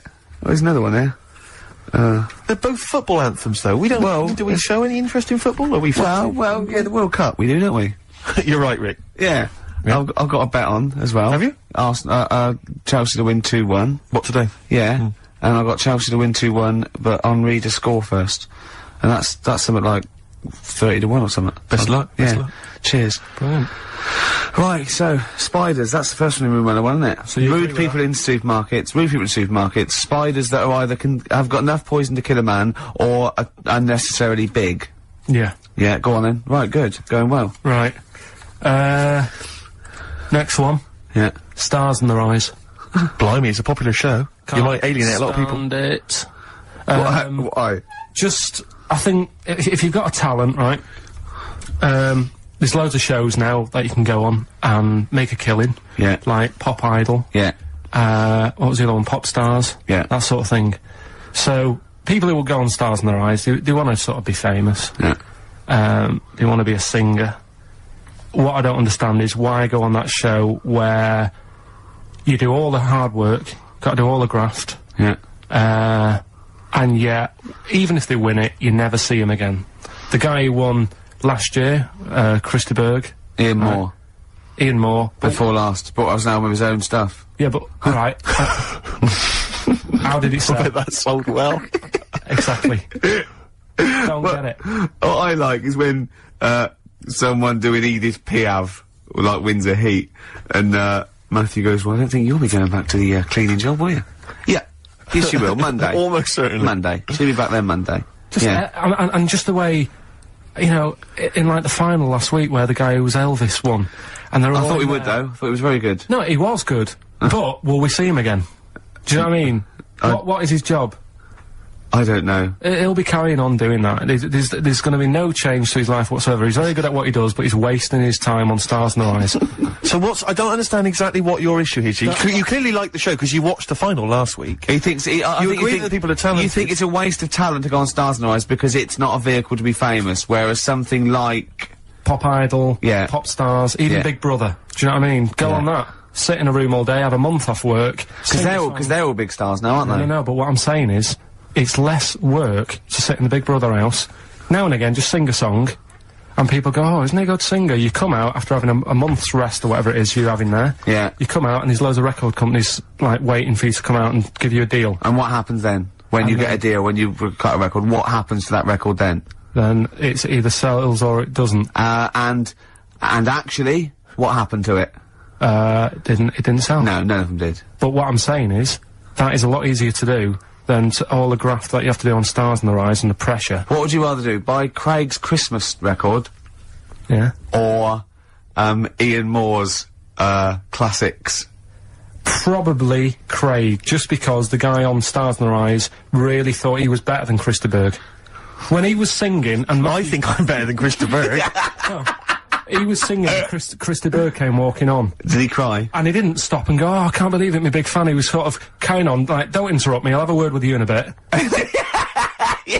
You think you should show the man he's actually making a little bit of living off? Yeah. Emulating. A bit of respect. A bit more respect. And the most annoying thing... I imagine them arguing, resting each other on the floor saying, I'm Christa Berg, no, I'm Christa Berg. Like two ventriloquist dummies, just having a fight in the dressing room afterwards. But the most annoying thing of all with Stars in the Rise, people who go on and do people like, say like, I think last year, someone went on and did Lamal. Now, if you wanna, because the whole idea is with Stars in the Rise, you get work off the back of that show by, like, companies, don't you, say, Yeah. who will we book? Yeah. So you could get the real Lamal for about 30 quid. So why have an imitator? Well, it seems to me, though, Carl, the problem is that show's been running so long that all the big names have already been done, so it's going to end up having to be, isn't it, Lamal or some Yeah. old kind of 50s singer you've never heard of? Isn't that the problem? I remember when... I mean, it's just Eddie Reader was Yeah, on there. yeah, You've had Eddie Reader. But it's just a karaoke contest. It's just, I think you're assuming that everyone on there wants to get, you know, a recording contract. They do, Steve. Okay. In that bit at the back where they say, and the votes are coming in, let's have a look at the tension now that's going on. And they sat there and they really think they are Elvis. And they are Luther Vandross. Sat there, and like, if they were all sat there having a Woke laugh, up this morning, looked at your picture just to get me started. Filth. if they were all sat there, sort of thinking, oh god, this is a bit of a laugh, innit? But they're not. You can see that they all really want it. And it's like... So what I'm saying is, who are you putting in room 101? Are you putting in the people who are just there to have a bit of fun? Everyone involved in that show. Including Kelly? Yeah. He's a talented guy.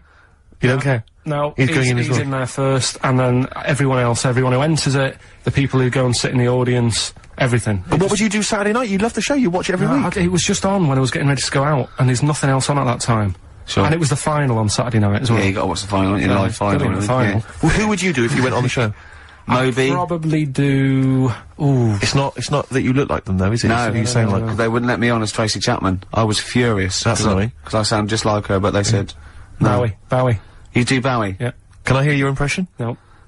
Well, come on. No, because you just said if you could go on and what have you. I'm saying that. Well, it's got to be someone you can do. I mean, obviously I'd go on as Will Smith because I can do the rapping. Yeah. I can't do it. I'm not a good singer. I've never really been into singing. I've never done a live singing thing before. Haven't you? Nah. Not even But if there was a talent show, if there was a talent show on, What did you do? I did Walk Like an Egyptian by the Bangles and I mimed, dressed up as a woman. How old were you? It was when I was still going to school, so it was like Well, I hope so. 12. And sorry, what was why did you do that? What did you mime to, and why were you dressed as a woman?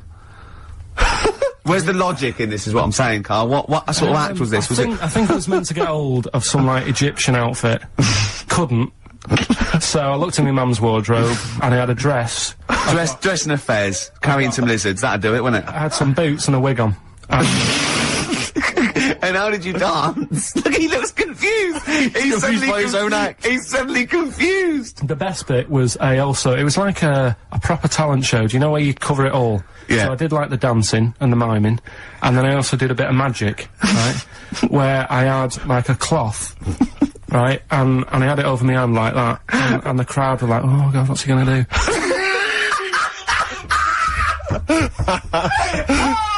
Of course they were. Go on, and what was the trick? They weren't playing that. And the crowd going, oh, what's the great That's one chorus. Ooh, what's he gonna do? Oh, what's the great Pilkington gonna do? So what I did was, I was stood there teasing them, and Teasing the audience. yeah, Yeah. and I pulled I said I'm gonna make a bird appear before your very eyes. Okay. And I pulled the tea towel off, and I just had hold of an egg. And I said, oh, it isn't born yet.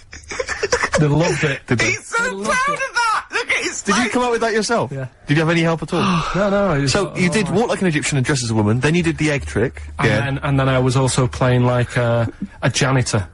Because when the next person was singing, I'd come on and all the electric went off. And I came on going, oh god, has anyone got 50p for the meter? Oh, you're quite a little showman, weren't you? And then, like, you know, the Did you win? audience chucked us some money. Yeah. And, Are you sure you weren't actually employed as the janitor? No, did you win? No, I think we came second. This really tarty girl who did Madonna, like a virgin. And I thought, yeah, right. Like you are. She's a right ropey little woman. But So great. Okay, brilliant. so Spider Stars in our eyes, we better play a track, hadn't we? Oh, indeed, yeah. Bit of Tom McRae. This was a track we played a while back. I enjoyed it.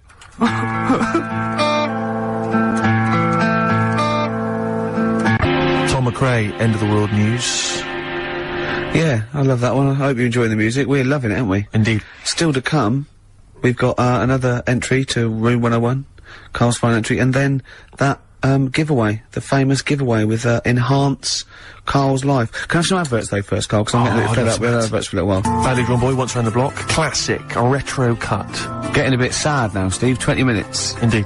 You're right. I've got so much to say. I've got so much to leave people with about Karl, all the things he's done. Looking back, Karl, do you remember when I put up the waste paper bin on your head? Classic. classic time, yeah. Yeah, do you remember that? What did I do to you today? Well, you tried to bring the same memories flooding back to me by putting the same grotty bin on my head. But the annoying thing was, last time I did it was quite a new bin. Yeah. Did it today, it's rank, all sorts of stuff on What it. else did I do when I saw you go around the corner down there?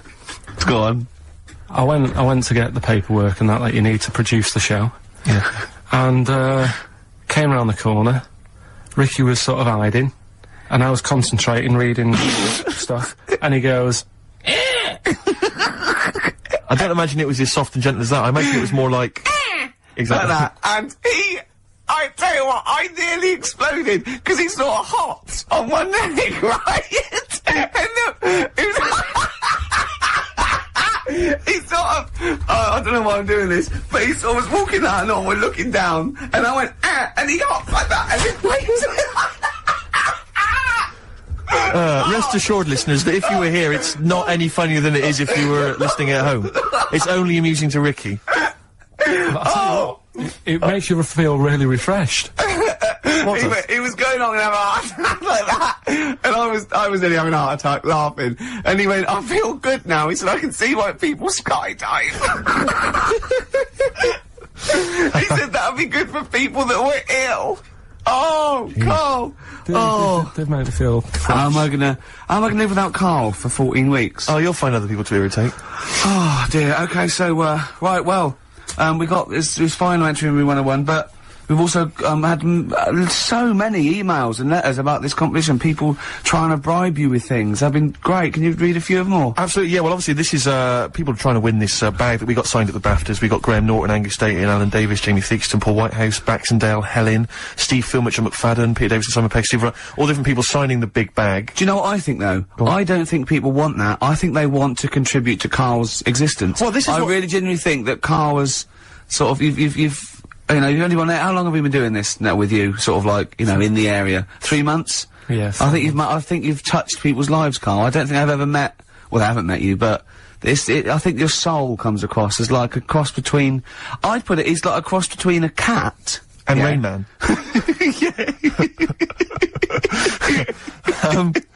But we've had quite a few which are, sort of, which obviously want to kind of further your education. Obviously, when we're off air, this is something we're worried that's just going to dry up, you know, and we've tried hard to educate you. So, lots of books, lots of people suggesting books, the Giant Book of Mysteries. And I mean, if you chose this one, Karl, it tells you, how 3,000 Japanese soldiers literally vanished overnight.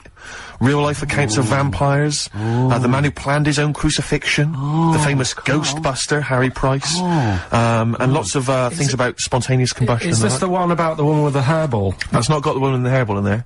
I'll have to dig that one out for you. These sort of books are the thing that I'm after. This is what interesting is. I've brought in one as well. It's a friend who works with Jane, my girlfriend, called Liz, and she wants to put this forward. And this is Trade Secrets: everything you will ever need to know about everything. And it's just like little tips. You know what I mean? But there's so many things competing with that. You see, there's another guy who sent in. He wants to give you a video entitled "Making Love" Parts 1 and 2, an instructional guide.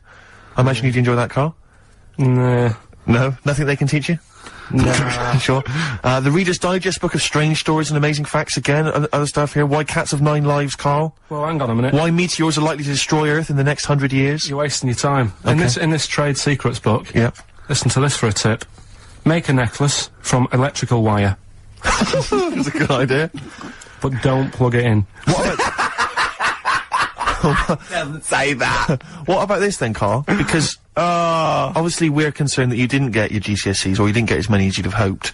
There's a guy here, this is Victoria, and she's saying she's more than willing to give you all of her awards and certificates. She's got 6 GCSEs, 6 A's and 4... She's got many GCSEs, in fact, 6 A's, 4 B's, 3 A-levels, and a master's degree in philosophy. She's willing to give you those certificates.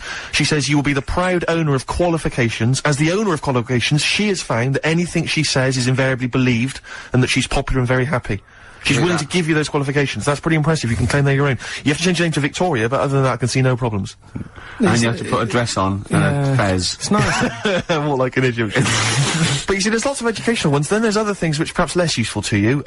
This is, doesn't say who it's from, but, I think it's Ruth, and she's happy to give you a statue of an ostrich that she made when she was 7. What about that? Alright, you love birds, you love animals. Yeah, apparently, statue. the legs fell off under the weight of the body, so now it's just a legless ostrich, but even so. Yeah. Even so. I've only got a small flat. Sure. Another woman here, she, this I is, doubt if it's ostrich size. Yeah, it's just clogging up space, though, isn't it? this is Lauren. She's willing to give you some of her handmade blue tack animals. She makes animals out of blue tack. She can give you an elephant, a seahorse, a tortoise, a pig, a butterfly, fish, snail, even a stegosaurus, or anything you choose. See, I've got my art set on. You've got the books, you're excited by the this books. book. What about this, though? This is a Lego alarm clock with a little Lego man who's got a variety of hats. It says here, including biker's helmet and cap. 2, I think, of the village people. I don't know, Karl, if again people are picking certain things up. A clear stiletto mobile phone holder with pink fur on it, flashes pink and green. I think people know that you are not gay. listening. In this You are book, gay. listen, right? In this book, little tips and stuff. It's one here about if your dog keeps nicking a remote control. Sure. The way to get it off it, ring the doorbell. Right, so you got to get off your chair, go and ring the doorbell, so the dog goes, what's that? And it drops the remote control, goes running to the door, Yeah. you run back and pick it up. I love the idea of Karl doing that. And then the doorbell goes, and Karl drops it and goes, and it's the dog pressing the doorbell, and it sits back down, and Karl going, oh no, not again. I mean, I really do want... Can't I just have this? You excited by that, are you? It's brilliant. What about this one, though, that you mentioned? This is, a book which has got all those, urban legends and stories that you've read on the internet, and it tells you whether they're real or not. This has got the one in there. I know you're very excited about the one with the woman who stuck her head in the microwave. Yeah. Eh? Right. It's not alright. So basically, she's saying here that whenever Ricky says, oh, it's not true, you can dispute that with your book. Yeah. What do you think then, Karl? Do you want to have a think about all these gifts? And There's then so come much back? stuff, isn't there? Should we play a record and then come back? Can't... Have you found something you like in there? You're so undecided, Karl. I really like this book. Go on then, what is it? What else you found? What tip? God, there's loads of stuff in here. Yeah. Let's just pick one at random. Don't be too tidy. Leave some areas for helpful garden animals to hide in. So when you're cleaning your garden and that, you know, it might look a bit of a mess, but think about the animals that are walking about at night in the dark and stuff. Yeah. Just little things you don't think about. Yeah, because they're pointless. Little... Yeah. Okay, then we'll just play a record. Oh, there's and so have a many look to at those decide books. on. Yeah. Alright, what are we playing, Steve? This is something from a little compilation that came free with a magazine called Comes With a Smile. It's a good little magazine. And this is by Matt Pond, PA. It's called Night's End. I suppose there's a little bit of New Country, which we don't play often, but there's some nice tracks No, it's floating very about, nice. and that's Very Matt nice. Pond, PA, Night's Well, End. I'm getting very sad now. 10 minutes to go, and so much to cram in. Now, thing is, Karl's fallen in love with that book, but I feel a bit bad letting a friend sort of win when all these lovely people, these regular listeners, so I don't think you can have that. But I'll tell you what, I'll borrow that, or I'll buy it for you. So you can have that anyway. What have you That's found safe. in there? You're going home with that. You know, have you- avoid washing up by boiling the bag food. See, I can see why you'd love that. Exactly. Is there anything else? What other things have you caught your eye, though? Put that book down. Yeah, go on. Well, One of our regular listeners who actually wants the bag and wants to be part of your life. Come on. Well, Richard emailed in, right? And he's got a book, which is similar to the one I like there. Yeah. Which has got like 180 stories in it. So, I mean, most of them are like true, I think. Do you know I was telling you that story about the woman who put her head in the oven to dry her hair? Yeah.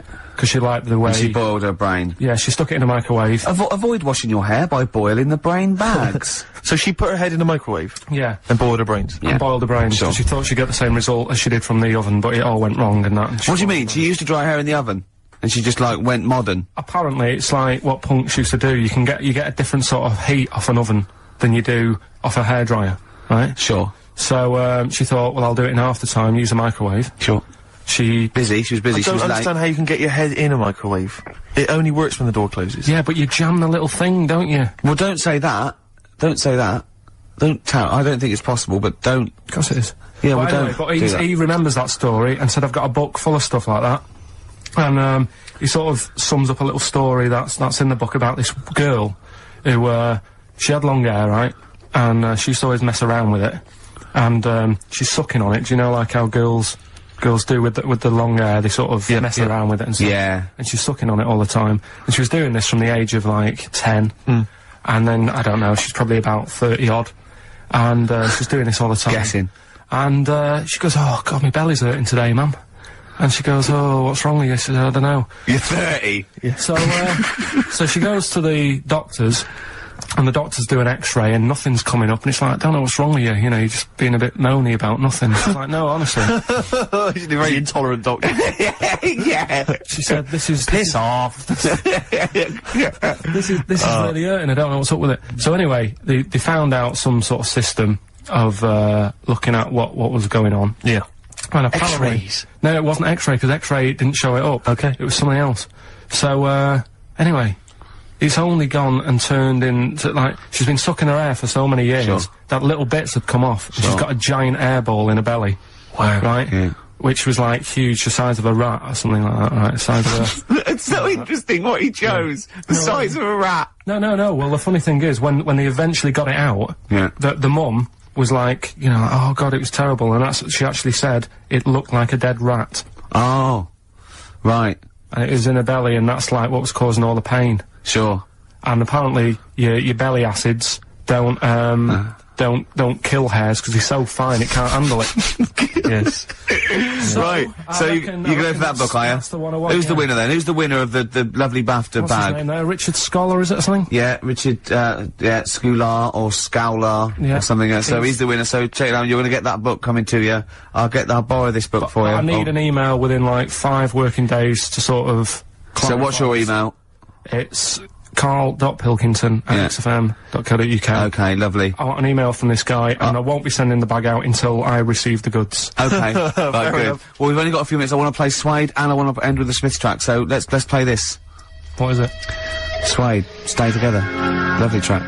My favourite Suede track of all time there. Well, oh, that's nearly it, Carl. Right, what's your last Room 101? Oh, God. It was, holidays. Holidays. You want to put holidays in room 101? People, they were sort of annoying on holiday. Oh, yeah. Do you know when you go away? Oh, yeah. It's sort of touched on this before. Is this going to be the Scouse guy? Yeah. Go on. Oh, it's so long, though. I mean, it was holiday when we went to Tunisia. And the Scouser pissed you off. Surprise, surprise.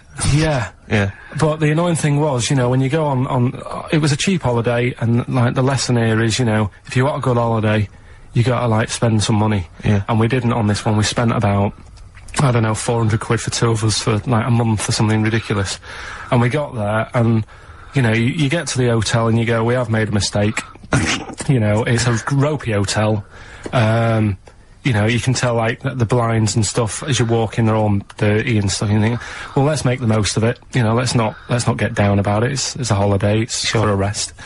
And you try and make the most of it. And we had to meet. You know, like, you have one of those things where you get to your destination and the rep says, right, you know, go and unpack your bags and that. Go and sort yourself out in the room. And tomorrow morning we'll meet up at 10 o'clock. And I'll go through, you know, the best sort of place to go for camel rides and, you know, the best deals I can get you. That sort of thing. Can anyone here walk like an Egyptian? So she says, right, tomorrow morning, meet 10 o'clock in the discotheque. So we get up and we have breakfast, and it wasn't a good breakfast. The kitchen was, like, bit horrible, the food wasn't good, and it was run by sort of midgets. What do you mean it was run? Not there's anything wrong with that. There was little fellas running around, and the annoying thing was one of them sort of started to fancy my girlfriend. How did you manifest his affection No, for you're not saying there's anything wrong with midgets, though, are you? Just No, saying it no, was not strange at that there was Yeah, a but lot- even midgets shouldn't be cutting in on Karl Pilkington's No, territory. I know, no. But it's also that thing of, you know, they've got little fingers, and it sort of God, I'm ruined- so sorry. No, I'm not. It is a bit of a phobia of mine. Okay. Do you know what I mean? They are nice people and that. Sure. Oh, God. But the annoying thing is... So what was he doing then? How did he... I don't understand how he was chatting up your girlfriend. Was he crawling under the table so you couldn't see? He just kept... Whispering to her from underneath there. Stop it! Just sort of, you know- Wait, I don't want to get a complaint on our last show. There's not many midgets What's going to happen? Can we just finish this and start up again in a couple of months? Oh, yeah. So if you want to know more about the midget theme restaurants, then we'll talk you in 3 months. Yeah. It's just... It's just... No, that's fair enough, actually. Oh, No, you're yeah, absolutely no, right, sorry Karl. about That's this. your producer's head Listen, we'll see you in about a really, it's been a pleasure, truly, and thank you for everyone that wrote letters. Have you really? I've got you both a present, right? Oh. I got Ricky, do you know, like, we've done fables and Yeah. stuff? Right? Yeah. This is like Mr. Ben. This is Oh. brilliant. Yeah. Right, and it's like little fables that Mr. Ben goes on. Oh, fantastic. So I want you to learn something from that for when you come back. Okay, brilliant. That's lovely, I'll tell you Karl. one of the stories I read this morning. It's brilliant. In fact, when you've done with it, Yeah. give it me. Yeah. Because I haven't finished reading that. Okay. Thank you, Karl. And for Steve, a little shut up lines. A little book of chat-up lines. That's fantastic. Karl. Well, we'll see you, in 3 months, but carry on emailing Karl, cherish Karl Pilkington. He sits in a little room by himself, so keep him in touch, and we'll see you in, August. We're gonna leave you with something that, we all love. This is, There Is a Light That Never Goes Out by the Smiths. Very apt, I think. Goodbye. See you later. Ho, ho, ho. That's Feeder and Come Back Around. It's a new leaf, Steve. I'm gonna do properly now. I'm not gonna be slovenly. I'm sitting up straight, you see. Yep. And it's gonna be a proper DJing, because I think... Coming up soon, some great tracks, including a new one from Abs and an old one from Snow. Informer. You know me, then, if it's me, eka-boom, a licky-boom-boom down. I'm joking, of course. We've got some fantastic tracks, some stuff, great yeah. chat, and we've got Karl with Some me, great Steve. chat. Steve, I'm Ricky Gervais on XFM 104.9. There he is, indeed, with him, Steve Merchant. And, Karl Pilkington, of course. Say hello, Karl. Alright. Yeah, nice. And, you say you read... The beginning of a radio show is very much your wares, your shop window, laying out your stall. I don't think you could choose a better track than The Only Ones, Another Girl on the Planet. I'd love to hear it. One of my favourite intros, that. Amazing. Oh, that was dangerous, because I once heard on Capital Radio, this has got to be the greatest rock intro of all time. And they played Money for Nothing by Dire Straits. Brilliant. Yeah, Yeah. I can just imagine them putting their head down. I remember a friend of mine when I was at school, he just bought a car, and he took me outside to show off the stereo system, Money for Nothing. He just played that. I'd never heard the song before. Just played that for its entire 4 or 5 minute duration. It is a to good show off song for the sound system. Yeah, it's a good song for showing off intros and sound Yeah, systems. Exactly. Yeah. You said you were driving along earlier, you saw someone, Yeah, it was one of those zooped up sort of, sporty saloons. Nice. You know, the big, like a Mondale or something, those big, and, it was blaring out, and the bloke in it was sort of like, I could tell he was 24, but already going bald. Yeah. From, like, obviously his estate agency jobs, not too Yeah, well. yeah. But he's made a bit of money, and and the stereo system was ridiculous. I mean, so loud, and it was going through Covent Garden. He was playing Snow in Informer. oh. Do people remember Informer by Snow? It was a big tune in my I don't youth. know. It's great. Yeah, I always enjoy it. Can I bring but, that in next week? Can we play no. Snow next week? Well, you can play a tiny little bit. Tiny of it. little bit of Snow. Yeah, Informer. a Do you remember tiny Snow, little- Karl? Yeah, You loved it? Yeah, big tune. Yeah, loved it. Oh, did you? Big tune from yeah. the 90s. Happy song, isn't it? Rick, you were Yeah. saying that you've turned over a new leaf. Yeah, yeah. Is that in all aspects of your life, or is that just in your broadcasting career? Because the reason I bring that up is because, do you want to describe what you were eating just now when we came in? Because you're a 40-year-old man, No, you've put on a listen. little bit of weight, so presumably you're watching what you eat. Well, no, but it sounded exotic. I went Can into a go cafe on. and they didn't have a cheese sandwich. Right. And, Can I describe what it looked like to me? Right, it looked to me like a big slab of cheese. You've just got them to just cut off a big block of cheese, like the size of a CD case. Or one of those double albums, right, of cheese, right? And just lightly melt that for me, so it drips over my hand and it gets really greasy in the bag. But just lay some strips of bacon on the top. yeah, but listen, you've embarrassed Is that what yourself. it was? No, it's a croque monsieur, so it's French. what? A croque monsieur. A croque monsieur. Yeah, and so I thought, I've ooh, never heard of a croque You're having a monsieur. see, you've embarrassed Is yourself. that how it's pronounced, or is Yeah. it croque monsieur? Oh! Hey? You didn't expect me to be bringing out the French. Eh? Tu aimes la musique pop? Oui, je t'aime la musique pop. Le plume de ma tante. Où est le syndicat d'initiative? That means my aunt's pen. So, what was it then? It was a croque Yeah, monsieur, and it was just too greasy. It was just too, and it was all wobbly. I like toast, like it to be crisp. Sure. It's the thing with like, this is rubbish. Play Coldplay. Coldplay. That's alright, isn't it? Yeah, it's not bad, yeah. Yeah, Not bad. nice little track. Well, Steve, we've been away now for what, 12, 13, 14 weeks? Is that really? Yeah. Wow. I've been looking forward to coming back. It's great. It's great to be back. Yeah, yeah. And, Yeah, we've had some laughs, some tears in the interim, I imagine. Yeah. We've had a few ups and downs. Obviously, been working on the TV show, The Office, BAFTA winning, coming soon, BBC 2. But Rick, I just need to mention something quickly to you. Go on. When did I last see you? I saw you yesterday, didn't I? Yeah.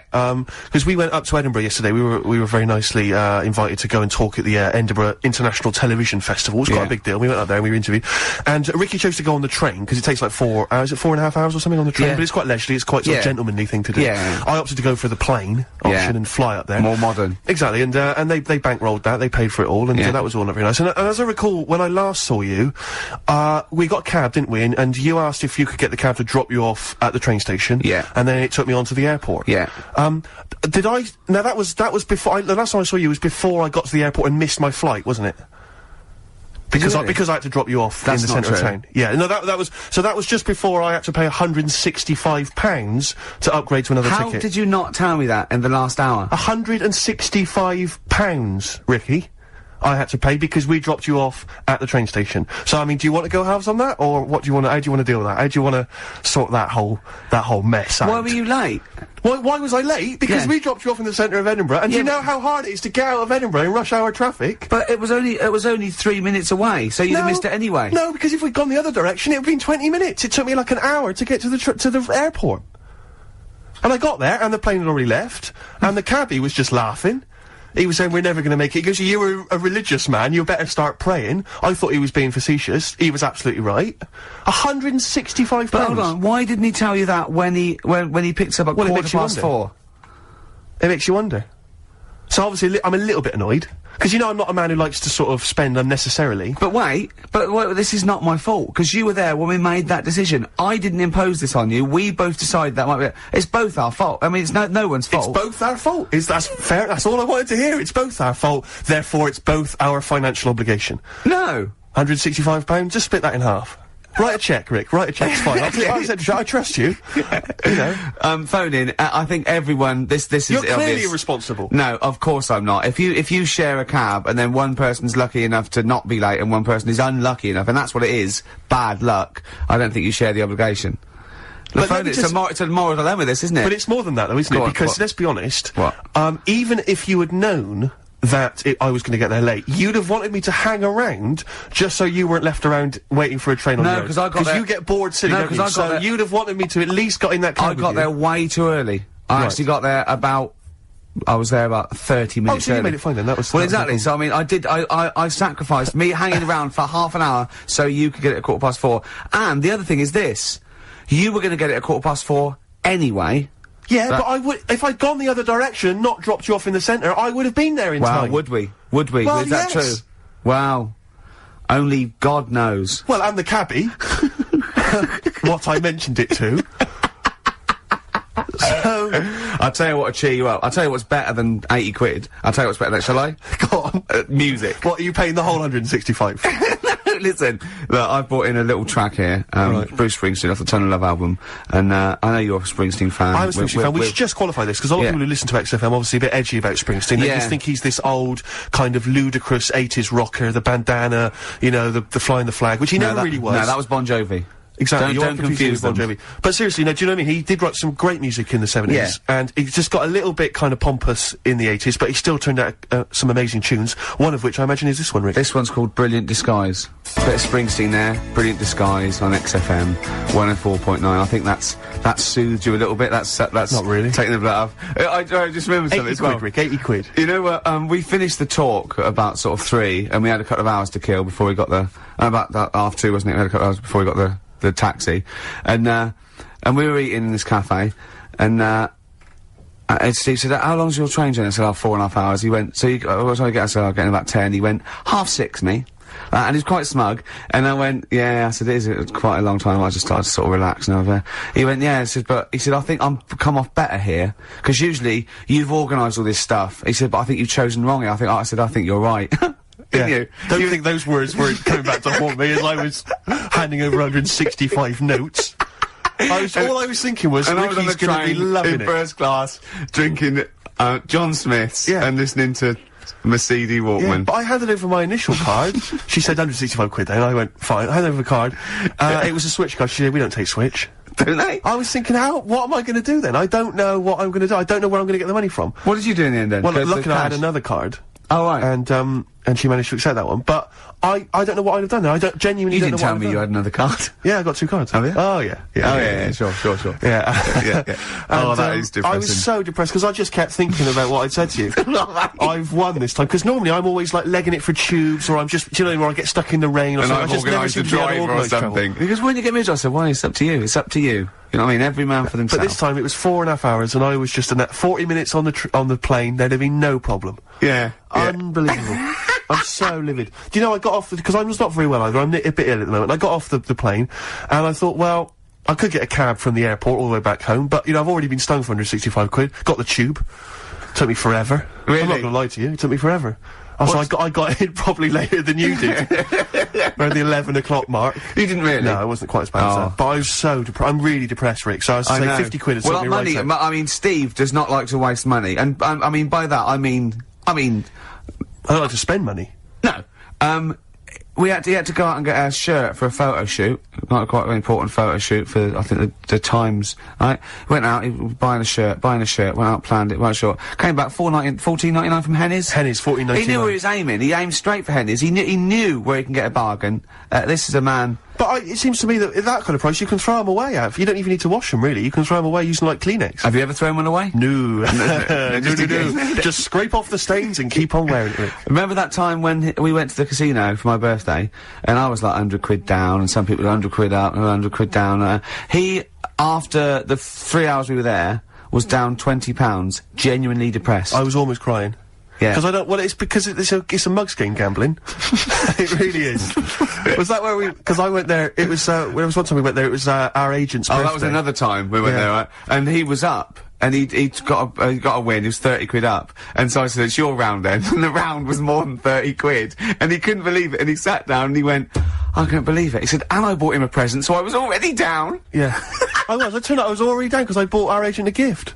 I didn't see him buy one. And you know that thing where you're buying a round of drinks for people you don't even know? So it's like, what's the story there? Why am I suddenly bankrolling you drinks? It's like, I don't know you people. I'm not going to get any kind of, I'm not going to see you again to sort of reap the benefits at a later point. Because he came in with his 3 most of you are married or engaged, so I'm not even going to pull from it. It's a waste of time. It was just pure generosity. It was something like from Swingers, because he came into the cocktail bar holding 3 chips up worth £10 each and went, hello, like that. Yeah, I was £30 up. That's a lot of money, Rick. You know, Karl, you know that. 30 quid, you don't want to sniff at that. Oh, what songs should we play? We've got lots of songs in. So bit of Incubus. Just to make me more depressed. Do you like that? I thought it was a bit slow. I know, but I'm a fan of it. I like slow songs, but I really do anything for me. I've always been a fan of it, even from, early days. Yeah. I thought his first album was really great and much maligned. People didn't like it, because they were expecting, like, The Verve. Yeah. Yeah. Urban hymns and all that. Yeah, but, yeah. That's great. On XFM 104.9. Who are you? Ricky Gervais, who are you? Steve Merchant. Who's that little round-headed fella there over he is, Karl Pilkington. Karl, we haven't had a lot of Karl today. He's a bit tired, aren't you? Just a little bit. What happened? You came back from Edinburgh today as well, didn't you, on the plane? This morning. Yeah. Got an early flight. Yeah. It's just annoying me, because there was, like, people on the plane fighting over, where they wanted to sit. Surely they've got designated seats. Well, they have, but that wasn't good enough for them. They wanted to sit next to the friends and that, and it's like, well, you can't, because you didn't check in together, so that's the way it is. Yeah, done. But the thing is, it's from Edinburgh, 40 minutes. Yeah. And I just don't understand this sort of... You can stand for that long, can't you? Well, why do you have to sit next to the person anyway, to be honest? I mean, fair enough, if you're going on a long flight, someone to talk to, but for 40 minutes, it really doesn't matter. I never want anyone to talk to. I don't want anyone sitting next to me to talk to me. Why? What are they there for? What? I don't mean people I go with. I mean if I'm travelling alone and I sit next to someone, I don't want them to talk to me. Yeah, but... I don't really If I was travelling with you, I'd really not want you to talk to me.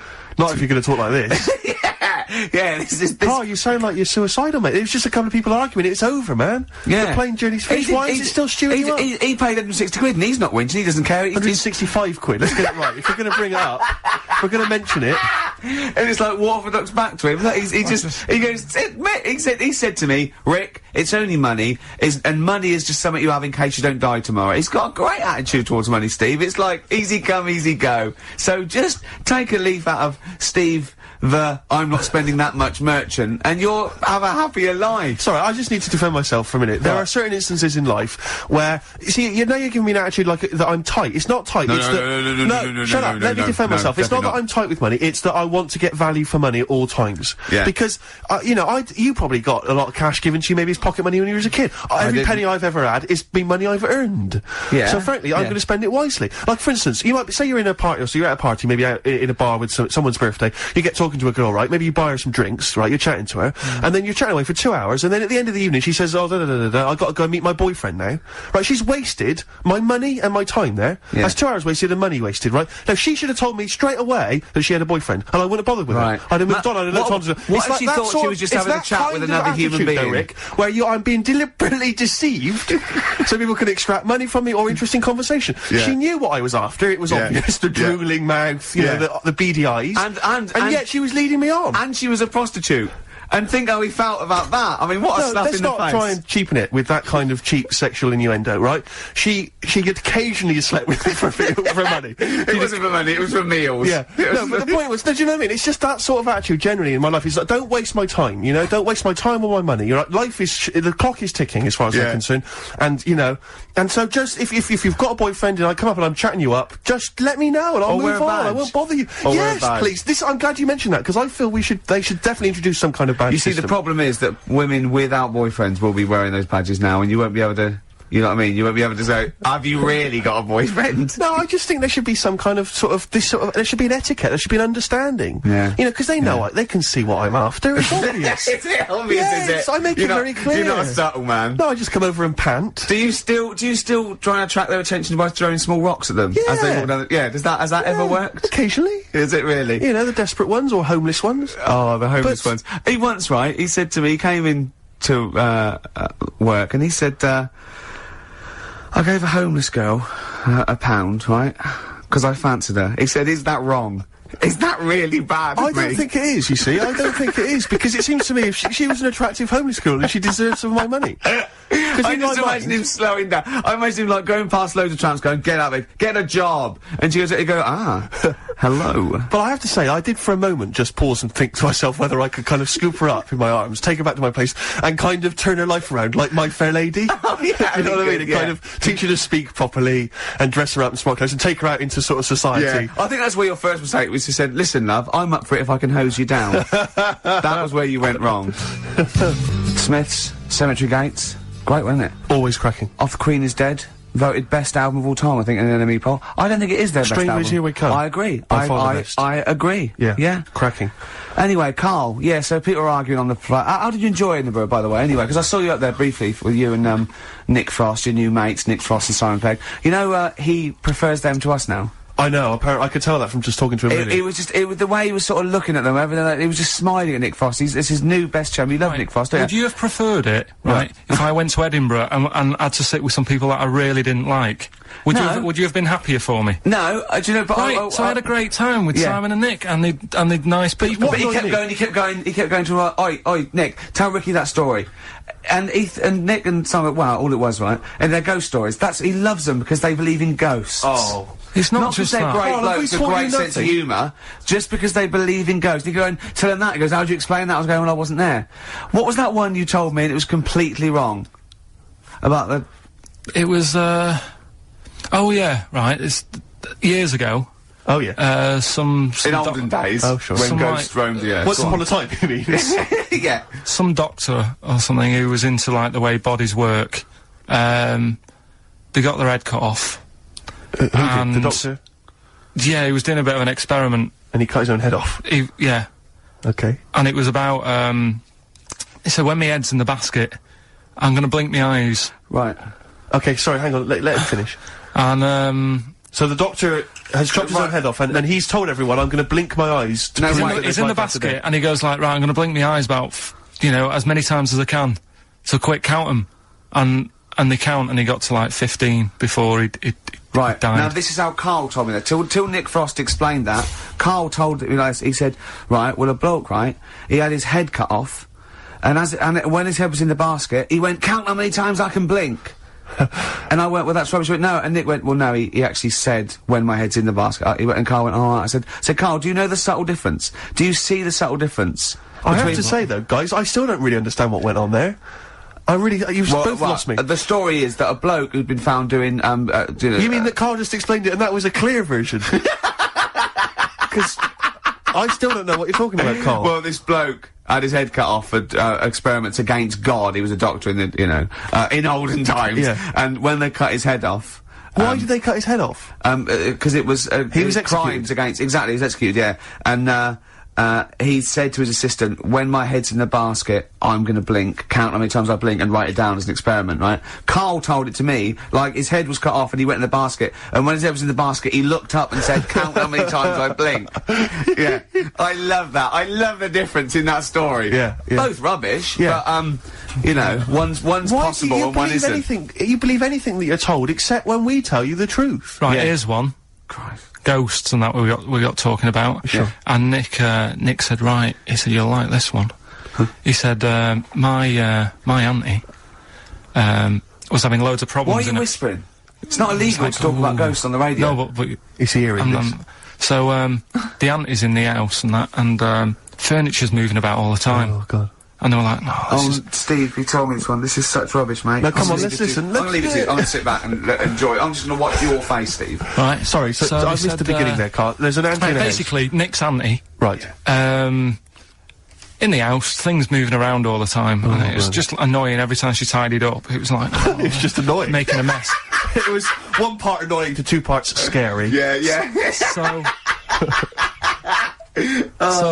stuff was moving around all the time, and they said, right, rather than we need an housekeeper. Rather than having the house a mess, until we sort this out. Stop it! I've got the vicar coming round. Stop moving stuff around. Oh, yeah, go on. They said that shouldn't be in the pants drawer.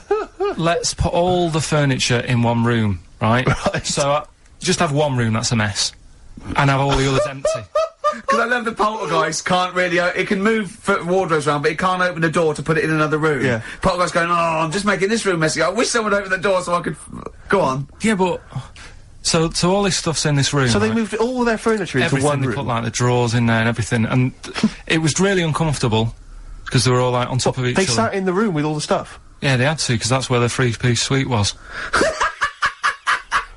Okay. Oh, God! Right. All right. Oh, God! So they sat there, like, all crumpled up and that, but nothing can move because it's so tight. I think things were trying to move, but everything was so tight, it's they just foxed that poltergeist. So anyway, one night they sat there, like, sort of a bit awkward watching the telly and that, and you hear some banging in the next room.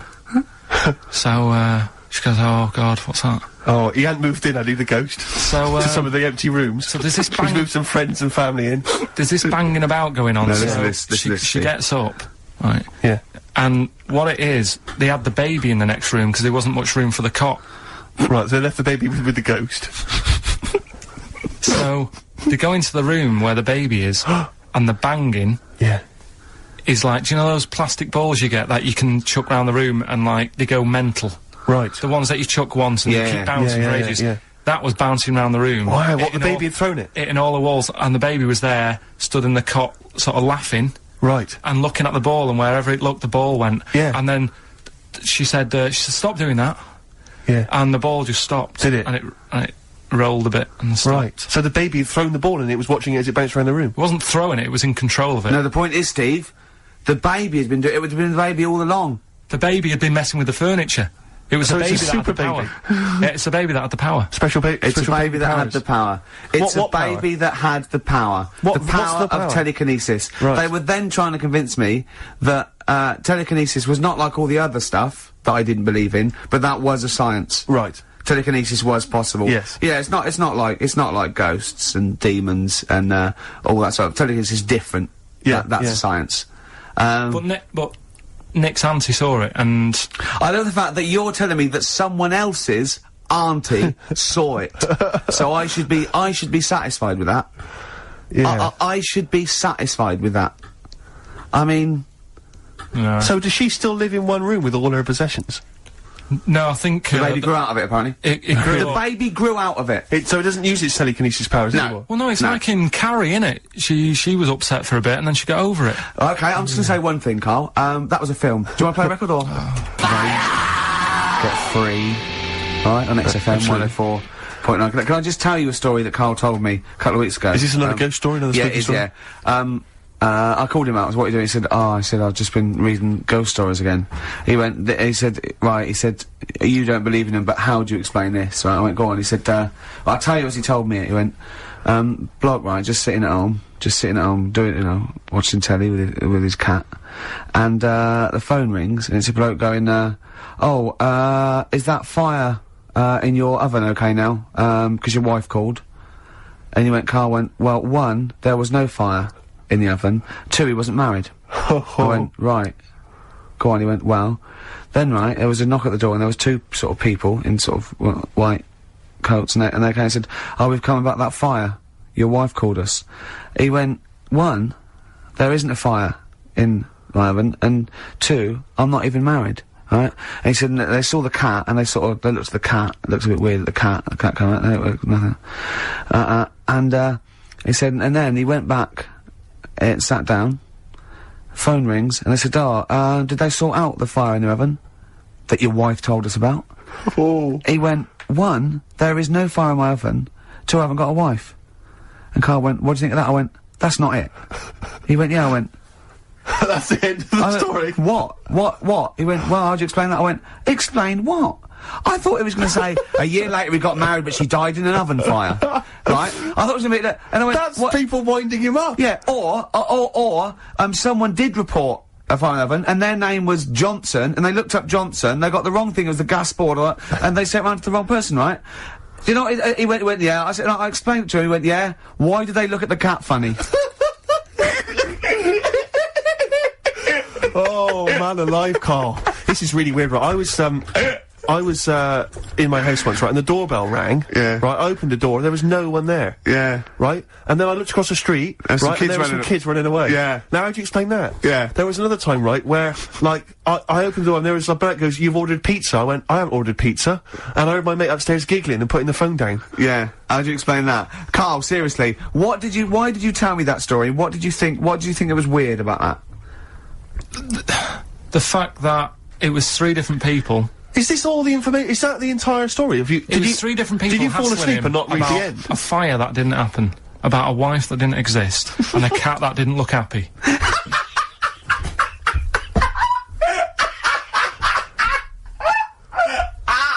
Oh, I'm gonna have a heart attack, Karl. What? I mean, why did they look at the cat funny? Because cats don't like spirits, do they? What? The other blokes were ghosts? Yeah. Yeah, that's it. So these are kind of beetle about type ghosts. These are ghosts who walk the earth as the undead, just winding people up slightly. That's lovely. That is lovely. seriously, and a cat Karl- that did not look happy. But seriously, why would ghosts wander around just like winding people up? Oh. Maybe something did happen there years ago. Some fire, some woman might have died in a house of a fire or something. Yeah. And it sort of all happened again. Bit of a- Yeah, it's certainly a mystery. It's I mean, if you certainly don't- It's a mystery. I mean, I can't. What's this book you were reading? You were reading a book, which is interesting enough. It was the For Tea and Times. Oh, Karl. Yeah. Well, I don't know. alive. I don't know what to say. Well, I'll tell you this, Karl. There is a track that will spook you right out. This is Warren Zevon from what was it, like about 1979, early 80s? Oh, great track. Werewolves of London. Play this, Karl. But don't be from 1978, Karl. Werewolves of London by Warren Zevon. Are you a fan of that? It's alright, that. Great track, isn't it? Fans of Warren Zevon, maybe if you to know he's got a new album out as we speak. Although, if you're a fan, you probably know that already. Yeah. If you aren't a People fan, who hate him would Yeah, be interested in knowing yeah. that he's got a new album out. Yeah. Do you believe in, I think Werewolves. lycanthropy? Is it not called? What's that, sorry? Lycanthropy. What's lycanthropy? Isn't that werewolfism? Really? Isn't it? Do you believe in that, Karl? They've found stuff, haven't they? They've found kids walking about who are all hairy. Because, because they've sort of grew up with wolves and that. Yeah. So No, you see, two things there. You cannot take on acquired characteristics genetically. So, if you grew up with wolves, it wouldn't suddenly make you hairy. there's been pictures, there's been stories on it, and I reckon most people have, or a lot of people have seen the stories. It's a popular thing. You mean the kids that are born hairy? No, there's kids who've been born hairy, right? Yeah, that's it. No, but listen, and they walk around on all fours, and they drink milk from a saucer. Steve, this is remember that time with the maggot in the head?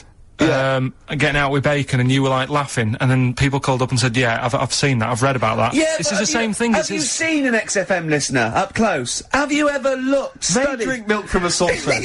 yeah, they've got to be kept on leads. People who listen to this show. There's no point me telling you about stuff. There is. It's comedy You see, gold. when you were at school, did you keep arguing with the teacher saying you're talking rubbish there? Teachers didn't teach us about werewolf boys and ghosts. They taught us maths. God, right. Tell the story about the manhole cover. Right, in the same magazine as the one with the cat and the fire and that. Don't tell me that story again, it gives me the shivers. Yeah, a cat that's got a weird expression on its face is against God. Anyway, this isn't a scary story. This was just like physics. Physics. Yeah. It was going on about the nuclear bomb and how powerful it is, and they put a manhole cover on top of one. Okay. Blew it up. Yeah. Never saw the manhole cover again.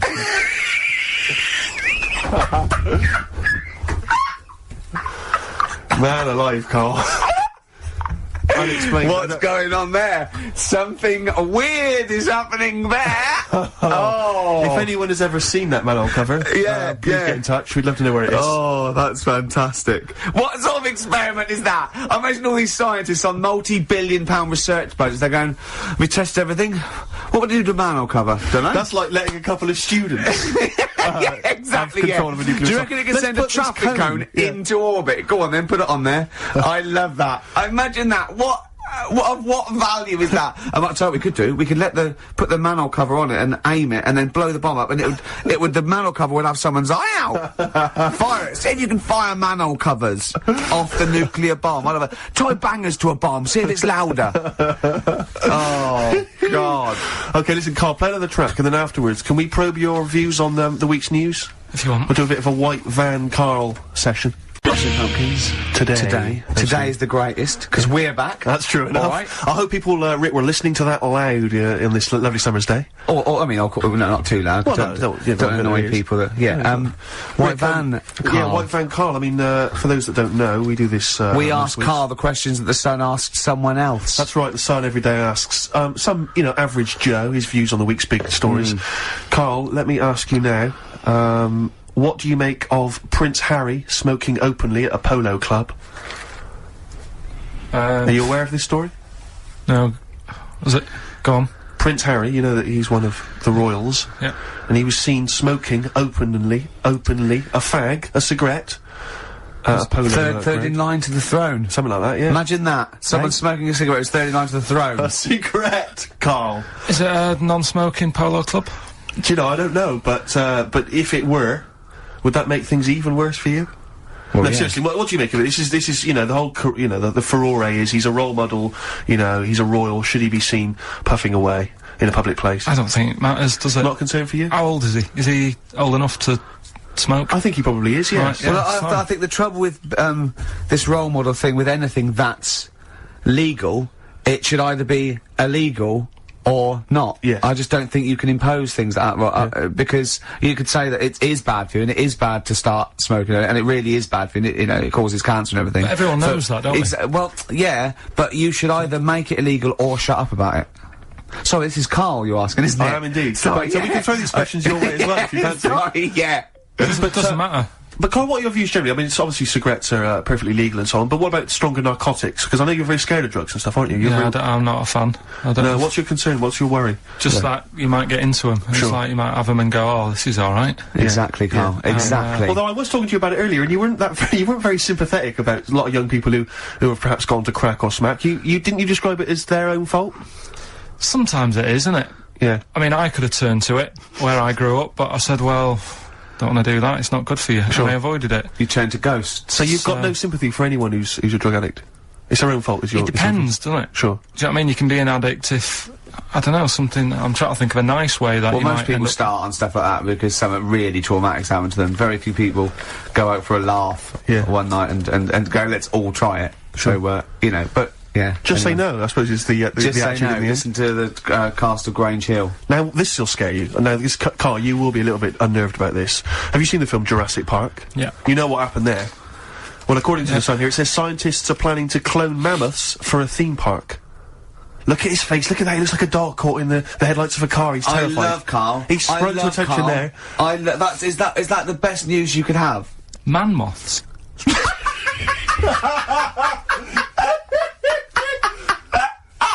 Right. Yeah, man moths. I Man love moths. the fact that that's why he was so excited that they bred a man moth. What is this? Yeah, it's a human being that hides in your wardrobe and eats the entire jacket in a day. Yeah. What do you mean, man moths? Mammoths. Mammoth, the big hairy you heard cow of a from the mammoth? Ice Age. I mean, elephant. You're not so excited about that, then? You can take or leave bringing back mammoths to life, but a man moth... A man moth is a different matter. Oh, if we'd have never brought that up, he'd have gone and told someone now. Yeah. You know, they've bred an half man, half moth. This and is that's what how, we this is how mean. things start. This is what we mean when you hear don't- these ghost Are you stories. slightly deaf? Is that it? When you hear these stories, you're slightly deaf. And his head was in the basket, and he went, count how many times I blink. Is it? Carl, is English your first language? Are you actually foreign? Is that the thing? Yeah. Should we speak when we say slower? foreign, we mean not of this planet. Yeah. Should we speak slower? Would that be a help to you? No, go on. Next What do you one. make of Do that? you think that's good? The Would you think idea that's of good to bring bringing back mammoths? prehistoric animals. These giant elephants. They're slow, aren't they? It's not as if they're gonna, like, get out and run fast and they can't capture them. They'd probably be a fence, to be honest, Carl. They'd probably be a fence. No, but you're asking it as if, like, oh, it could all go wrong, but it couldn't, could it? Well, Really? but the point was about Jurassic Park is they thought it wouldn't go wrong. They thought they had it all under Yeah, but that control. was Have you dinosaurs. learned nothing from Jurassic Park, Carl? Dinosaurs would say, oh, think about it before you do it. But with a airy elephant, it's not gonna... Not a concern for you. Would you go along to see him? Would you be interested in that? If it was in the area. He's great, isn't he? I'd love a queue, Nothing right? impresses No, him. but what I'd like to do is Karl sitting like Yoda in a little cave, and I'd just like to see people like Tony Blair and, you know, Stephen Hawking in a queue, and they go and say, Karl, got a bit of a problem, Yeah, and thinking of cloning a man and a moth. Yeah. Problem? Not an issue. No, if I'm in the area, I might cruise around and have a look at it. Otherwise, just don't send it near my my clothes. Oh, that's fantastic. So it's just for a second. As the words "man moth" came into your head, how excited were you? I mean, were you both terrified and excited? For the moment when you thought that they'd cloned a man and a moth. I pictured, What kind of face did he have? Did he have the moth's head, or was it a man's head? just a little man head. Right. What was his face? What did it look like? He just was like, a bit shocked. Perplexed. Yeah. Yeah, So it was like he'd been grafted onto the body of a moth without his consent. And when he was asleep. Yeah, he'd woken up. He just went in to have a goiter removed, and they said, we've He replaced woke your up with goiter with the body of a giant moth. Yeah. Is that alright, Mr. Jenkins? So he had the head of a little. Was it a little boy or a man? little man. Right. Okay. And he's just bumping into a lamp. He's just bumping into a man. If you went into hospital and they'd done something, what's the worst thing they could do, right? What would you rather have done, right? You wake up and you've got lobster claws for hands. Right. You wake up and you've got duck's feet. Or you wake up and you've got one horn coming out of your head. The worst thing, Yeah. probably the horn coming out of my head. Why? Get in the way. That'd be useful, wouldn't it, in fights and stuff? And for like parties, people play Well, I points. suppose the lobster claws would also be quite handy there. Definitely. Black Rebel Motorcycle Club, spread your love. You enjoying it so far? Yeah, I suppose so. First show back. Yeah, it's not bad. It's great to be I'm back. just thinking about that money, Rick, to be honest. It's still playing on my mind. I know, yeah. Could we maybe get like a sort of telethon type thing going, or a little charity thing, just sort of help me pay? You can't really ask people to send you money, it's Really? technically begging. Is it? Yeah. Okay, is Unless there you're any are you a registered charity? I suppose not. Not really. We could probably get you status. Yeah. But could I could I pretend to give them something in return? I mean, am I allowed to sell things on the radio? Yeah, you are. Yeah, so- Although you probably get in trouble with the authority if you're using it to sort of like to your own. Not like everyone else doesn't. No, exactly. Yeah. Free lunches and Yeah. sponsorship and God knows what. yeah. You know what I mean? Yeah. The people that work here, small fry, the scum. Exactly, the nobodies, yeah. Yeah. But 165 quid's it's quite a lot of money, so I mean, if you want to contribute anything, Rick, as I said before, you're more than welcome to. Yeah, no, I would if I felt any responsibility Right. Yeah, or cared. sure. But yeah, I got there too early, which is annoying. What we should have done really was get you your plane and come back, because I'd have had time. Do you know, I was going to mention it at the time, but I didn't want to, because I knew the answer would be no. So I'm off. Oh, Karl. Oh, I've had a great time. I've forgotten how good it was just to have a normal just to have a conversation with you. Have you been looking forward to this? He's really down today, isn't he? He's down, man, isn't he? Just a bit tired. But it's interesting, because I said to him, did you enjoy Edinburgh? He spent the week up in Edinburgh, Yeah. obviously, and he said, well up to me, loved it up there. He's been partying every night, and he actually enjoyed it. And I've never met him when he's actually enjoyed anything before. He's never enjoyed anything, as far as I know. And I'm depressed that we weren't involved. His paper round. He loved the paper round, and this is the first time Yeah, he since was talking about that the other day as well. But I said to him, that's when he really thinks that paper round he had when he was 14 was the best job he'd ever had. Yeah, He still thinks it's the best job because he said he was his own boss. But no, you won't. He went, well, I'll get on my bike and think. And he said, I bet if I phoned those people who I delivered the papers to, they'd say it was the best delivery they've ever had. He said, in fact, I bet a lot of them have chucked in the delivery because it went downhill. This is all, he's thinking this as he went along. Yeah. Didn't you? Yeah.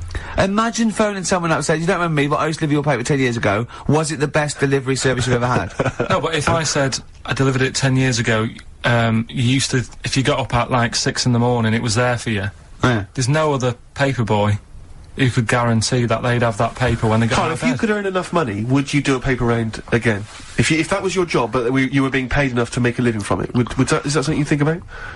Do you think you'd enjoy it as much nowadays? Yeah, I reckon I would, yeah. Yeah? Yeah, listen to some music. Sure. £1,000 a week, would you do the best? Yeah. Would you really? Yeah.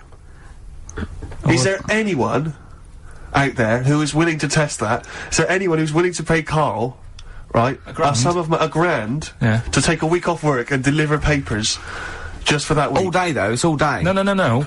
I'll What? get up and the customers will have their paper. Yeah, but can I tell you 6 what o'clock in street the it morning. is? No, because No, it's the M25. see, You are being paid £1,000. Yeah, That may ask for a you little got to bit more. deliver to the M25. I'll tell you what, let's take the mood down a little bit and play one of the most beautiful songs I've been looking forward to getting back on the road. Just to play this, to be honest. It's Jimmy Webb's version of Galveston. Galveston there, by the brilliant Jimmy Webb. Who wrote it?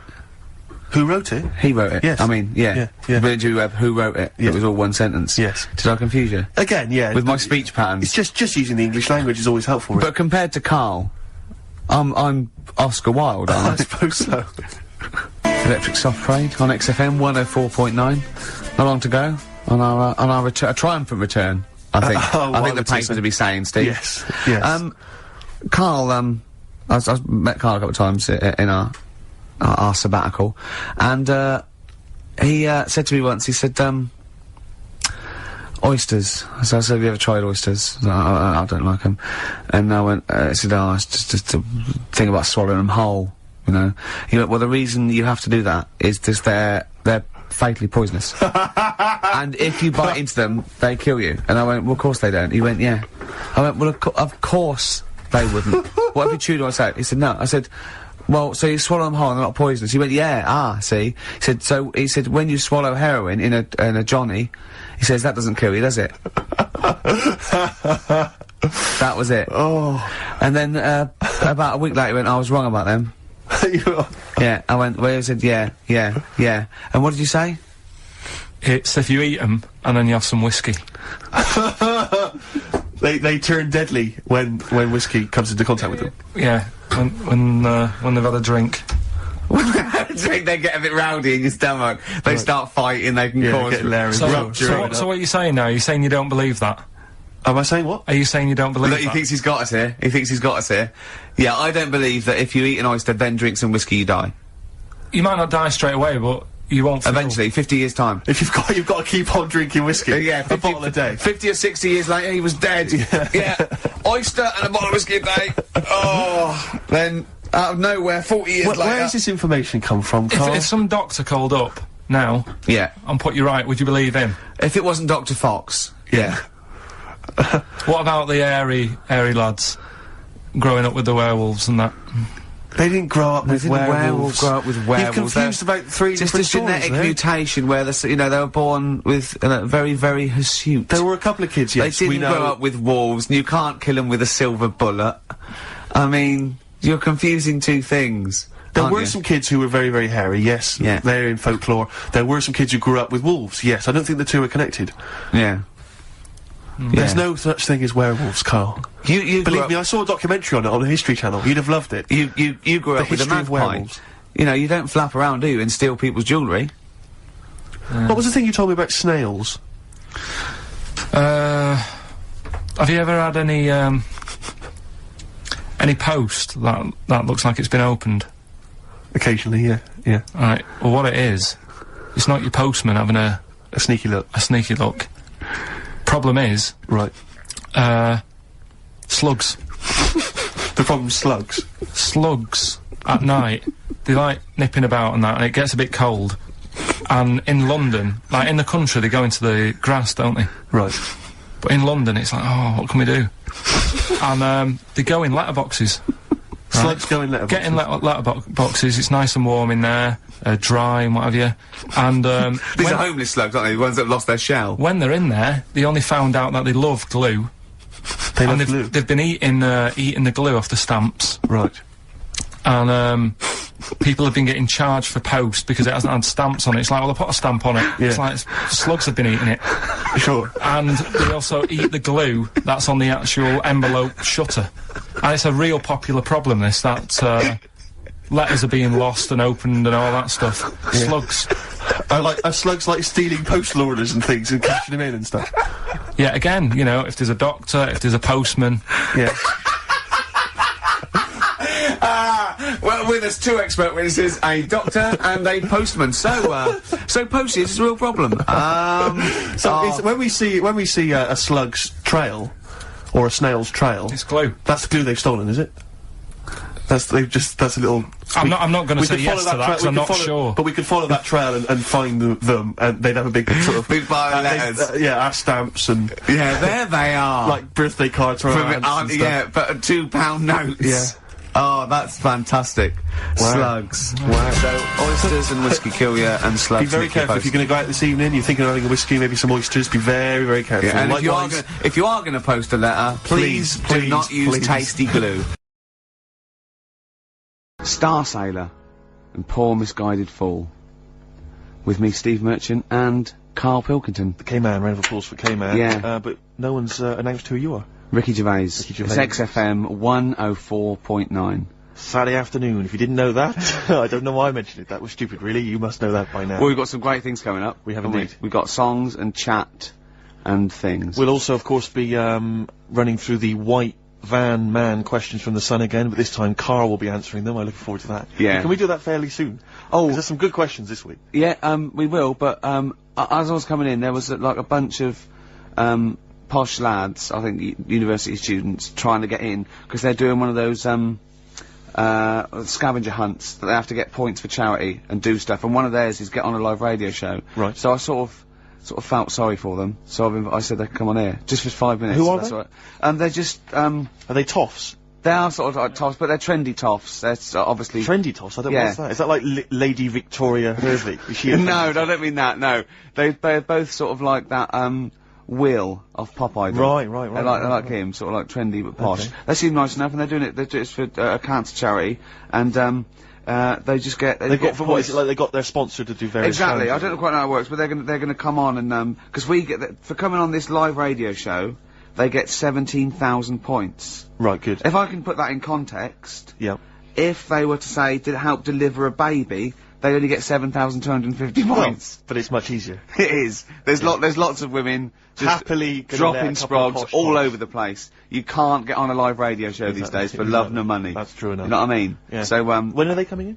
Karl said they're going to just... 1:30, I had a word with them. Okay, what did you make of them? They are posh. Really? But they said they're going to wander about and go and see if they can deliver a baby and that, and then come back here for 1:30.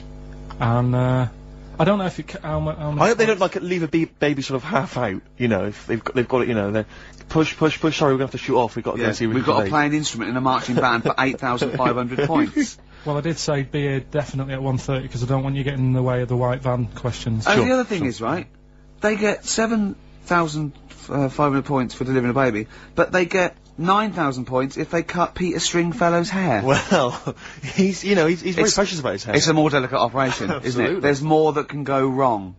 That's true enough. Take an unconventional animal for a walk in a park. What is an unconventional animal? I think that could be a dog that just doesn't play by the rules. Yeah, that's a dog that's into Slipknot. Yeah, that wheeze in a urinal. Yeah, exactly. Standing up. Exactly. Yeah, well, I'm looking forward to that. Well, yeah, I'm sure they're lovely guys. Good luck to them. Yeah, we'll see you later. Nirvana, Man Who Sold the World. Carl's all confused because it didn't tell you it was ended, did it?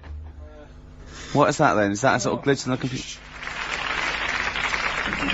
Just applause, isn't it? Careful, they might start swearing. You know what they're like. Yeah. Rock stars. Yeah. Their blue language. Yeah, and all their habits and all that. Yeah, like it says track ending now. Stop talking about it. That's you're giving away all the secrets of radio and that. People think it's like an old piece of vinyl that we've put on a needle, you know, like those old bits of footage of Tony Blackburn. That's what they think it's like. They don't realise there's computers doing it all. Yeah. Rick, you're showing them behind the curtain. Never do that. I won't. Never do that, mate. In the week, I called Karl up. I said, "How are you, mate?" He went, "Not too bad." Now, as you know, his girlfriend's been away for ages, hasn't she? Covering the World Cup, the African Nations Cup. She's a sports journalist. Well, yeah. All right. Okay. I love the fact you're thinking, what does that mean? Like, well, she's not much of a journalist, Rick, to be honest. I've read some of her stuff. No, but she's not on air. She does stuff, you know. Yeah. Behind the scenes. Yeah. Sure. A lot of journalists do. You want to make clear that you're not going out with Kate Adie. That's what you want to make clear, isn't it? Yeah. Now, so she'd seen none of the meteoric rise of Karl as a broadcaster. She's been away for the whole time since you've sort of become a wit. Yeah. A cult figure, to be honest. And he hadn't told her this. So, apparently he went home and she was sitting there, looking a bit grumpy. He went, "Alright," she went, "Yeah." She went, "Should we go out then?" She went, "I'm not sure I want to go out with an idiot." Right? Oh no! Yeah. And she went, "Loch Ness Monster. Won't you just think? Of course the Loch Ness Monster lives in Loch Ness." And she was giving a bit of a hard time. And she went, "That's why he said, "That's why I didn't tell her. I didn't tell her really. Same thing happened when I was at school and I had to play drums in Little Donkey. I didn't tell my parents, right? But my dad turned up anyway. And what happened?" He, How old were you, Karl? Well, it was the school that I used to go to. Oh yeah. You used to go to the school you used to go to? No, but what I mean Go is, on. I didn't go to secondary, did I? So I missed a lot of that. Sure. But primary I liked. Oh, it was all colouring in and stuff. Yep. And it was a Christmas play, and I managed to get a part in it. And did you audition? got a part in it, and I should have been playing the drums to the one about Kings. We Three Kings. Yeah. Yep. I was meant to be doing that, but Little Donkey came on, and it was one of the. What do you mean came on? That was like next up on you know the next song. Right. And it's one of them songs that you can't help sort of tapping along to. Yeah. Do you know like if I was to go yeah, you'd have to finish it with. Yeah. Do you know that they actually send that into space? Do they? And what, hoping that aliens will respond with that? Yeah. They do that because apparently it is one of them things that you can't help. What, even if you're an alien life form? Yeah. They know that, do they? Yeah. But anyway. What, because they watch Star Trek or something? Hello. Knock knock. Yeah. No, seriously. Is it true, like, if you send out knock knock into space, yeah, they have to say Oggy.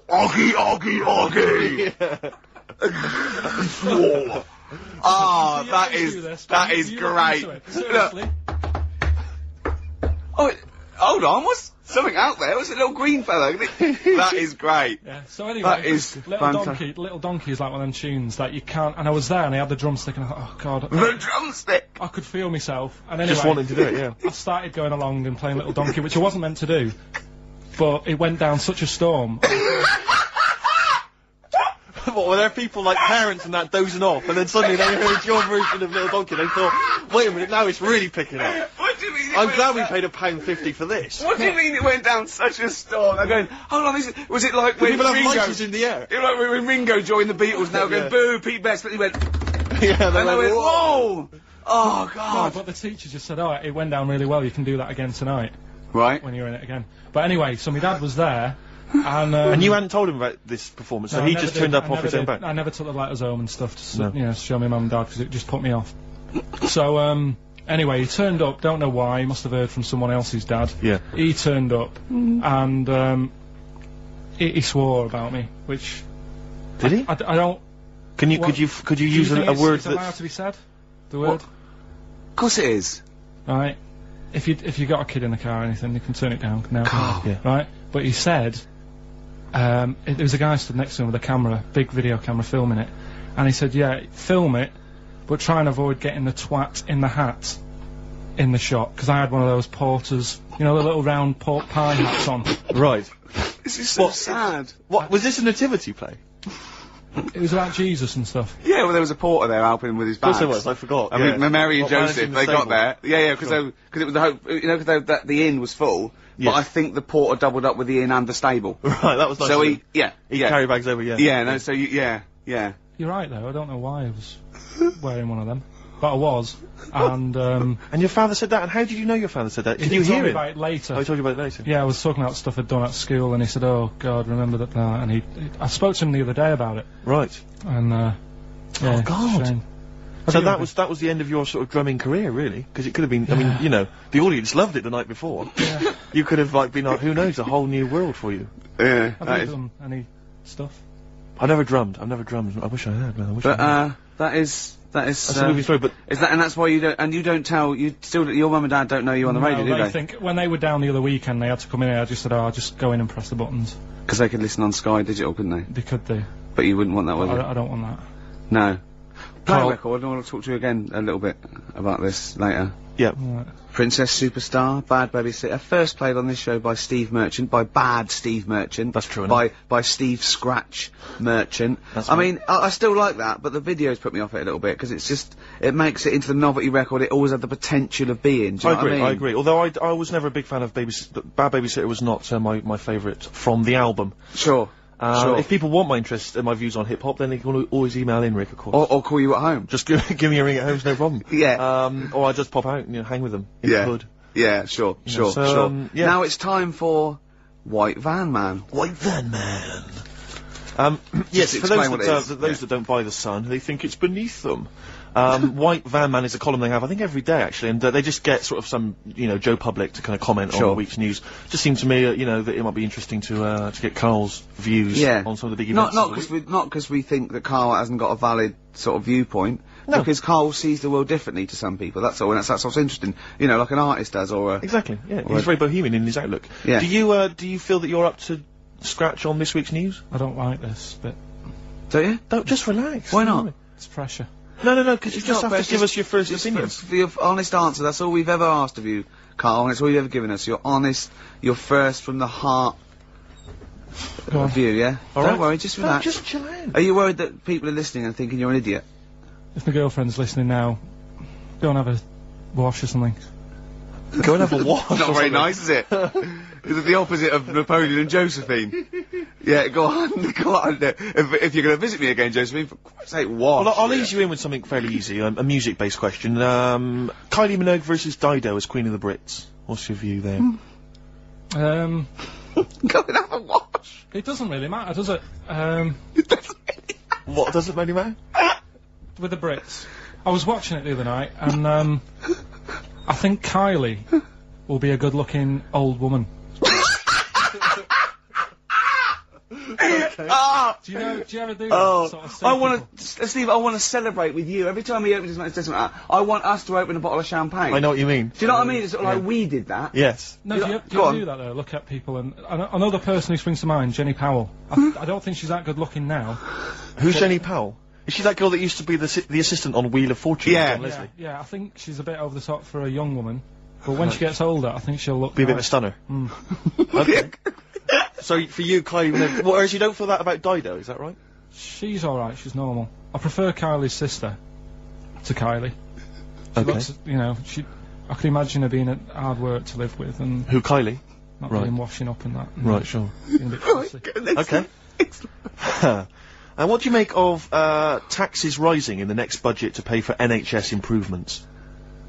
Well, my dad went to hospital to have an operation once, Yeah. so I feel like it's worth paying it, because I've got something Because out of it. people might have to go to hospital. Yeah. Yeah. Oh, it makes a change when it's someone in your family, doesn't it? Yeah. Because you sort of realise... Yeah, a change is as good as a rest. And the weird thing is, if it weren't for my dad, I wouldn't be here doing this show, because when he was in hospital... Well, no, I'll stop you there.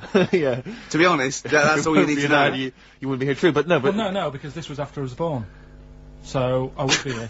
But his more direct involvement was what? Yeah, because when my mum was seeing my dad in the hospital, I got a bit bored, went for a wander, found the hospital radio station, Yeah. and got a gig. Really? So, in a real sense, if it wasn't for Karl's dad, Karl wouldn't be here. And did your dad, like, while he was listening to you, did he, like, sort of tap the nurse and go, can you get that twat off the air? Who's put him in that app? Yeah. Oh, go on. Okay, what do you make of the real-life Mowgli who's surviving in a Transylvanian countryside? Apparently, I don't know much about this story. I don't know. You know Mowgli, he's the that guy one from of the them? Jungle Book. Yeah. The little kid that grew up with bears and animals and stuff. Apparently there's a real-life one in Transylvania. What were the things in Gremlins? What were the what? Like, in Gremlins they were... Well, they were gremlins. wait. Okay, this is an example. This is what your girlfriend said. Think. What were the things in Gremlins called? I can't remember. Just, I mean, really. Something like that, isn't it? No, wait. Just really think now, Karl. Just with everything with all the brain power you've ever used, think what the things in Gremlins were called. It's not there. There's a clue here. Oh no. Yeah. They're not. What? Gremlins. Yeah. Play a record, Carl. Well, we're back, and there's a few more people here. It's Absolutely, well done. Yeah, yeah. Well observed. Yeah. Do you want to say hello? Hi guys. And what are you doing here? This is Mark and James, or Sco and Belch, and we're here. Sorry, your name's what? Sorry, say the last bit again. Or what? Sco and Belch. Sco and Belch? Yeah, that's right. Do you want to explain that? No. No, from the drinking story. games, I imagine. Yeah. We've got Oh. worse names than that, but it's radio, so. Sure. Now you're presumably students. We've just we kind of graduated. We've been in work like about a year or two. And what do you do? I work for a management consultancy. I work for a distribution company up in Birmingham. Well, okay. So, Now great what you're doing is a scavenger hunt, and you're raising for cancer Colon charity. Cancer Research. Right, Yeah. and you've got to do, and this is, we're just helping you out here because for 17,000 points you have to get live on a TV or radio show. That's exactly it. So and here we that's- That's why we're here. Yeah. Do you ever listen to XFM? I know of it. Yeah, I listened to it a few times. Sure. What kind of music, what kind of sounds would you normally be into? I love cheesy radio, sort of school disco, sort of, 80s stuff. Sure. Sorry, what was your name again? Mark, or Sco. Sco. Okay. And your Belch. Belch. And what sort of sounds would you be grooving to, Belch? Cheesy. UK garage? Well, Craig David. a bit of house, just very occasionally. A bit of cheese. It depends what kind of mood I'm in, you know. Now, you don't listen much, but I mean, kiss a celeb, because Karl... Yeah, we actually wanted to do that with you, Ricky. Is that all right? No. That's not going to happen with okay. Ricky, but you know Carl's now got his name mentioned in Heat magazine. Is that right? Well, So that's if you want to brilliant. snog Carl, we'd love to see that. I mean, we don't want to snog Karl, but I mean, we were thinking if there was kind of female presenter here, we might be able to do something. But What are you saying? A female placenta? well, if you've got one. Have you seen some of the female presenters that work on XFM? Oh, presenter! Is that why they're on radio? I thought you said placenta. That's unlikely. I know, well, now what's the other things you've got to do here? So what's some of the things you've done already? Well, See, some of these worry me, like start a fire in Pudding Lane Oh, we've done that already. for 4,700 points. Well, I'll tell you what we have done. We've been on Phantom of the Opera stage already. Have you? Yeah, we just asked the stage door guy. And, that wasn't during the show, I see. No. in actual fact, he actually mentioned that we shouldn't speak about that too. Otherwise he'll get Be on the sacked. stage, well. Right. But yeah, he was really kind. Let us on. We've jumped in Trafalgar Square Water with doing a sort of Friends impersonation, so that was Right. How many points pretty did you get cold. for that? We got 2,000 points for that. We got Right. 8,000 points for being on the stage at Phantom of the Opera. Yeah. And we get double that. We get like 18,000 points, which is almost the maximum for being here right now. Really? So that's well, absolutely great. Honestly, I wouldn't worry about the little things. I'd go for the big Yeah, that's it. here. We're not interested in the little stuff. We want to go for the big stuff. Yeah. So what the big ones are, get on stage with S Club 7, that's not going to happen, is it? When have you got till 6 today? Well, S Club 7 are on at the London Arena at about 2 o'clock, so... Good luck. Okay. I think it's going to be very, very difficult to get on there, but we never know. I think so, yeah. Get in the vaults of a bank. Yeah, You see, some of these are bordering on the illegal. That's 20,000 points for that. Like getting a cage at London Zoo. Don't do that. I mean, it's 10,000 points, but don't do it. Unless it's a penguin cage. Well, that's what we were hoping. Just some kind of timid animal we might be alright with. You know? Yeah, sure. If anyone's got any good ideas for sort of funky things to do on air, then Okay, well, if you leave your number and anyone calls in, they can help you then. Well, maybe some of S Club 7 are listening. Or let's hope so, because I mean, we love them to bits. If they are, it is for charity, and the points get awarded into money for colon cancer research. So it'd be absolutely fantastic if we could. Yeah, so Bradley, John, Tina, if you're listening. Yeah, if you're listening. Or any celebrity out there who's a female celebrity, we need to snog them. It doesn't need to be a long snog, but if we can, that'd be great. This is good for 7,000 points. This looks like a good one. Play the organ in a church. That must be easy. Is that a metaphor? Yeah, but you know what church people are like. It says the bigger the better, so it might be. That's got to be euphemism. Yeah, it's got to be, hasn't it? Yeah. Well, thanks very much. Good luck. Good luck, guys. Get an Thank you arrangement very much. standing outside Les Mis looking Miz. That's going to happen. That's good. Man, a big gun type thing on the HMS Belfast. That won't well, we've happen. got a big gun. It's just finding the boat, which is the problem. Oh, so. calm down. What was your name? Bo? No. Po? Let's go. Go. Thanks very much. Guys, thank you very, very much. Cheers, guys. Cheers, bye. The streets, let's push things forward on XFM 104.9, the home of charity. That's true enough. Yeah. I've got to slow down because I'm doing a little bit too much for charity. I've got to worry about myself sooner or later. Do you know what I mean? No, come on. We were halfway through White Van Man. We were indeed, yes. Those lads came in. Getting Karl's views on some of the big stories of the week from the news. Karl, what do you make of the fact that the British Olympic curling team won a gold medal? I watched it. Uh-huh. I thought it was really good. The only thing that's getting on my nerves now is like, what was that? Is that a trombone player just sneaked in? That was me moving this microphone. Right. Incredible, wasn't it? Yeah, what an amazing noise. The only thing is, That shouldn't sound like that, should it? That's incredible. What a shoddy tin pot station this is. Well, we know that. Sorry, Karl. Go on. it's like in all the papers now, in like the the Star and the Sun all week, they've been like traipsing models over a bit of granite. Do you know like how those things are made out of granite? The things they throw. Oh yeah. And it just that bit annoys me. Okay. The Daily Star? No, the way that this sport, nobody had ever sort of heard of it a couple of weeks ago. Yeah, yeah. Sure. We win a gold medal, Yeah. and now in the papers it's like They've gone crazy. They've gone curling mad mad. over it. Yeah. It's a good game now. Yeah. Good. Okay. Next. All right, good. Let me see. What about the fact that the world's tallest man is living in a semi in Neasden? It's alright, isn't it? Something that someone told me in the week is that, do you know all these tall people like this guy? Yeah. Which is a bit weird they've only just found him, considering he's the tallest man. I think that's a bit weird. Yeah. Someone told me that, do you know the guy who was in James Bond, the big bloke? Yes. Jaws. He's got the same illness as this bloke. Right. And what it is... It's called tall. It's something about... You're suffering from tall. You've got a small tumour or something just behind this part of your head. Yes. Oh yeah. Just sort of in the middle of your eyes. Yeah. And the pressure on that makes you grow really tall or something. Yeah. So he needs to get it sorted. That's your advice to him. Yeah. Get it sorted. Okay, very finally, Karl, this is important. This is, just projecting into the future. Just projecting into the future now, K-Man. Apparently, global warming will bring sizzling summers and weird wildlife to Great Britain in the future. Are you worried about that? How soon? Soon enough for you to worry. Yeah, it's pretty worrying. Okay. You wouldn't prefer it to be sunny here all the time? No, because with hot weather comes weird spiders and that.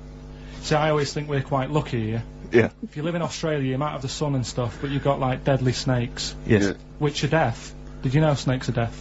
Snakes are deaf? They don't have ears. Okay.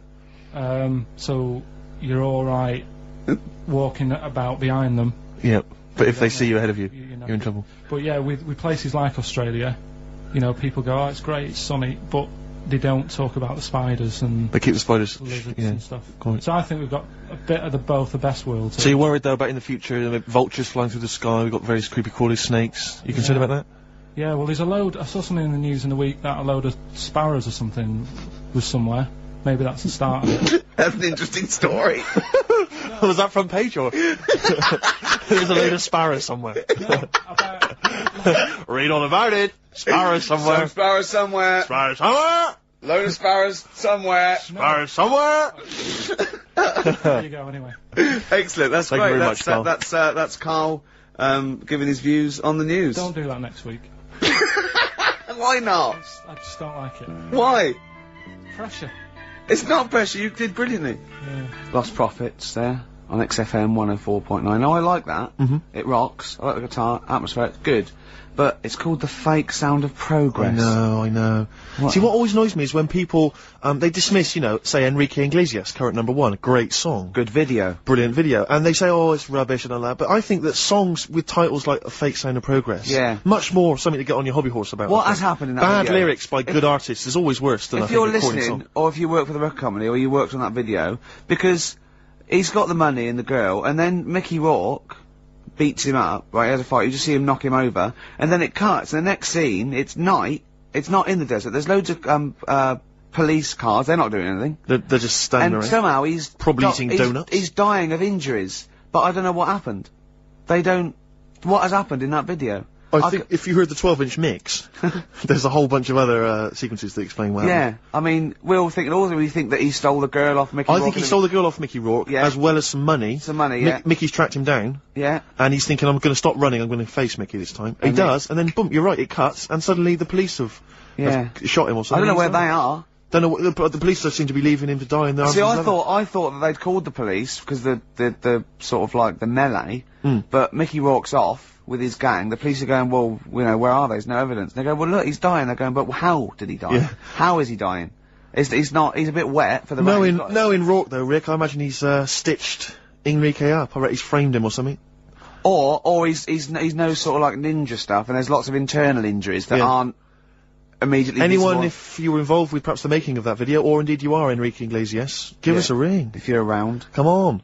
Just fill us in. I'd rather play some adverts now than that one. I'd love to play some adverts, Rick, but I'll tell you this, I'd also like to tell the listeners that coming very soon on XFM, some huge news about Karl It is. that will rock It'll the be like capital. Pop Idol. It's going to be an ongoing saga. Going in, shot. Good track, good band. But I'll tell you what, in the second hour, I just want to play classics. I'd love to hear a bloody I want to classic, play mate. some Cure, New Order, Smiths. Sure. Do you know what I mean? You know, we played Nirvana earlier, but it's not enough for me, Steve. No? You need I your want- fix. I want... I do. Well, it's that point in the show now. Song for the Lovers. One of my favourite singers. Probably one of the most beautiful singer-songwriters of all time. Well, you don't mean that, like, you don't mean that he's a good-looking bloke and you fancy him. I mean, I just want to clear that up, Rick, because otherwise...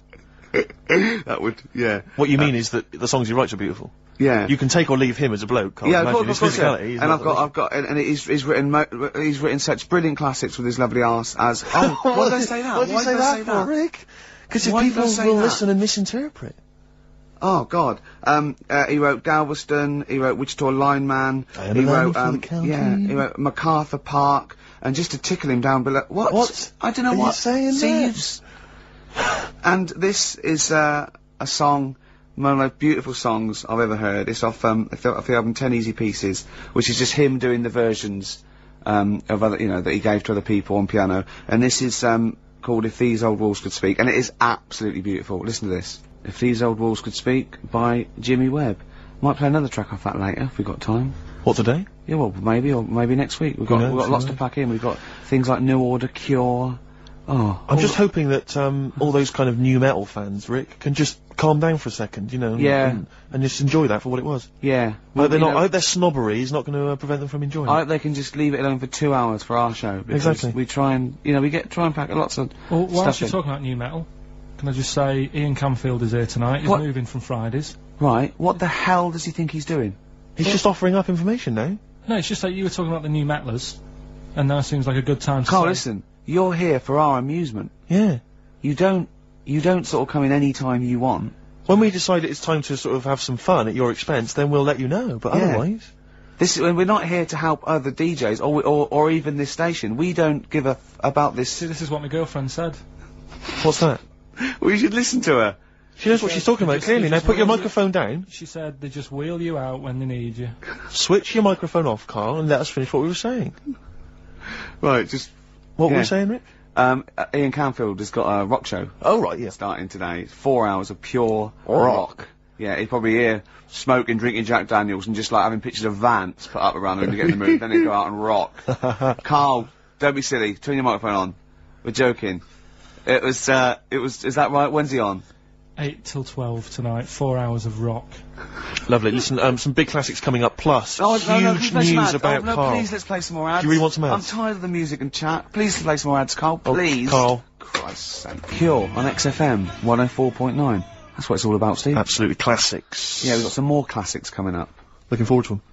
Now, when we were talking to Karl in the week, the thing we're talking to Karl is that you come up with something that's sort of like, quite innocent, and he goes, well, that once, right? And you realise that it's comedy dynamite. He doesn't know it, but we want to go save it. And he let out, you were filling in a form, weren't you? It was all like your girlfriend thinking you're a div. And it's happened before, isn't it? Because she came home and you'd filled out a form to get a job once, hadn't you? Yeah. What was that for? Granada Telly. And on it... Well, let Karl explain. Yeah. You see, this is what annoys me with job applications, because rather than just saying, do you want the job, and what can you bring to this business? Yeah.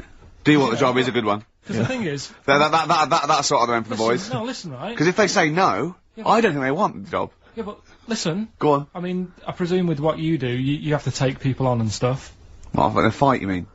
You know what I mean? Yeah. And I think it's more important that you're willing to graft and put the hours in. Sure. Than say that, you know, you did well at school. Yes. Sure. Because if I wanted to, I could have done well at school. Of course. I just didn't want to. Yeah. So where's this going? So you had the application form. So when it came to the qualifications bit and that, I couldn't fill them in because I didn't have any qualifications. And it was also asking about your languages. And I put down English quite good. English quite good. Ha ha ha. And his girlfriend came over and seen the form that he'd sent off, and this was a copy of it. Yeah. And so she went, oh, you know what I mean? So that's what started, you know, the disappointment. So they're going to get that and think that you're not English. I don't think I've got it. It was ages ago. Right. How long ago was it? Oh, well, it was when I was still in Manchester, so 5 years ago. I don't think you got it, no. No, I think you'd... There could be a long list. I mean, there's probably a lot of admin problems in that organisation, but they probably... But what I meant by it is that, you know, I can speak English, but I don't know all these long words that people use all the time. Yeah. Oh! God. Oh, can I just tell this quickly? In the week, I'm talking to you now, the listener. Usually I don't. Yeah. Karl said, about embarrassing him on air and that, and he's worried about his education, and he was worried about not knowing long words. Like, we come up with any long words. And he said, no, I was scared, you were gonna ask me something about, someone, and his, Eastern European leader. His surname is Milosevic. And Karl said, so I learnt it this week, and learnt it so you can't catch me out in case you start. I said, what? And he said, he thought about it, and he went, Flobodan Milosevic. Got the surname right, though, didn't he? So what's his name? Right? What's his name? That's how Bill and Ben would address this leader. How would they have said it? Flobodan Milosevic. What's his name? Slobodan Milosevic. Yeah. Well done. Anyway, Karl, look, you almost let it slip then as you were talking about your filling out that application form. There's some big news that everyone needs to know, which we were stunned by in the week, although the more we sort of talk to you, the more it starts to fall into place. Yeah. But Karl, what's the story? That I haven't got me exam results from the GCSEs. He never turned up to get his exam results. I was working. And so, how many did you take in the end? Because you weren't even sure about that, were you? You think you took maths and English, don't you? Yeah. And you think you've handed in the artwork for art, don't you? Now, art was continual assessment, wasn't it? Coursework. And what was it that you made? I made a man sort of putting his arms into a car. You made a model of a man putting his arms into a car. What was this? So that one's passed. Was that, this is a homage to break-ins in Manchester? Was this? Was this? Oh look, he does what he sees. Yeah.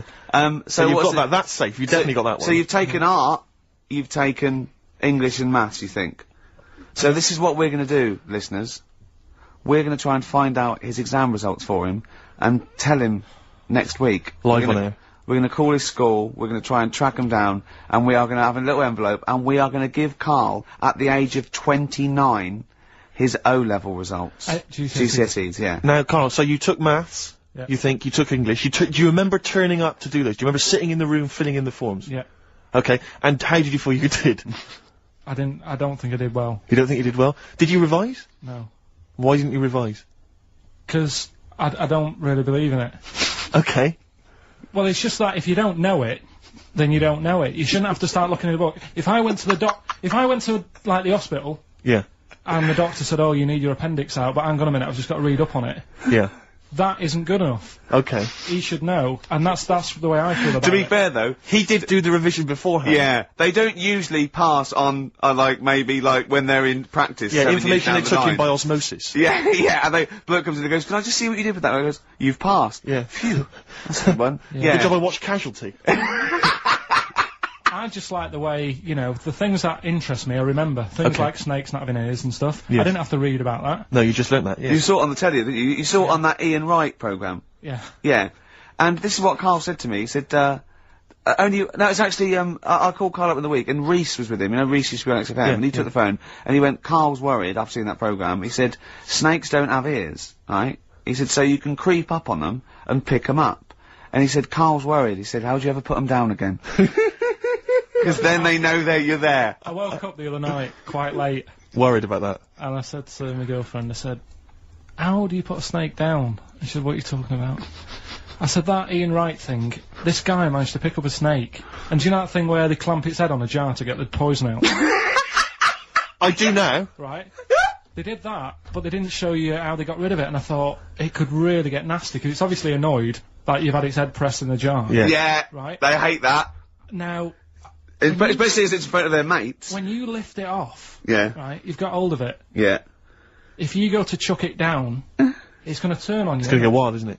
So, I just wondered. Well, what you do is you never put it down, Karl. Yeah, that's why That's what happens. that bloke has got about, 11 or 12 just carrying him. Exactly. Yeah, you never put it down. You sling it. Who cares? You just throw it, don't you, really far.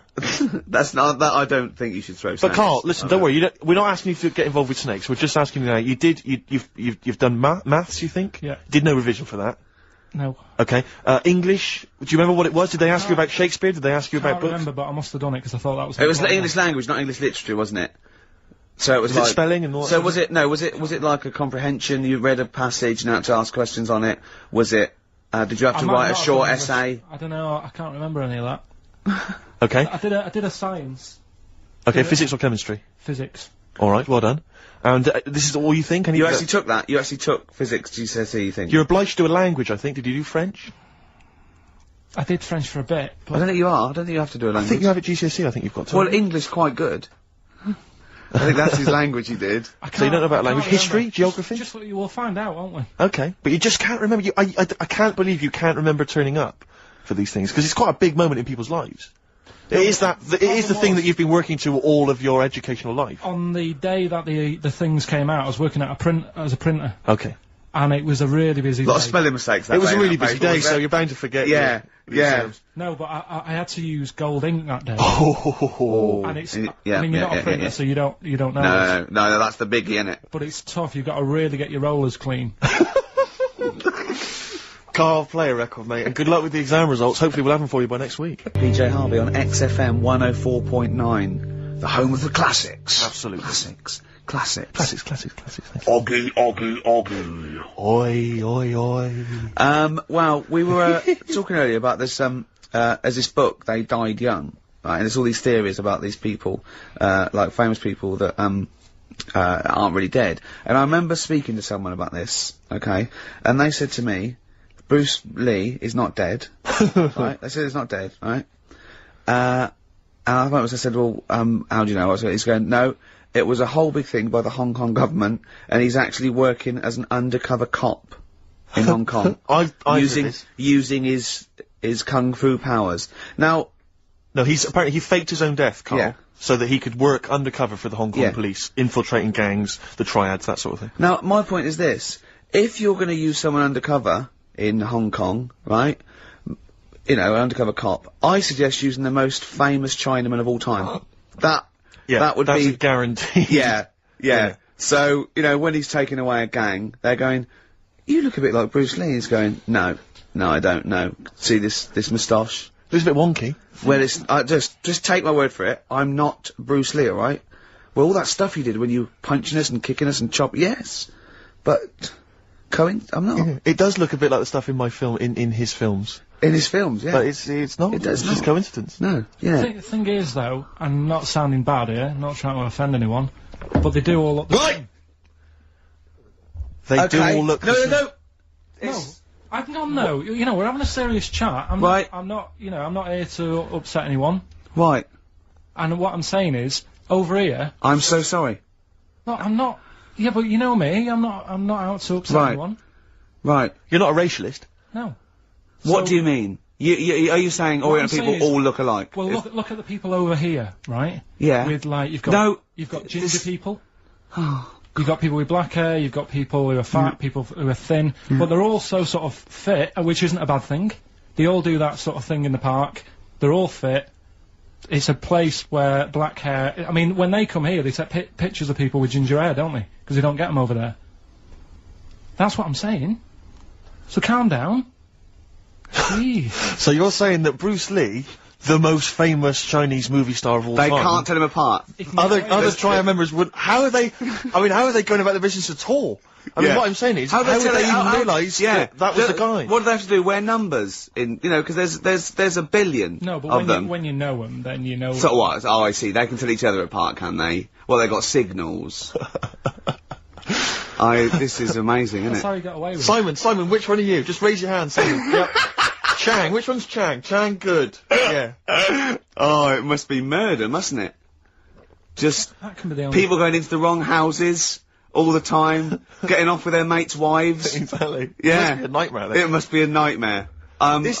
Please don't complain. He doesn't know what he's doing. So I'm really sorry to anyone that's... he honestly does not know what he's saying. XFM 104.9. Yeah, but what I'm saying is... Go on. I don't think I am offending anyone. Okay. Fine, that's alright then. And you know that I wouldn't want to do that. No, I know you don't. Oh, no. I know. Radio, I said, right, if you got kids in the car, turn your radio down. So before you make any potentially racist remarks, just point out if you are listening and you might be Oriental. Yeah. Please don't take offence. Or go... Oh. You know what I mean. So yeah. Go on then, so what was this other dead person? Who's not... Carl, play a record. Ricky's having a heart attack. We'll come back. Well, the music of tomorrow is here. That's true enough. Yeah. Must be some sort of muck-up with the post. Rick, a lot of the times when I've played Hip Hop Hooray, my hip hop track of the week, you've sort of scoffed, you've thought that maybe I don't have credibility amongst the hip hop fraternity. No, it's just the way you dance. Well... It's merely the way you dance that worries me. Because people can't see it, really. And it's sort of like... Imagine if Mr. Bean thought he was in D12. You know what I mean? It's that sort of... And I don't diss you. I mean, I know you're a hip-hop appreciator. You know, I wouldn't expect you to diss me. I'm a black queen.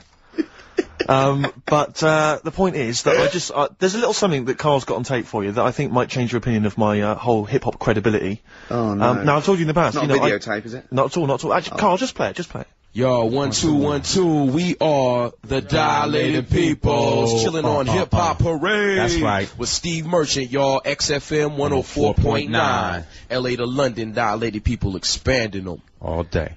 Now, who got that? How about you did that, Carl? No, it was just when I was hanging out with my homies. Who did it? Did they come in the week? They were in the week, I think, and somebody got them to do it for him. No, that was when I was just hanging in the crib with them. No. That's very nice. And the guys just laid down some beats for me.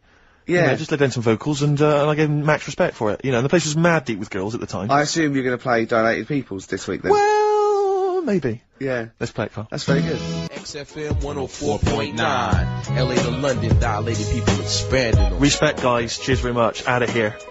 Yeah, guys just maxing there. Lovely. Good to hear from them. Good to hear from the boys. I'll probably be heading over to LA, NYPD, and just, you know, chilling with them. I'd love them to meet you. You're having a laugh. I'd love them to meet you. We would hang out. I know all the jive. It's like a thing they do on MTV or actually like being Dilated Peoples, and they come in, they make us three look like a rap group. Wouldn't that be great? Listen, I told you before, I've always remembered the words of Snoop Doggy Dogg. Yeah. Bitch is a bitch and a hoe's a hoe, but if a man be acting like a bitch, he's a bitch-ass homie. Alright? Those are the words from the street. I would. It'd be like you two had won a competition or something. Do you know what I mean? Like that. I just don't think you can believe it that I'd just be hanging out, with sort them of like in the crib. people of courage, and you get a chance to meet your favourite. It'd be amazing, wouldn't it? Listen, we were talking earlier about the fact that Bruce Lee, and it's a well-known fact. Yeah. He faked his own death so he could continue his undercover police work, as opposed to being because the no one biggest would. superstar. Yeah, he doesn't No one look was different spotting to anyone else. But I was talking to someone as well recently who utterly convinced, and you get this quite a lot, don't you, especially Americans, that Elvis Presley's still alive. Yeah. And I think, wasn't there some statistic, like more people believed Elvis was alive than believed evolution? Was that right? Yes. Something like that? No. No, it's something worse than that. It could be something. It was something like that. It's something mad, like, I don't know, it's something like 42% of Americans Yeah. believe that Elvis Presley has faked his own death and is still Yeah. alive, right? Yeah. And there's this whole book that's been written about it, because, Karl, you might be interested in this. I know you're always fascinated by things that have been written down and therefore a gospel. Yeah. And that you don't have to apparently- revise yourself. You just learn off Ian Wright. Yeah. But apparently, the reason that Elvis is still alive, is that there's a number of, sort of, pieces of evidence. One is that none of his family could agree which colour pyjamas he was wearing when he died. That's Yeah. evidence, apparently. Apparently, he was an honorary member of the FBI. Well, apparently his signature appears on FBI documents well into the 80s, long after he should have died. Apparently no one can agree. There was sums of money a lot of fat people in dungarees have seen him. Yeah. There's sums of money which apparently only he could have given authority to have transferred to other bank accounts they've moved. Yeah. So this is all evidence that Elvis is still alive. And a lot of people, I was talking to this guy and he was saying, yeah, well of course the thing is, the pressures of fame were too much for him, that he faked his own death so that he no longer had to be this huge icon, he could live an ordinary life. And my query has always been this: if Elvis faked his own death, do you think the method he'd have chosen is to have shat himself to death whilst on the toilet? Yeah. Yeah, but because he picked that, nobody will doubt it. Right. So Elvis went to the FBI. Yeah. What do you make of it? Well, exactly. So, what we're saying, Karl, is that there was lots of methods open to him, you know what I mean? It's all like, he didn't go to his secret police and go, oh, I'm fed up, I want to fake my own death. You know what I mean? And they go, yeah, that. Yeah, what methods have you got? I'd like to be found, shit myself down the toilet. You like to do what? I want to be a big, fat on the toilet, just shitting myself to death. Right, just on my ankles. No, Elvis is a good idea. I'm just wondering if there's maybe something a little bit more glamorous for your favourite death. I mean, you could take a bullet for the president. What, and shit all over him? Just shit No, myself? we know crap at all. That'd be what you're doing. No, you just have to take a bullet for him, or you could. There has to be shit involved. Why has there got to be? There has to be shit involved. Why has there got to be crap? I want this way. Make it happen. Yeah, it's probably Karl, head in hand, look. Yeah. He's worried about the things we say. Yeah. Jeez. We haven't offended 1.2 billion people. Yeah. A fifth of the planet. So, Karl, what do you make of it then? Are you convinced Like Elvis is still alive? am I getting him mixed up with someone else? Because all Elvis, all Elvises look alike. Because Now that is true. A lot of Elvises do look alike. That's safe. on his gravestone, Yeah. didn't they get his name wrong, or is that his brother? Who's his brother? Aaron. No, that's his middle name. Yeah. You're not an Elvis kind of expert, are you? Hold on, wasn't Elvis one of a twin that died? That died, and I'm sure they got his name wrong on a grave or something. Oh, I don't know. But that's consequently that's proof he's still alive. No, the thing with the still alive thing, like I say, he picked that awkward death because nobody would be saying, hang on a minute, going round upsetting the family, wanting to talk about it because they'd be embarrassed to be saying, he was found sort of in a pile of mess. Weighing 25 stone. Yeah. So... Because you notice he also expanded to a huge size as well, so he was just a huge fat blob of a man. He also did that to add, extra... To the glamour. I don't quite understand these people who fake the deaths, because... Well, a lot of them don't. A lot of them don't, Karl. This is what, in a roundabout way, we're saying. We're saying that a lot of people that say people fake that they didn't, like Bruce Lee and James Dean and Elvis Presley. We're saying they didn't fake their deaths. He did die, didn't he? His head come off, didn't it? Very good. Who's this? James Dean. His head came off. There's a light that never goes out. The Smiths, XFM 104.9. Nearly through. Absolutely. 2 hours of chat, great music. Bloody good music. Karl. Of course. Speaking before he thinks. By the way, when he was talking about Mowgli, he was going to talk about Mowgli and you said, oh, what are the gremlins called? Yeah. You're thinking of, Mogwai. Yeah, but they were still, they were called gremlins. Yeah. Yeah, I know what you're thinking. I know, to be fair. But my girlfriend won't be listening now, so she'll still think I'm a bit daft. Why would she ever think that? How long have you been going out with her? About 8 years. Well then, why would she ever think you're daft? That's the only stupid thing you've ever said, the Mogwai thing. Why would she ever think she's going out with a, to be honest, a retard? I think it's a very beautiful relationship you must have, you know. Because it's odd, like, I mean, she's a professional journalist or whatever. Yeah. You know, and she works for, is it, Radio 5 or something? BBC Sport. BBC Sport. TV. And you're a man who never even got her your exam English results. quite good. Is English quite good? Her? Really good. Yeah? So... And did she do her exams? Yeah, she's quite bright. Sure. So what do you bring to the relationship? I think take the pressure off her. Take the pressure off her to do what? You know, like when she's had a stressful day and she comes home and talks to me, I think... Yeah. You would relax me, and that's the truth. I honestly, if you know, Karl, he can just go, wow, it's alright. Do you know what I mean? He doesn't, you don't get stressed. He sits in his little booth in there, he doesn't talk to anyone, his little sound booth all the week. And you're in your own little world, aren't you? Well, it's interesting because I wonder sometimes what your aspirations are. I was thinking this, I was watching a repeat of Family Fortunes on Challenge TV last night, and it was sort of mid-80s one, and I don't know if it's still the case, but it was the aspirations of the contestants. It was so kind of, it was like, and what's your hobby? Well, you know, like to go out when it's nice weather and stay in when it's not. If you win £2,000, you'd probably be going out when it's nice, wouldn't you? Yeah. And she was like, well, and I sometimes like to watch TV.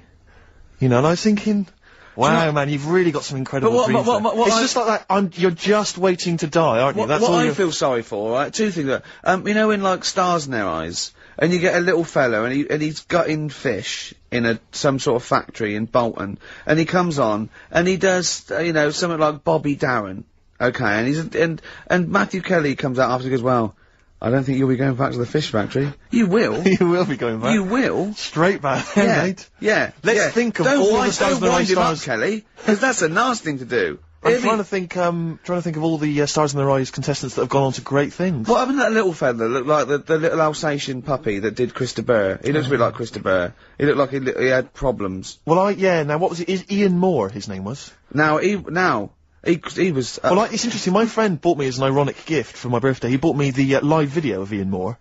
You'll be pleased to know that Lady in Red was on there, among the number of other hits. But it was brilliant, it had a picture of Ian on the front, it said, Ian Moore, naturally. His jacket was too big for him as well. Of course. It was ludicrous, but I don't know if that meant Ian Moore, naturally, like we all know who this guy is, it's Ian Moore. Yeah. Or was it Ian Moore, he's no longer being Christa Burr, he's just natural. What did he sound like when he wasn't being Christa Burr? Christa Burr. Did he really? Because he met him, didn't he? Yeah. Well, I think Christa Burr couldn't wait to get back on the telly. Well, the thing is, I think Ian Moore is actually earning more than Christa Burr now. I think they could have got Christa Burr on there. Yeah, you can get Christa Burr for £1,000, but Ian Moore's going up for 1,200 now, just a PA to a DAT. But he does Lady, he does all the hits. He does Don't Pay the Ferryman. Yeah. Don't even set a price. Does all those. Interestingly, I saw him interviewed once, and Lady in Red's not his favourite song. You're joking. It's bizarre, isn't it? But he was only going to play that if, it was the, fat, ginger... Sarah Ferguson. Oh, yeah, yeah. It was only if she was wearing some red. He was only going to play that when? Yeah, well, it was a live thing, and he was only going to play that if she was wearing red or something. Right. Didn't her freckles count? That's beautiful. No, so, luckily she had a red... That must have clashed with her a bit. Yeah. A red scarf on her face. And the highlights in your hair that catch the light. Yeah. Such a beautiful lyric. Never seen you looking so lovely as did the thing is, right, he misses a rhyme there. He goes, I'm gonna ask you to, dance, looking for a little romance. Now he could have said dance, couldn't he? I've met a man once in a bar, I was talking to him for some reason, I was annoyed by him, I was wound up by him, and, I said that I'd written Lady in Red, and, I never got any money for it, because I found out he was like a music lawyer, and he went, well, give me a call, I'll investigate that. And he was actually going to do it for me. I love the idea of that. Why did you say that? Really bored, and I didn't like him much, and I thought that was, Why did you choose Lady in Red, though? Because I think I was singing it with a friend of mine, and he came over and went, oh, good voice. And I went, yeah, I wrote this. What pub is this? It was North. Is it? Yeah. Never seen looking so lovely as you did tonight. So, anyway, that's enough of my Christopher anecdotes. Yeah. It's very much the end of the show. And it is, it's been a great show. Hang on, have I got time for a song for the lovers, or have I missed that? No. If you give it me Of course now. you have. Yeah, what are you gonna play? What are you gonna play? What, are you gonna play a song now and then we've got time for it afterwards? No, you'll have to give it me. Yeah. now, Oh, I right better now. dig it out. Well, can What, you keep people... what have you chosen? I'll keep it going. Well, a friend of mine who keeps making me little compilations has stuck on an old Tom Waits track, which is from his first album, one that I've not listened to for a while. Brilliant. Re-listen to it, it's absolute dynamite. Brilliant. Can anyone hear me? Yeah. Just wandering around. Yeah. He's just getting out of his bag now because we weren't prepared for this. We sort of ran out of time. We're having such a great time with the philosophy of Karl. What do you fancy doing anyway with your future? Me? You know, I'm just gonna tell you now. You know we're still on air, don't you? Before it gets too casual, you know we are still broadcasting to the capital. Okay. Yeah. What do you fancy doing with your future? Well, Steve? once I've made all that money from suing Christopher, my future, I'm living my future, man. I wanted to have some good mates like yourself and Ricky. Yeah. You know, Karl, I wanted to be on the radio. I wanted to play great songs. We're like the Three Musketeers, me, you, and Steve. We're like the original Rat Pack. We're like Ocean's 11. I'm Sinatra. Yeah. You're Sammy Davis Jr. and you're what's his name? Dean Martin, aren't you? Yeah, or Joey Lawrence. What's his name? Joey Lawrence, not Joey Lawrence. Joey Bishop. Joey Deacon. Joey Deacon. My dad said the ending on the old one's better than the new one. We should definitely get your dad in, man. That would be just dynamite. When people get tired of you, we've got the whole Pilkington family to do The whole gene pool. Have you seen it? No. Karl, have we got time for this now, really, mate? What To be fair. Okay, it's track number 1. Now, interesting thing This about is Tom shoddy. Waits is that, this is from his first album, and he doesn't sound like that kind of gruff, lived-in guy that he wants to He be. didn't actually sounds smoke. something of a crooner. Yeah. But this is a track called Old 55, which bizarrely I think might have been covered by the Eagles. But anyway, I think it's a really lovely track, really beautiful track. I'll see you next week. And we'll see you next time. Say goodbye, Karl. So yeah. Say sorry For what? for if you offended anyone. I didn't. So if I say sorry, that's saying I'm guilty.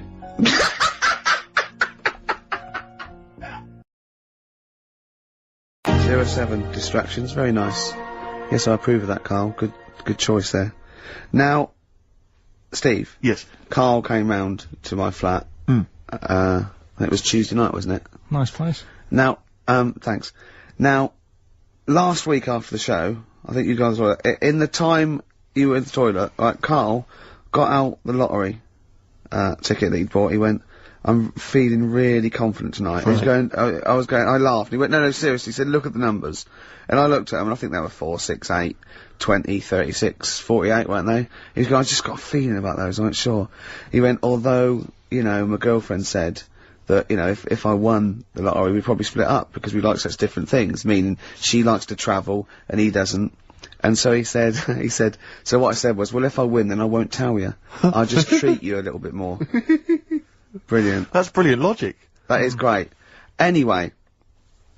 I'll look after her. Oh, I imagine you take care of her, yeah. Yeah, you're a good guy. How would you do it then? You just sneak little gifts in, slowly over many years? Yeah. You don't think she'd rumble, the fact that you, don't work anymore and drive a Lamborghini? Well, I'd still do this, I think. What, just, as a kind of beard, as a cover story? Yeah, just pop So in you'd there. pretend to come to work, but maybe off partying and stuff in the daytime? Yeah. Clever. Now, he didn't win. Okay. I phoned him up Saturday night, he went, one number. One number. I think it was 8, wasn't it? Yeah, It was there was a lot of 8s on my piece of paper, wasn't there? So I think it was either an 8 or an 18 or a 48. And he went, and he was disappointed. He said, "Waste of time." I went, "Well," he said, "No, waste of time." He said, "I've worked it out." I went, "Go on." He went, "There are 26 letters in the alphabet." I went, "Yeah." He went, "Think how many words you can make out of them." He went, "There are 48 numbers on the lottery." I went, "Yeah, 60 million to 1. He went, "Yeah." Not worth it. I looked into that in the week, right? And there's even less letters in the Welsh alphabet. They've only got 20, and yet they've got loads of words as well. So even 20, the chances, if there was 20 numbers and you had to pick 6 winners, it'd still be really unlikely. Yeah. Yeah. Yeah. You should be a mathematician. And anyway, so we got talking about it. We got talking. That was me, him, and Jane around there. And I told Jane that he said about, if you won the lottery, he doesn't like travel. And she went, "Why do you like travelling?" And he went, "Well, I don't like planes. I'm really scared of planes and that." And she went, "Well, if you won the lottery, you could have a world cruise." And he went, "No." She went, "Don't fancy?" I went, "No." He said, "If you go on a world cruise, what do you do next year?"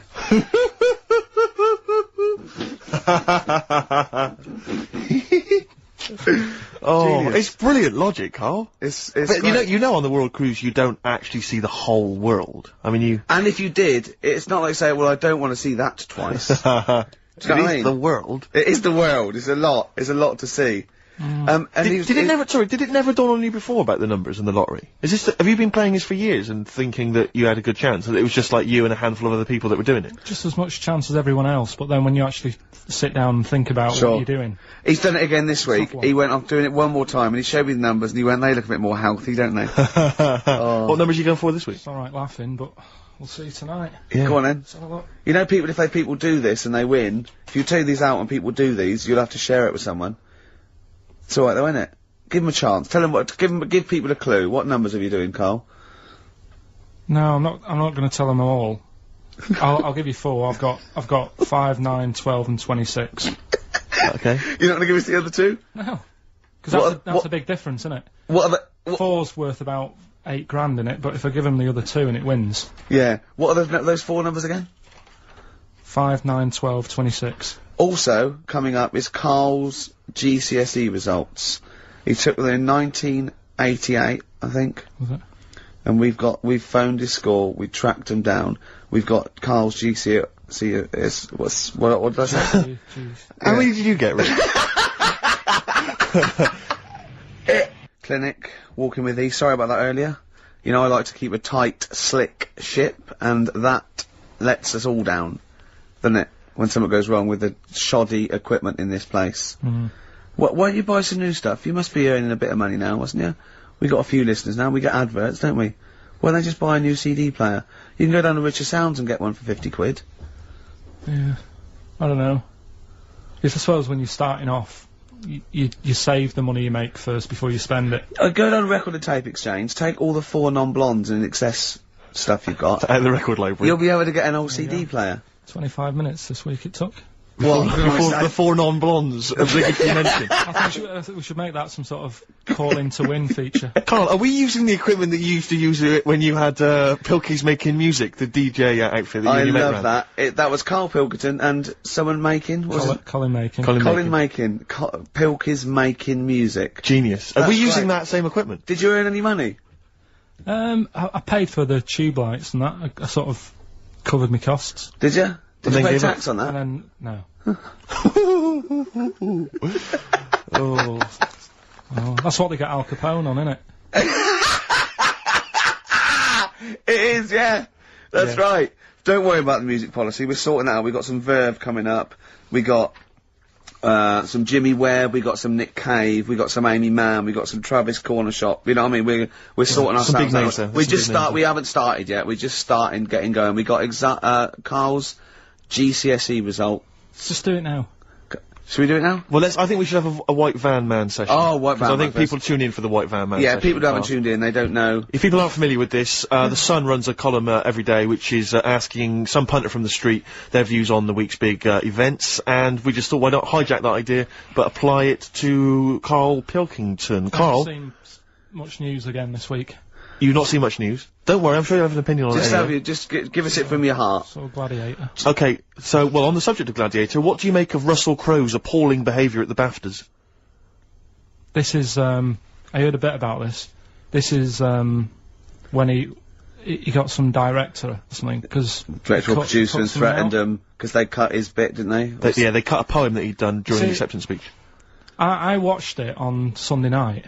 I didn't realise it wasn't live, to be honest. Yeah. But, I quite liked the way it was to the point and didn't mess about. He went up, he said thanks. So you're saying that he shouldn't have beaten up the director? Is that what you're basically saying? It's a bit over the top. You thought I so? mean, if you didn't have time, if you really, I mean, what's the poem got to do with the film anyway? He was an awards. So do you think it's ever justified to beat up a TV director if you're a major Hollywood star? Depends what he's done, but I mean, Right, what would you have to have done, Karl, for it to be fine for him to then beat him up? the thing is, right, forget all the beating up. At the end of the day, it was a awards thing for a film.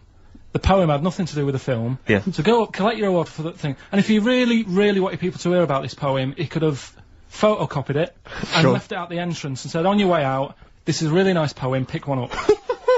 No, but the thing is, he knew it was televised, so he knew by saying that poem once, he was reaching 5 million people. That's a lot of photocopies. Do you see what I'm saying? I'm not saying it was justified. It wasn't a poem award. If it was an award show for poems, you'd say you can't cut it out. It'd be like doing the top 40 and then going, number 1's good, but we haven't got time for it. but it's a films thing. Okay. And he went up and he got the award for the film. Which film was it for? I don't know. But when I wanted to give you your results, I said, let's give Karl his results. Steve went, no, we should introduce people to Karl again, just remind people what Karl's like. And he's so right. I'm so glad we did this first. Am I right, though? Carry on, Steve. Okay, the next topic, what about this big debate over whether Kylie Minogue's had a bum job? I'd have to see it. Next! Okay. What do you make of Will Young's single? He's the Pop Idol winner. It's gonna, net record-breaking sales, apparently. It's gonna go straight to number 1. He's had millions of copies sold. I heard last week that you had to, if you wanted to buy it from Woolworths, you had to go in and put £1 down to guarantee getting a copy. Wow. I think that's stupid. But what do you make of it, though? Do you think, as a song? Both as a song, and are you excited about Will Young and his future? No, he'll do alright. I don't think we have to worry about him. Okay. He'll do alright. It's not my thing, but he seems like a nice bloke. Okay, very good. What do you make? One? Yeah, one final one then. What do you make of our scientists getting the go-ahead to clone embryos for research? We have discussed cloning before, and obviously there's the pros and cons of that. Christopher Reeve, former Superman star, he's behind this. Are you behind him? Yeah. I mean, with everything, you have your good and your bad, don't you? Yeah. At the end of the day, if you didn't have bad things in the world, then you wouldn't enjoy the good things. I think, it's like if you didn't have robbers in the world, policemen wouldn't have a job. So it's the same thing. It's like, it's an illness. Yeah? What are they messing with? It's probably a bit too detailed to go into there, really, but, Do you know what I mean? Yeah. It's good and bad. You can't have it all. Yin and yang is what you're saying? Yeah. Okay, Karl, I can't argue with that, mate. I want to play a track now that, I haven't heard for a while. It's The Verve, isn't it? Yeah. Sonnet. Lovely song. Coming soon, those big exam results. Black Rebel Motorcycle Club, spread your love. It's time to give Karl... You're actually nervous, aren't you? I'm a little bit nervous. Just to recap, Karl is 30 this year. He never went to get his results of his GCSEs. So myself and Steve took upon ourselves to phone his school, track them down, and we actually got your results. What did you think you took? Did English. Right. Maths. Yeah. Art. Right. And I think I did physics. Okay. Well, you didn't do any of them.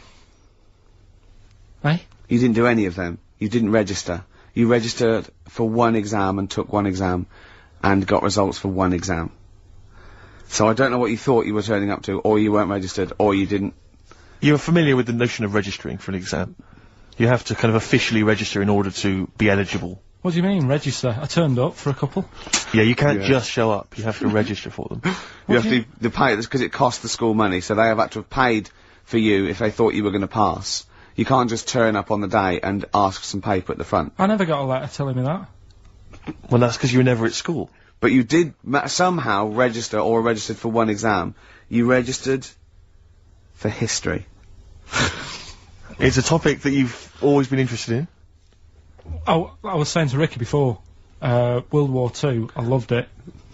I mean, not the actual event. No, the study of it, you all mean? the stuff like, about the Anderson shelters and, stuff like that. Yeah. And the bombs and that. Mm-hmm. And then when I took it, it had nothing to do with that. It was more about the Tudors.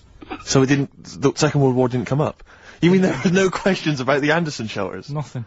That's devastating. So what are you expecting the result to be? Is that, seriously, is that it? Yeah, it's the only one you took and registered. As far as the school is concerned, or certainly in it's the terms only of one what that they told counts. us. It's the only result. It's the only one that counts. Yeah, you've got... Did you register for yours? Yeah. Yes. I've got certificates and everything. So what, do you do that before the exam? Do you have to go somewhere and sign something, or...? Yeah, you don't check your results and then decide if you want to register.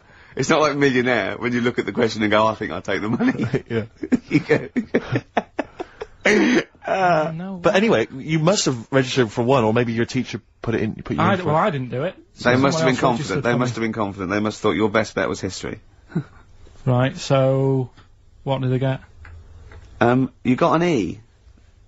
Which I think, I mean, technically, is a pass. E. It's a bad pass, but there's F, How and there's much U. You're not going to be doing a PhD. You can get an F, right, which is fail, and then a U, which is ungraded. Now, I don't know why the U exists, because F means you failed. U is like them going, you not only failed, but you wasted my time. So We're annoyed that you took this exam. So who thought they'd register me to get an E? Well, they didn't. Well, they think didn't. you'd I get think any. they were hoping. It was rather like you with the lottery. They were hoping see- for something better than You nothing. see, I assumed that the man who registered for that thought he can scrape an E if Anderson shout was come up. Yeah. Well, that's it. You've got. Now, what I'd like to do, Karl, is I've started your re-education. You've read a book on Rasputin. I'll be asking you a few questions about that later. I've got another book for you to read next week. Next week, I've got a I'm little. not in the mood. What? Not in the mood. Oh, come on. Look. What's that? What does that say? It's that fella. It's the picture of the bloke that he used to use for Citizen Smith. Yeah? Che Guevara. Yeah. Yeah. He was quite happy, I think, when he found out that Robert Lindsay was involved. He went, yeah, of course you can. No worries. No worries, yeah. What So- are your feelings, Carl? What do you think? Are you emotions depressed? I'm just a bit annoyed because I'm sure I turned up for more, so it just wasted me time. Listen, they don't matter. I'm sure I you're did doing more you're than doing one. very well. You know you can educate yourself. GCSEs are merely a step on the ladder to help you, not just for education, but you know they're more vocational than anything else. You're doing very well, and you're reading books. Don't worry about it. It's But not can I a suggest concern. something. But if you want, I'll pay for you to take history again. Carl, we'd love to see you get a C or above, and Well, we're I'll willing pay to. for you, and I'll get you some books. Right now, listen. We can let's get. I reckon. When are the exams? June. Something like that, yeah. We'll try and register next week, and I reckon you can get an A or B I'm history. Busy, I'm in busy. history. No, don't worry about it. It's just easy. I get your Brody's notes. If Heat magazine, they love you, Karl. They could probably sort something out. They could probably pay for a tutor. They got a lot of money. They sell a lot of magazines. I mean, it is almost always, and you found that out, I discovered this, it's always the Tudors and Stuarts. There's no fear for them not coming up. Now, what do you already know about them? You must already know stuff about Henry VIII and Elizabeth. No, because it's too long ago to even get interested in. Do you know what I mean? You can't. Is that why you relate didn't- to it. Okay. The Anderson thing, it was like, God, you know, I bet my mum and dad were in an Anderson shelter. You know, this is interesting. What, when they- Oh, my granddad would have, like, had something to do with this. But the Tudors, it's like, I don't know even if I had a family back then. Play a record. If we come back Hang to on, this. hang Sorry, on, hang on. Steve, Because I need to introduce my the new feature. Yeah. For the I record. don't know if I had a family back then. Carl, You're a listen, let me genius, just Karl. ask you now, right? If you can finish this sentence, we've got a chance. Divorced, beheaded, died. Divorced, beheaded. Died. What is it? We just need to do a little bit of work, but otherwise I think you're going to be fine. It's how you remember what happened to Henry VIII's wives. They're little. Divorced, beheaded, died. Divorced, beheaded. It's like spam. Support. What is it? Support, protection, anchorage, movement. That's how You're you going to that's nothing to do with the Tudors No, and that's to Stuarts. do with the skeleton. Yeah, see, no, we're not doing biology. Mnemonics and acronyms and. What happened to Henry VIII's last wife? Did she die, or did she not die? Divorced, beheaded, died. Divorced, beheaded. Do you know that the only king that has got a moustache is... No. The only king that hasn't got a moustache is the King of Hearts on the playing cards. What's the record you can play? I want to resurrect the career of a different artist each week. This is an artist who's overlooked by the general public. The red card. This is Amy Mann, and she always seems to get overlooked. This was a single a while back. Well, I I've think got it's one called eye. Red Vines. Play it, Carl. Fantastic. You see, what upsets me is the way that Amy Mann, Yeah. she's written songs as good as that, she's Yeah. released it as a single, she had to, I think, put the album from which that's taken out by herself over the internet. She was Oscar nominated Yeah. for the songs in the film Magnolia. She couldn't get a record label, I don't know if she's now got one. And yet there's people like Alanis Morissette shifting That is shed absolutely loads of beautiful. songs. I don't That is understand what the fantastic. rules are. I don't know why See, she's not a household Karl, name. well, there's What- beautiful things like that in the world. Why do you care about epoxy Well, GCSE? what did she get for history? What did she get for history? Yeah. I think she did very poorly. Why do you care? See, I was just gonna say, this has backfired a little bit, because Karl is genuinely, I don't know if he's actually upset or embarrassed, but it doesn't matter. Why does it matter? You were 15 and didn't go to school. if you were my friends, I think you would have just said, "Oh, we can't find them." Why? But you just wanted to know. What's to do with that? Well, what do you mean? What do you mean? It's ridiculous. Do it again because you want to learn, because there's great things in the world to learn about. Don't worry. The GCSE is vocational, is vocationally for a 15, 16-year-old to go on to do A-levels or whatever, or to get results. But you don't need that, because you've done very well. You don't care about the Tudors and the Stuarts. I mean, you know. I mean, I've had a couple of jobs, not this one, because you don't need qualifications to get a job. Obviously. In the radio. Yeah. Obviously. Absolutely right. But the ones that I have got in the past, I did, because I didn't collect them, I had to lie. And I didn't like go mad. I didn't say I had A's and stuff. But I didn't put history down because I didn't even know I did it. So it's a bonus. I kind of treated myself to like a D and a couple of C's and that. So it's like, well, he's not. I love the fact that Karl even then was honourable. It's like, I'll at least put down the ones I think I took and lie, but the ones I didn't take, I won't lie about. Yeah, and don't give yourself a B. Exactly. If they're going to find out you lied, give yourself a B next time, Karl. It could backfire, couldn't it? I mean, my brother's a bit mental, and he used to do things like go for jobs and say, "Oh yeah, I've done this before," like being a mechanic, and he's never even picked up a spanner, and yet he'd have the confidence to go and try and fix cars. Well, I'm not that daft, but God, and he. Who do you blame for this? That's just an easy way out. I have to blame myself. Don't I? What was the teacher like? Well, there's loads of different ones. I didn't like. I mean, the history teacher. It is my own fault, because with her, she was a bit mental, and I used to kind of stop the lesson by saying, "Oh, miss, tell us about your fireplace you've got that is made from a gravestone." Because that's what that would stop any English teacher in their tracks. And she loved telling you about it. Yeah, it was like, oh, I learned that from a teacher. So that's why I didn't know about divorce, head loss, and all that. Yeah. Dandruff legs. Horse, head loss, dandruff legs. But remember now, divorced, beheaded, died, divorced, beheaded, survived. That's all you got to remember. And what's that? That's what happened to Henry VIII's various wives. In order. What does it spell out? No, it doesn't spell out. It doesn't spell anything. You just got to remember the rhythm. In order in which he married. Yeah, but it helps. It's like when my mum taught me the alphabet. She taught me as like a song. A, B, C, D, E, F, G. Yeah, constantly. Yeah. No, not like that. Huh. That's how everyone else could do it, and I couldn't do it that way. Right. What tune did she do it to? It was, A, B, C, D, E, F, G, H, I, J, K, L, M, N, O, P, Q, R, S, T, U, V, W, X, Y, Z. Dandy Warhols, Get Off on XFM 104.9. I'm Ricky Gervais. With me, Steve Merchant. Hello. It's 2:05 on the day that Karl, our producer, found out that he had an E in history, GCSE, and nothing else because he didn't actually register. I can't believe he registered for that. I don't know. I didn't. That's someone else put you in. No, they can't have put you in because you were away. They probably said, "Oh, you know, you didn't register in that." Listen, obviously you feel a little bit melancholy because it's, you know, it's like you're hearing it for the first time, so it's like you're 16 again. But it was to be expected. But no, listen, it doesn't matter. It actually doesn't matter.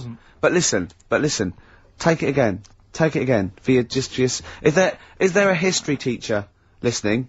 What's the number? 08700 800 123. They can tell us the syllabus this year. 1, 2, 3, 4, is it? Yeah. Oh, sorry, what is it? 08700.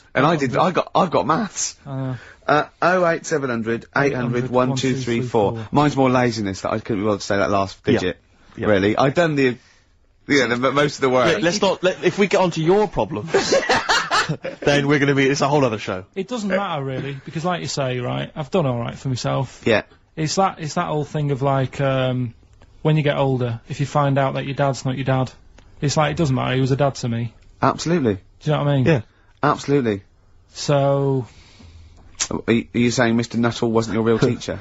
Give out the number again, Rick, what we after? 08700 800 1234. Is there a history teacher out there that may know how we can...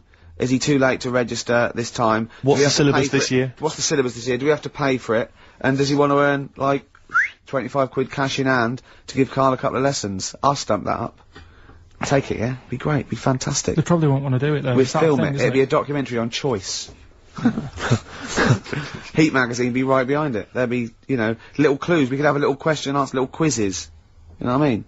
Rick, before we play the next record, I've just been looking through the XFM gig guide, and I just wanted to let you know that, at Spitz this evening, Commercial Street E1, doors at 8 o'clock, Gut Bucket are playing. So, no, just a lot of listeners will probably want to know that.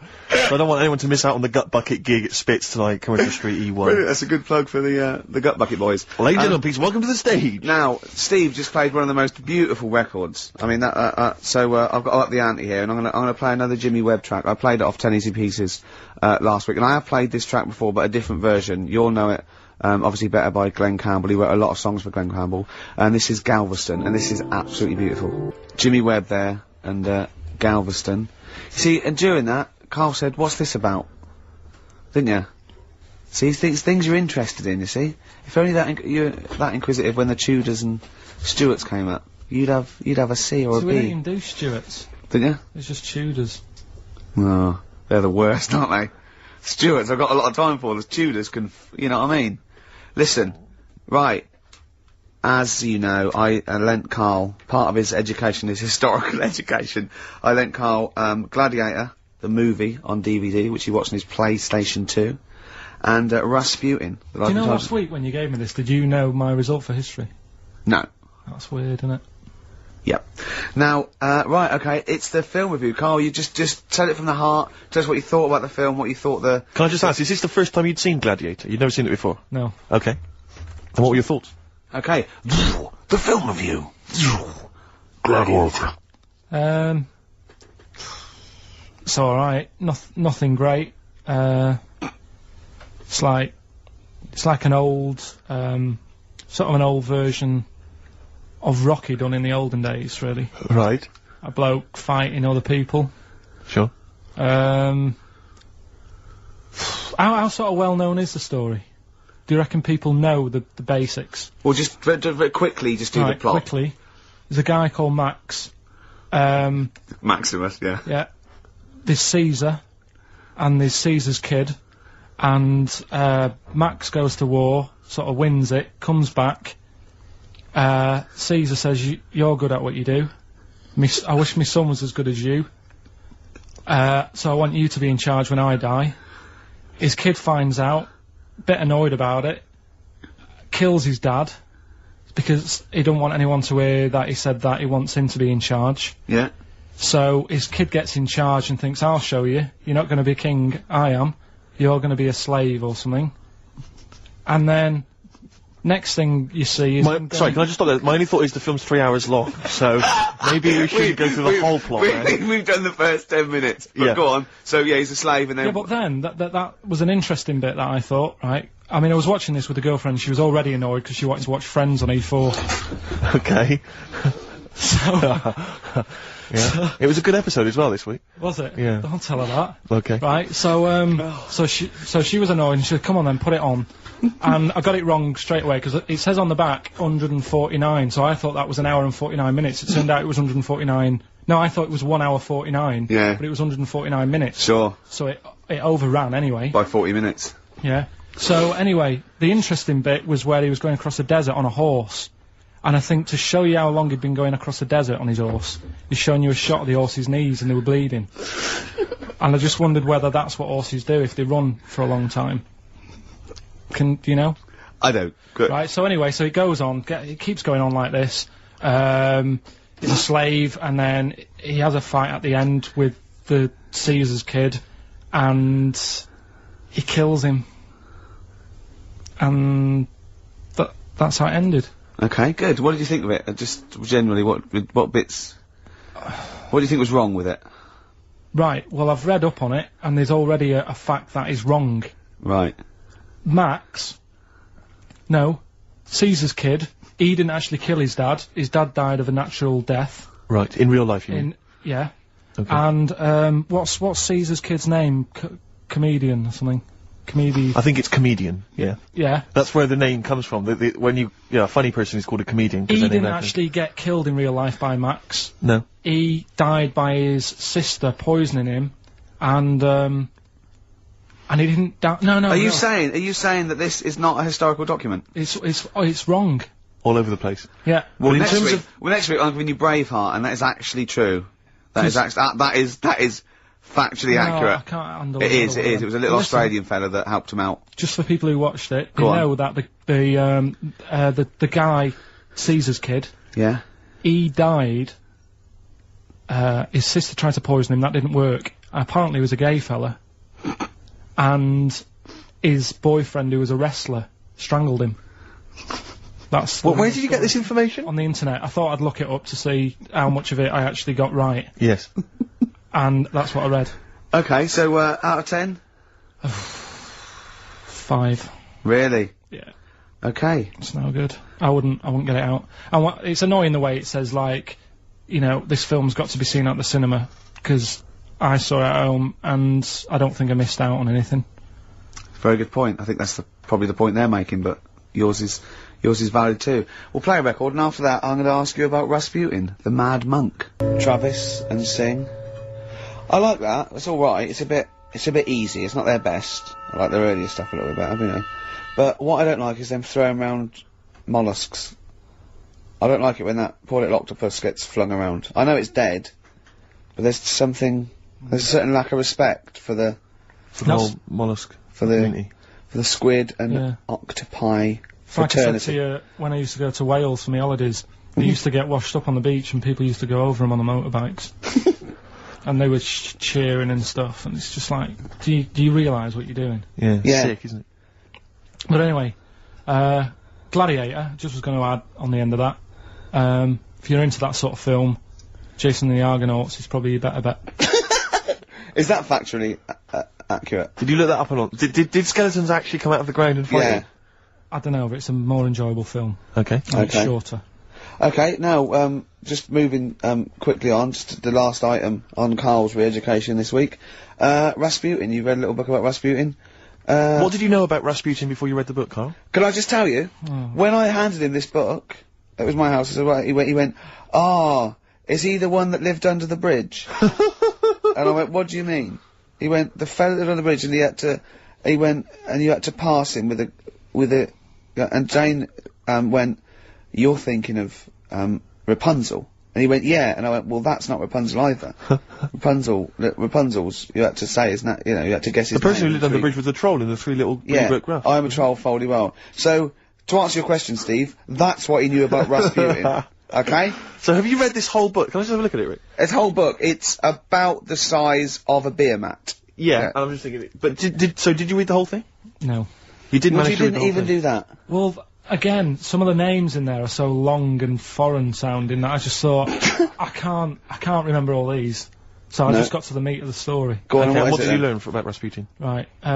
He was a monk. Yep. And, Mad? Was he a mad monk? Hang on a minute. Don't confuse him. Sorry. Right. Go on. God. You see, this is what happened in the exams. Right, it was. Oh, don't do that when I'm drinking, Karl, please, mate. He loved his women. That's how the story started off. He had really nice. Story started off. Yeah. He had really nice eyes, and that's what everyone fell for, especially the women. Yeah. Anyway, the people back then thought he had special powers because he could hypnotise people or something. Oh yeah. And it was about a little lad who had some sort of blood clot on his leg, and he said, "Just calm down, and you'll be all right." And people thought he had special powers, but what he was doing, he was saying, "Calm down," and he relaxed, and it stopped the blood flowing sort of as fast, and that's how he got better. But anyway, that's the only bit of special work that he did. And then he kept going on, and he was going in brothels and all that. And the people in the town thought, this isn't right. He shouldn't be going about doing this. And where did he live? Russia. Right. Is that right? Yep. What sort of era? I thought you'd might know, About 1800. Okay. Oh, right. Okay. And then. Do you want to check that, Steve? You got the book? People Well, got I know sick for a of fact that's him. not right. People got sick of him, and they said, "Oh, we'll have to get rid of him." So they tried to. He loved cakes as well as women. Okay. So they said, "Let's poison a cake," and they poisoned a load of Easier than cakes. poisoning a woman, wouldn't it? And he ate these cakes, and it just didn't kill him. And they were like, "God, what's going on?" And they kept giving him more and more cakes, and He was suspicious. and that didn't work. So the fella said, "That's it. I'm going to shoot him." So. Well, I imagine it was the end of his tether. So- I mean, he was back and forth to Mr. Kipling's, He go on. shot him once, and that didn't work, and the fella thought, oh my god, and he started running away, and Rasputin's running after him, and he shoots him like another. I think he took 4 Face bullets. full of Battenberg. Four bullets. Who's gonna swear then? 4 bullets. It took to kill him, and then this fella who was after him chucked him in an icy lake, and that was the end of him. But I don't understand, sort of. What don't you understand, Carl? Well, the fact that, you know, he's a bit of a name in history, and I don't understand why, because it just sounds a bit like my brother. Does he love women and cakes? And do you think that'll be his downfall? Right, I want you to study. Right, if you want to do, that's the first introduction. Right, if you want to do some extracurricular, What would that get me? There's a song by Boney M that lays it out. Suzanne told me about that, saying about Russia's Greatest Love Machine. Yeah. But it didn't say anything about cakes. No. So I think if you get the 12-inch mix, No, but they say, according to Boney M, and I don't know who's correct, the bloke who wrote that or M, they put some poison into his wine. Now, I don't know if M have done their research or whether, they did shoot him until he was dead. According to them, he was the greatest love machine in Russia. Again, I don't think it says that in the book, but M might know more than that fella. So what's your final verdict on Rasputin? Just a normal bloke who didn't have that much luck, really. You know, that's what I don't understand. I was waiting for something special at the end, but just a normal fellow, really. Yeah, just an everyday. Happens all the time, doesn't it? Just an everyday mad monk. Yeah, just an everyday mad monk. You have to shoot and poison and throw in icy lakes to kill him, and who loves women and cakes. I mean, come on, do we need another one of them? Boring. So what would you say about him then? How would you sum him up? I think you've done it. I think you've done it. There you go. So next week, Che Guevara, you going to read the book? I don't know. Come on. Next week, Che Guevara. Take it home. There he is. Give it her then. Nice one. Good luck. Cheers. Richard X. The Sugar Babes are freaks electric. Are they, Carl? Dunno. I feel like, feels like Christmas Day. What, and you didn't get the gift you wanted? Yeah, do you know that, like, anticlimax? Yeah. When, You've been looking forward to it for so long. yeah, you know, Well, I mean, I knew you were looking forward to it. That's why it took you 14 years to get the result, and then it was 2 other people that got them for you. Do you So- wish that we hadn't done it? nah. It's alright. It's alright, isn't it? What's your girlfriend going to say? I don't think I'll see her again. She likes a man who knows about the Tudors and Stuarts, does she? Yeah, first Gladiator, then the... Yeah, you've been bluffing. Whenever she said, "Where's it go to Stuarts?" you go, "Good." Like, lots of things, but look, it's a bird. What happened to Henry VIII's last wife? Oh, I wouldn't. Sure. Oh, yeah. Oh, look, Friends is on telly. Friends is on. No, I just changed the subject by saying things like, you know, about the only king in a pack of cards. That threw off the scent. That threw us off the scent. That wouldn't fool an invigilator, would it? That's the thing. You can't use that one with an exam board. Karl, have you ever logged on to Friends Reunited? It was the site that everyone was talking about last year. No. Are you aware of the concept? I've heard about it, but there's no one from school who'd want to see Hook up with. again, really. So basically, for those that don't know, you have to log on to his website, and then you can it helps you track down your old schoolmates if they've also logged on and stuff. And we took the liberty, really, of looking on the Friends Reunited site and typing in your school and trying to track down any of your old mates. We didn't get in touch with any of them, don't worry. We didn't do that. We're not going to surprise you with them now. No. But I was just interested to know, like, some of your thoughts on some of the names that I could run past you. I mean, these are people from your year. Just tell me if you recognise the names. Alison Birch? Think I remember her. What's your thoughts on her? Don't be libelous. Don't be like, no. Oh. Posh, probably did pretty well in history and that. Sarah Morris? God, yeah. Remember her. Go on. You're grinning. What's the thought? Go on. No, just, she was alright. She was a popular one. What does that mean? She was nice. Yeah. Okay. Okay, what about Darren Buckley? He was one of my best mates. Was he really? Yeah. Seriously? Yeah. What do you reckon he's doing now? Do you still keep in touch? When my mum and dad were still in Manchester and they had a butty shop, he used to go in because the bookies was next door. I don't know why you paint a picture. If you did this in your history exam, Carl, you will walk it. Go on. So your parents had a butty shop, there was a bookies next door? Yeah, and he liked having a bit of a gamble, so he used to, I think he works for some insurance company. Do you think that his fiancée Beth knows he's got a gambling problem? Or that his 2-year-old son Lewis? No. Yeah, they live in Cheadle Holme. Hume. Keelan Hume. He must be doing well. 'Cause it's He's still supporting the Blue Army and frequents the shrine on a fortnightly basis. funny thing with him is, right, when I used to stay over at his house, and his dad was a copper, and I remember his dad came down and said, right, I want to see you two. I was like, oh God, what's happened? And got us round the table. And he said, do you know much about drugs? So we were like, what's all this about? So he goes, you know, they're not good for anyone, you know, they're stupid thing to get into. And we're like, yeah, we know. And he went, you know, do you? We said, yeah. He said, what's this then? And he'd found something in his bedroom, and it was a Skittle. What, the sweet? Do you know little sweets with the S on it? And Oh, really? Drugs. Yeah. So he said, well, yeah, it's a Skittle. Yeah, I know what it is. He said, Oh, he was bluffing like that as a slang word. yeah, he thought, because he was a copper, he probably had to be down with all the terms and that. So we said, oh, it's a Skittle. And he said, yeah, I know what it is, but what's it doing in your bedroom? Oh. And it was like, no, it's a toffee. So, Darren, Yeah, I know, it's a toffee, it's a squib, it's a, yeah. Karl, more people from your past. Debbie Carr? yeah, she was another nice one. What does that mean? Is that a euphemism? No, she was one of them that you'd sort of go, she's nice, but she'd never be your girlfriend. Do you know what I mean? She was, Not really. even though she was in the same year, she seemed a lot older. Right. And like, Wasn't a teacher, was it? there was three of them who all hung together, and they seemed to hang around like the older kids, the ones who looked like men. Do you know what I mean? They had Yeah. What did you look like then? Well, it's just that I had youthful sort of looks, whereas like the older ones had like beards and stuff. It's the gang of boys in the fifth form with beards. Were they smoking pipes? Come over here, me filly. Oi, Debbie Carr, come over here, you little beauty. No, but she was like, I love that. Hanging around with beards. There's the big boys. Oh, fishing. Lovely beards. What do you I mean? just see a whole row of George Bernard Shaws. Brilliant. How do you do in history, boy? Think on E. You're an idiot.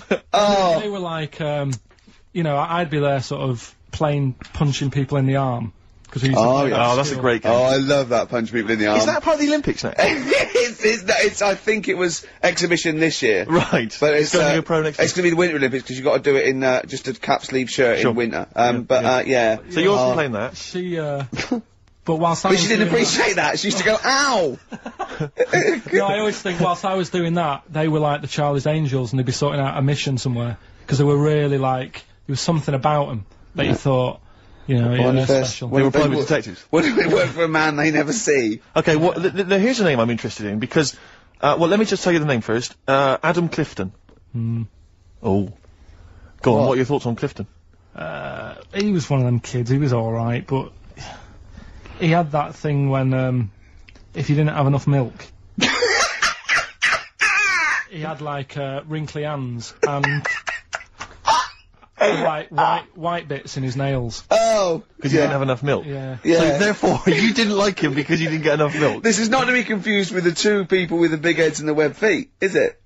Webbed hands. Well, this was I interesting. know that they weren't related. They must have been somewhere along the evolutionary sort of trail. Do you know what I mean? They must have come from the same sort of stock. But no, you wouldn't have liked him. It's just one of them people. He was all right, but well, before you say any more, on Friends United, you can leave a little message which explains what you've been doing and what your life's like now. And most people leave maybe 2 paragraphs. Right. Adam, I've printed it off. He seems to have printed. I think there's about 6 pages here of stuff. He keeps updating it, and he just basically lists his memories about everyone. Okay, at the school and what he thinks of everyone. And he says, I often see Simon, he's doing alright for himself, self-employed illustrator, Mark Cooper, Karl Pilkington. Right. And your name comes up. Now, I don't know if you've told us this story, I think you may have done, but I can't remember the facts about it. It just says, Karl Pilkington, with his pet bird, was it a magpie? I can't remember. He brought it to school to show everyone, and it flew away. Oh God! Oh no, they do that, don't they? You True. show them the What was the story then, You Karl? give them seed and they just leave. What do you mean? Well, This sounds like Kez. Well, that's it. I was a big fan of Kez, and it was the time our dog had just died. Yeah. So I didn't have any pets, and the cats were always getting run over. Yeah. And so we didn't want any more pets. Yeah. But there was a magpie that used to fly about on the estate, and I managed to sort of tame it.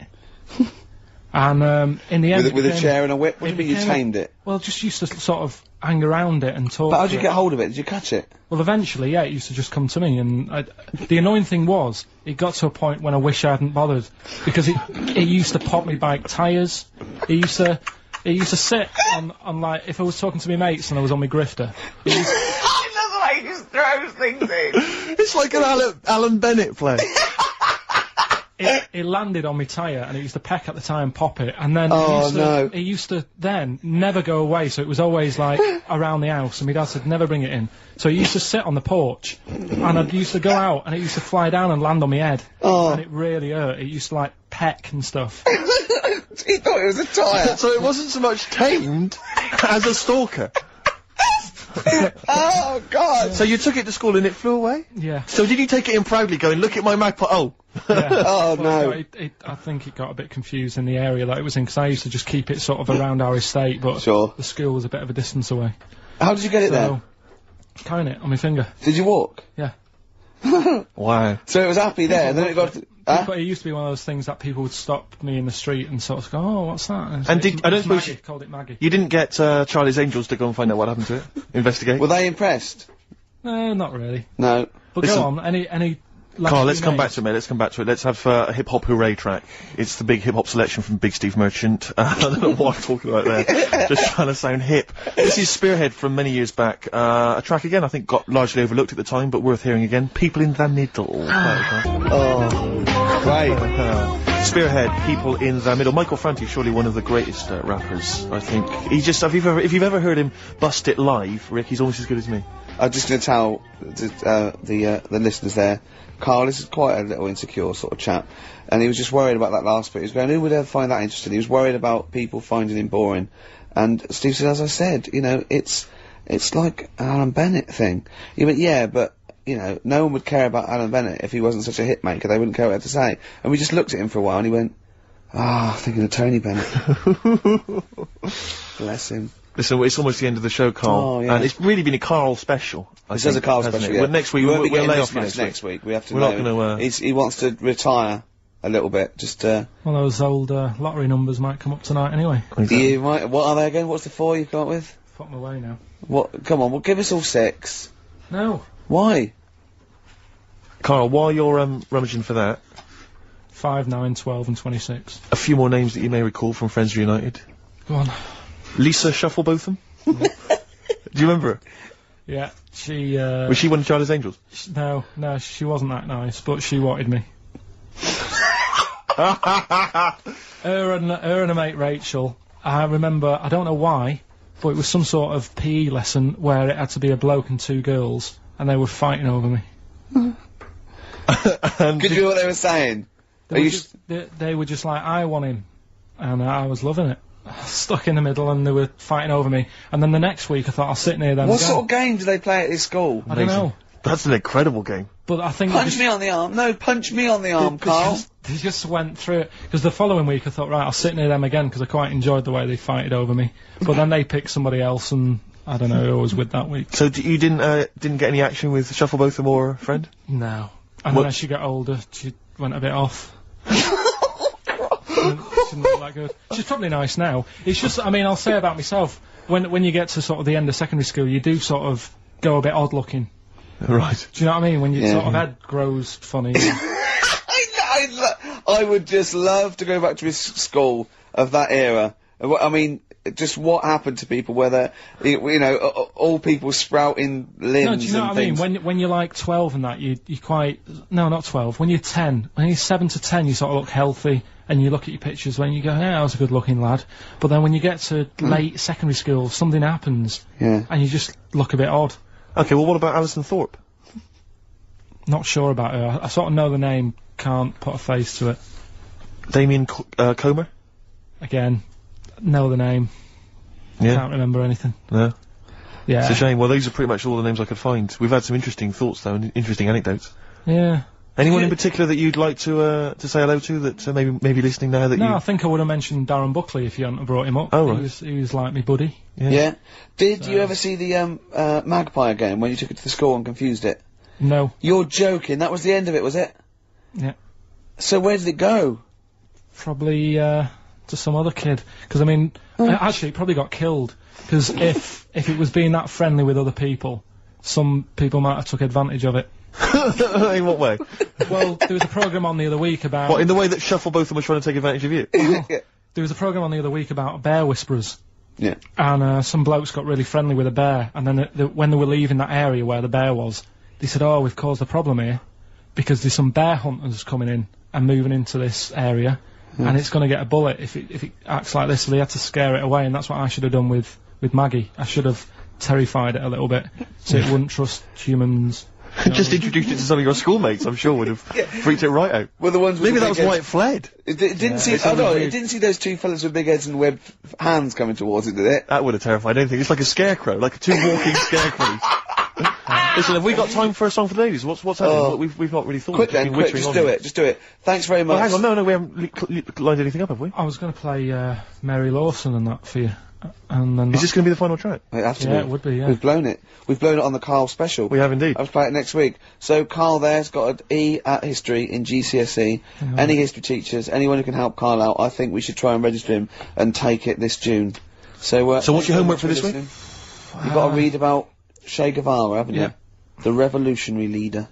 Yeah. Okay. Do you know anything about him at all? Have you got any basis? I just know that if you want to use his face on your business, it costs a lot of money.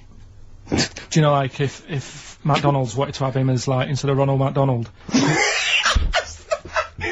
does he do it? Steve, how does he do it, man? Oh, we listen, just play a final record, Karl. Say goodbye, and we'll see you next week. Alright. See you later. Cheers, mate.